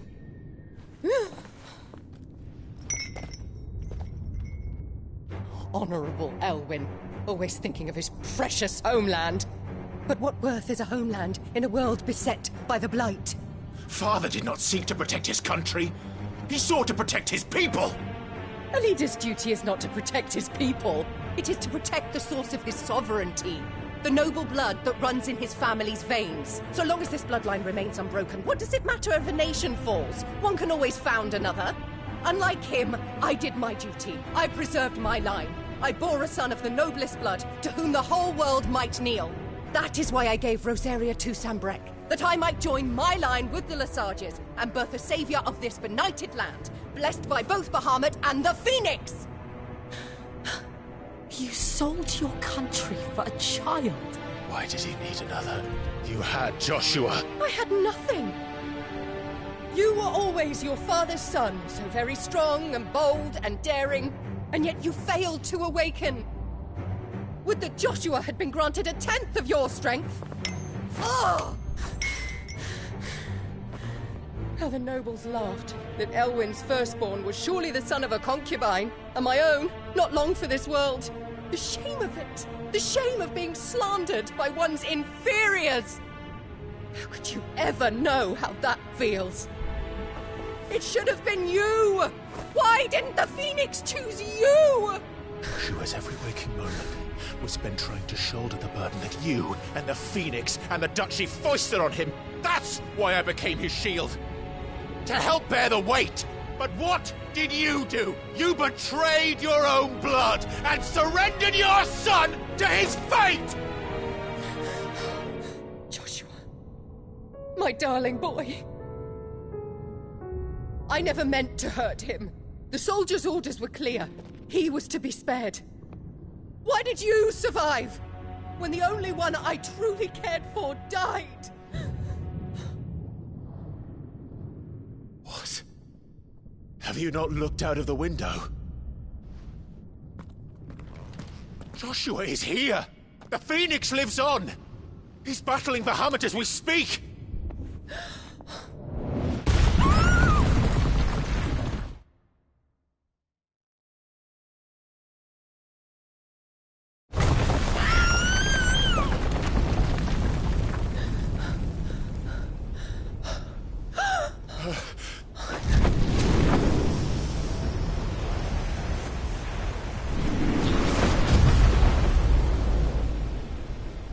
Joshua!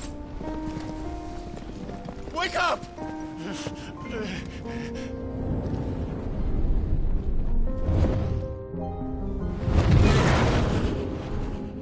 I am a shield of Rosaria.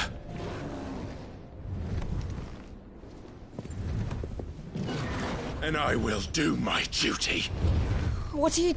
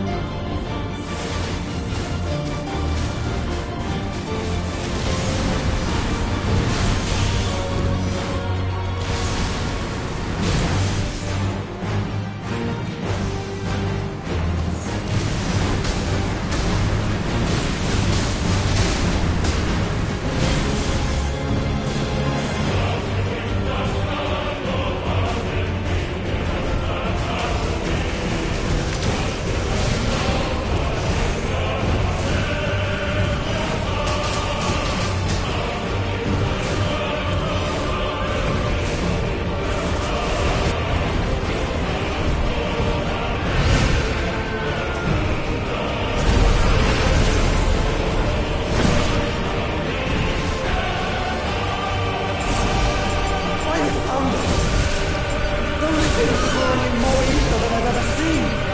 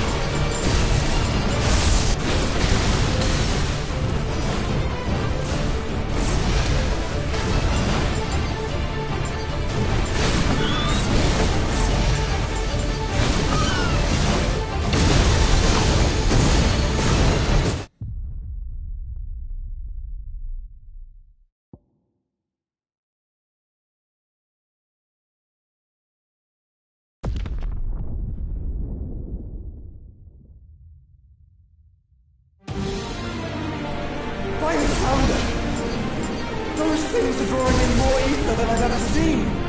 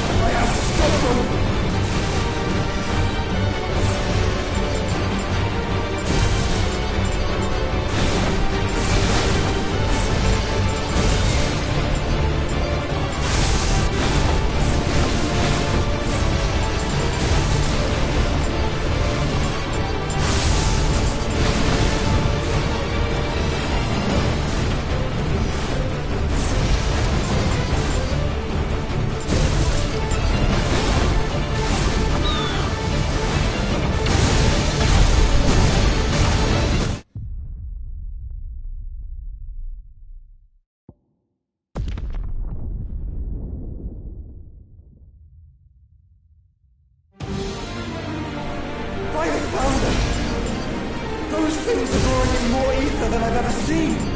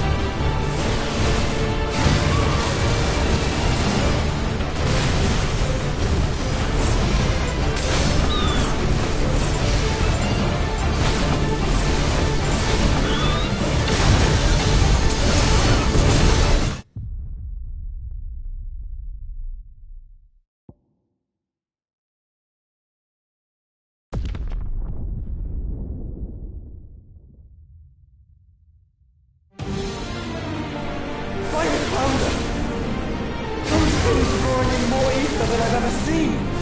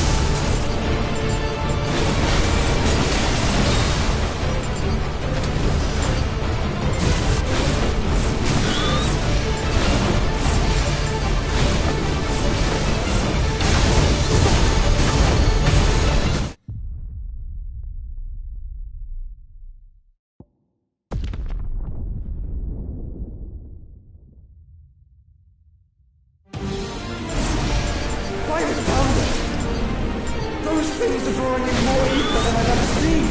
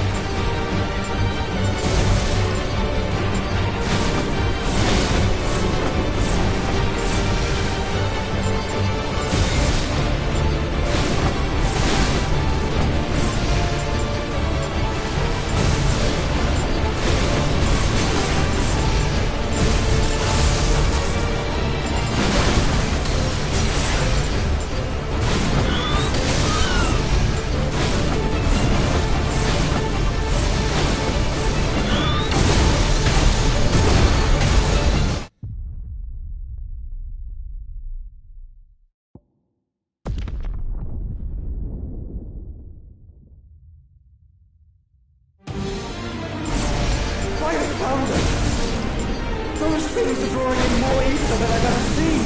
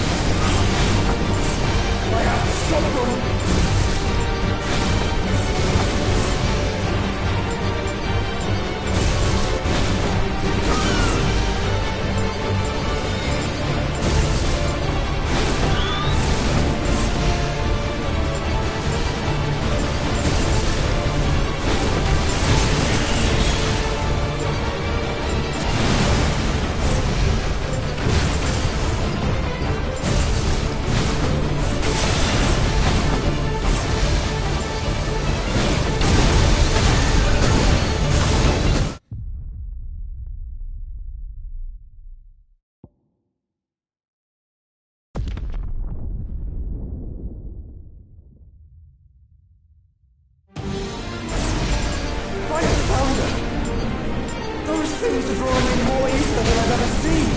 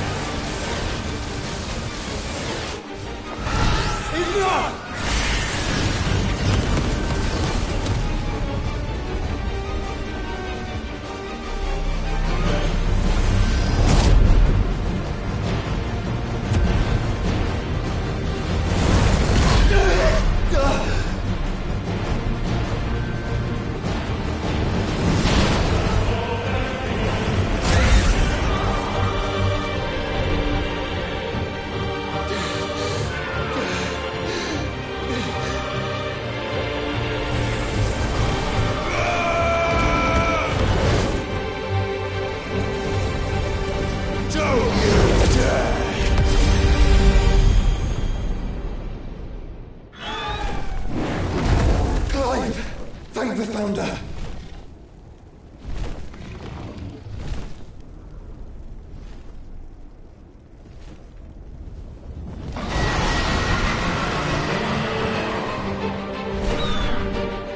It's now or never, Joshua.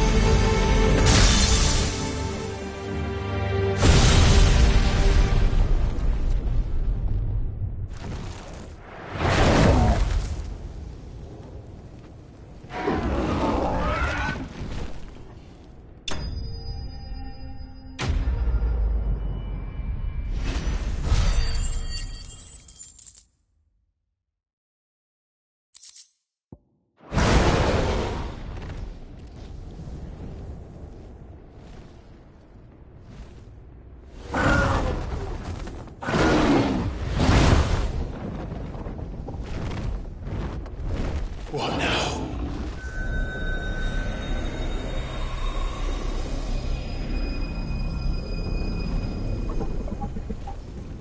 This is drinking the ether. We have to stop him.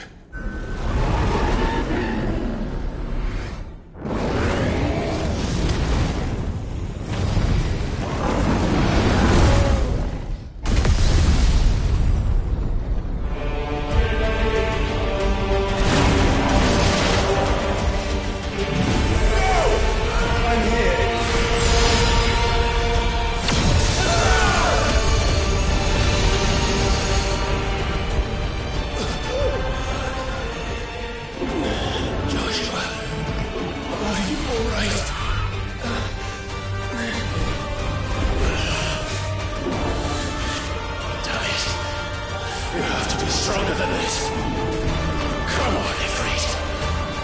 Show us your true power.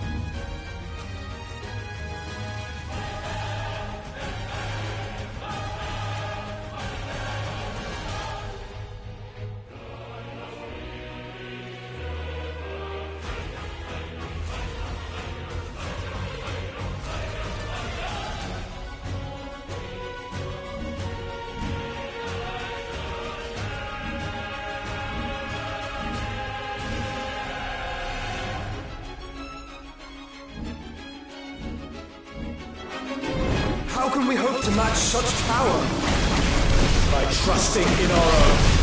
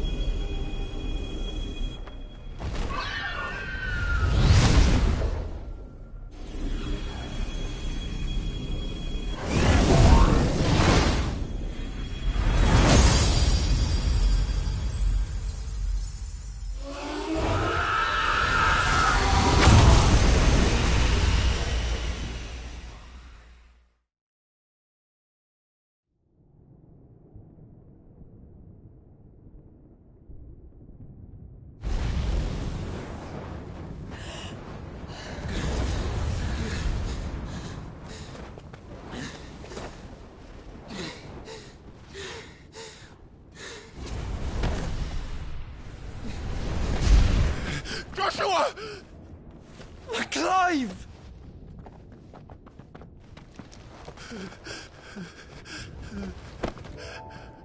My brother. I'm sorry. I'm so sorry. You're alive. We both are. Nothing else matters.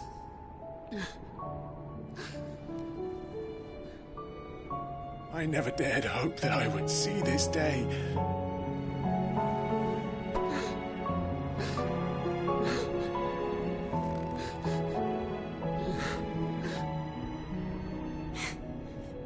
Reunited at last.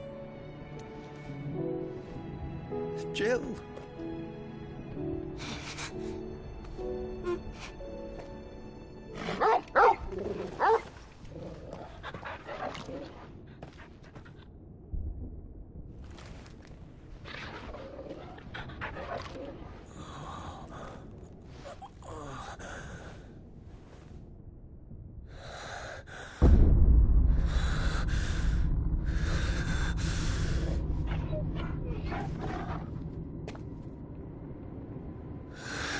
This is for my father!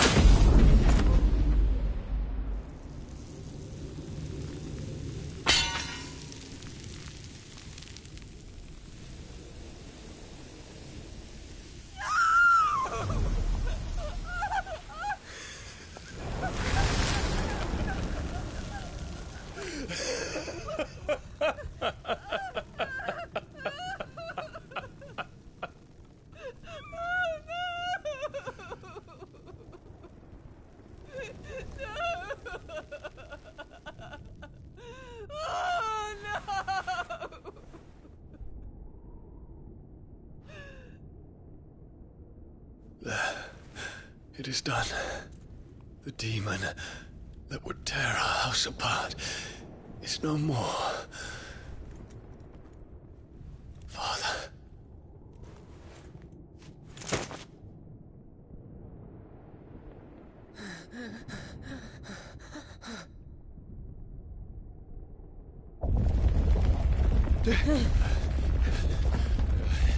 The Mother Crystal. It's collapsing. Right. We need to leave. No. Wait.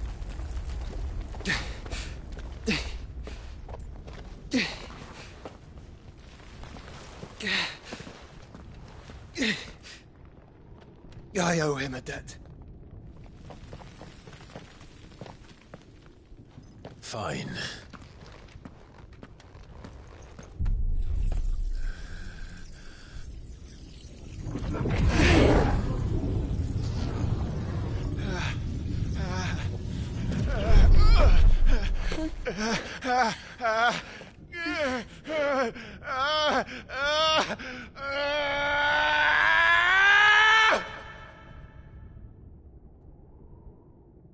You there. Tell me what section.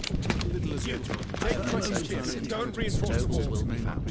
Situation. Report, Captain. It could be Supplies of spread. Can nothing be done to call them off? I regret not, Your Radiance. The Dragoons answer to none but His Imperial Highness. The Council is powerless to intervene. We're hearing reports of rebel Madness is this, Theon.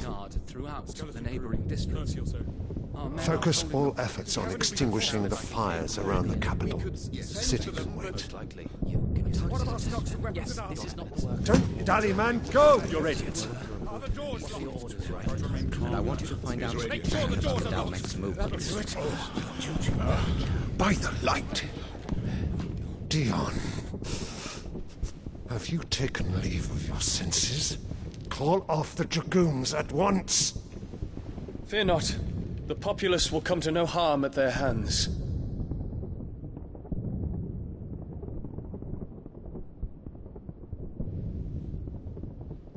I am here to save you, Father. Save me? A creeping darkness hides in the heart of Sanbreque. It stems from your wife, the traitorous Annabella.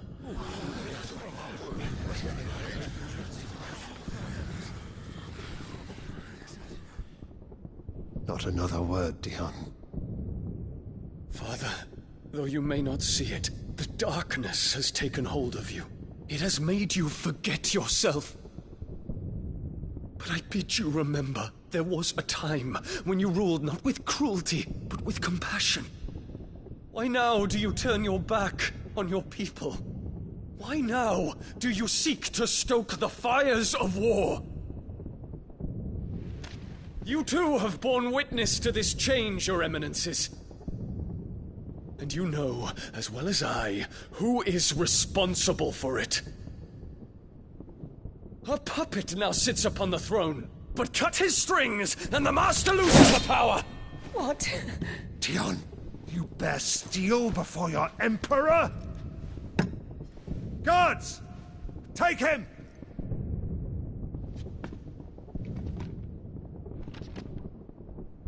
For every citizen who falls, another can be bred. For every home that burns, another can be built. Those were your words.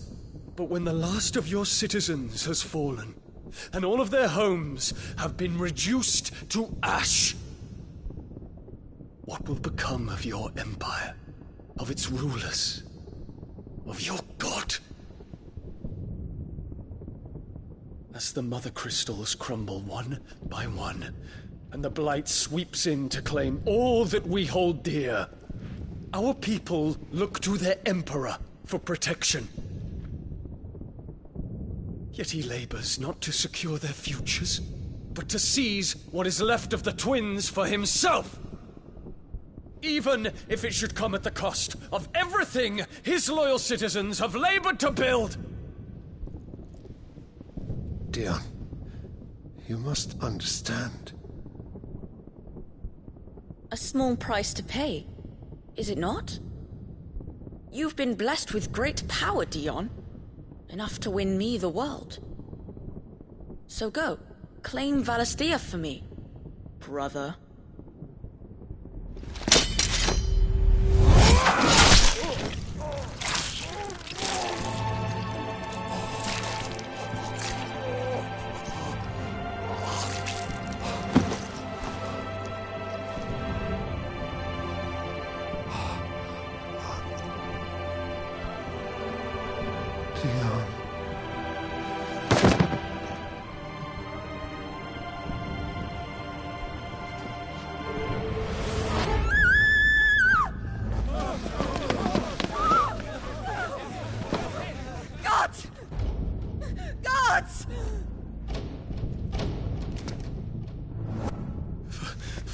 Poor father.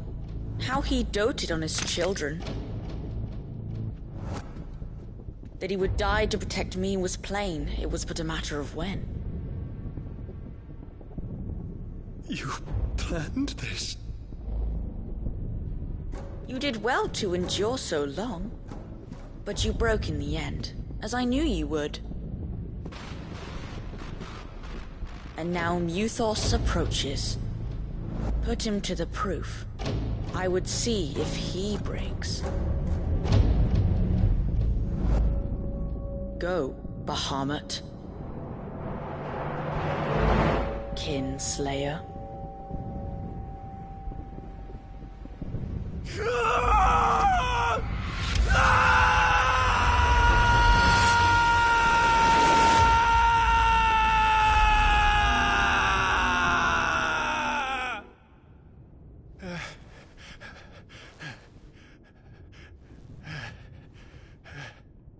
Not again. Brother? It's a long story.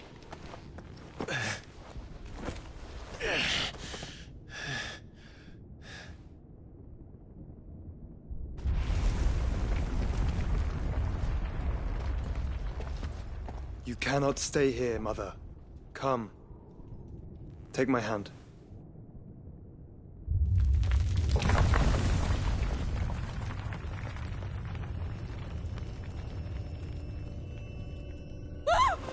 Get away from me! This is all just a dream, just a bad dream! You will not take me, Shadow! You will not take me!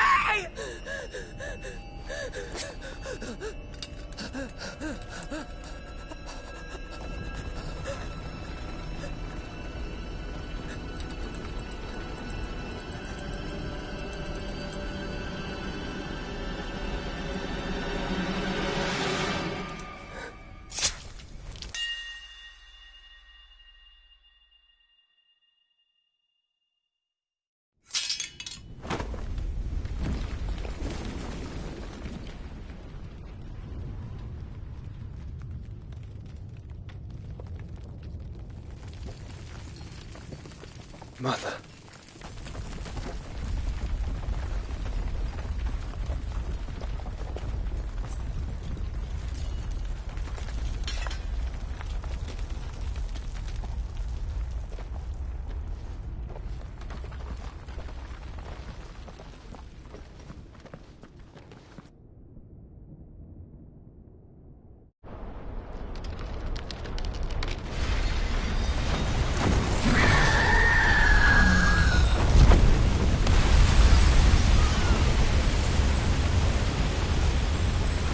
If it is consciousness that weaves your wills together,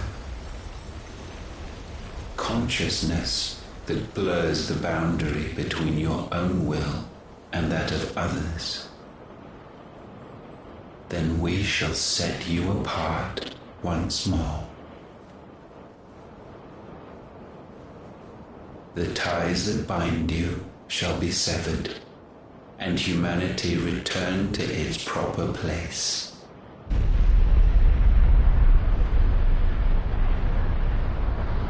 By primogenesis shall a new age of reason begin.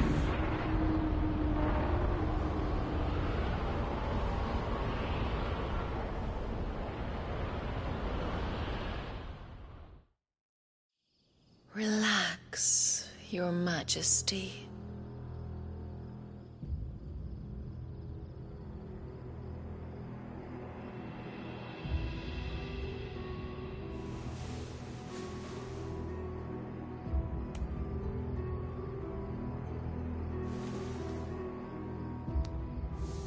Don't you want to play? It's been a long time. If that is your wish. Men, you are as meek as all the others.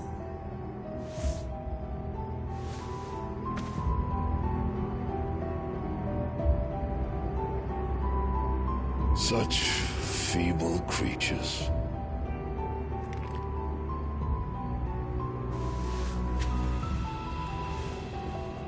Gifted the power of icons, yet slaves to fickle emotions which usher you to your doom. And so you bind your fragile wills with strands of consciousness. The wretched handiwork of a wretched people.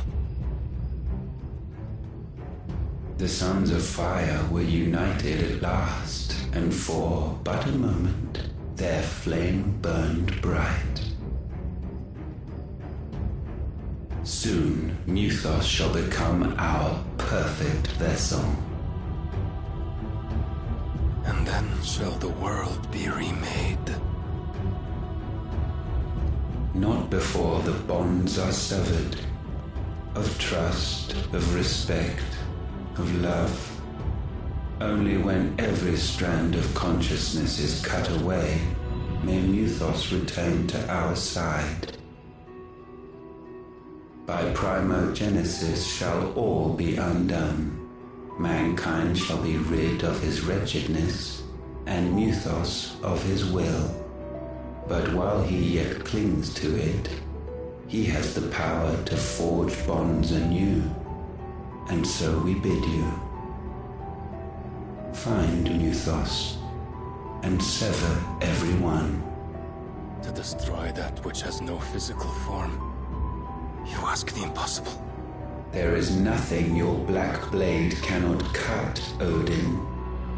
We shall unite with Mythos, and bring forth a new world. So long as our vessel remains unclaimed by humanity. It shall be done, Master. My will is yours.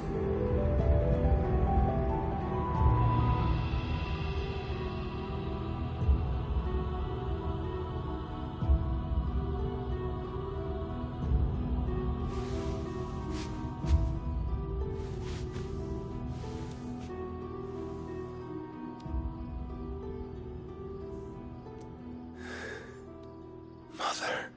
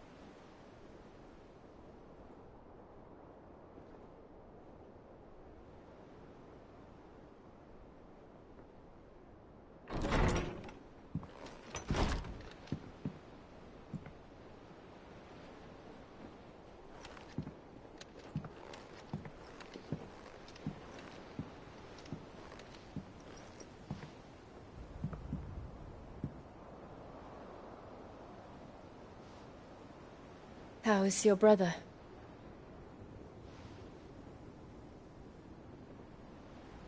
Asleep since I returned from the Dominion.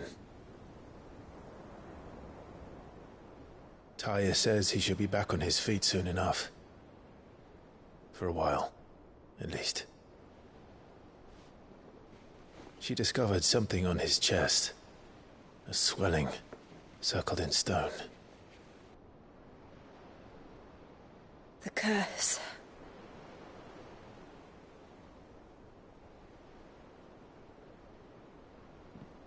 For every mountain we climb, another rises up to greet us, doesn't it? It's never ending.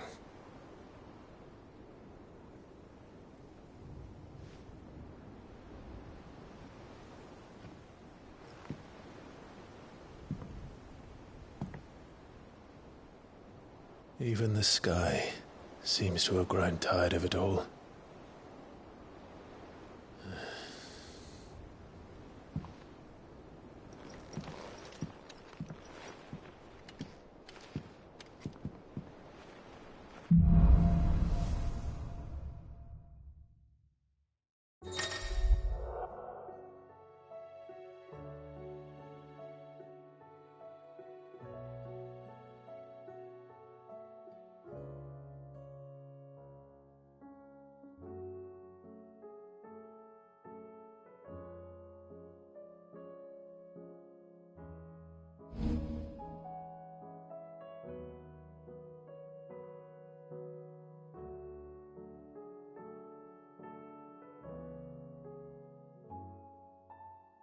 Tony won't be happy if I disturb Joshua. While he rests, I might as well see what Otter has to say.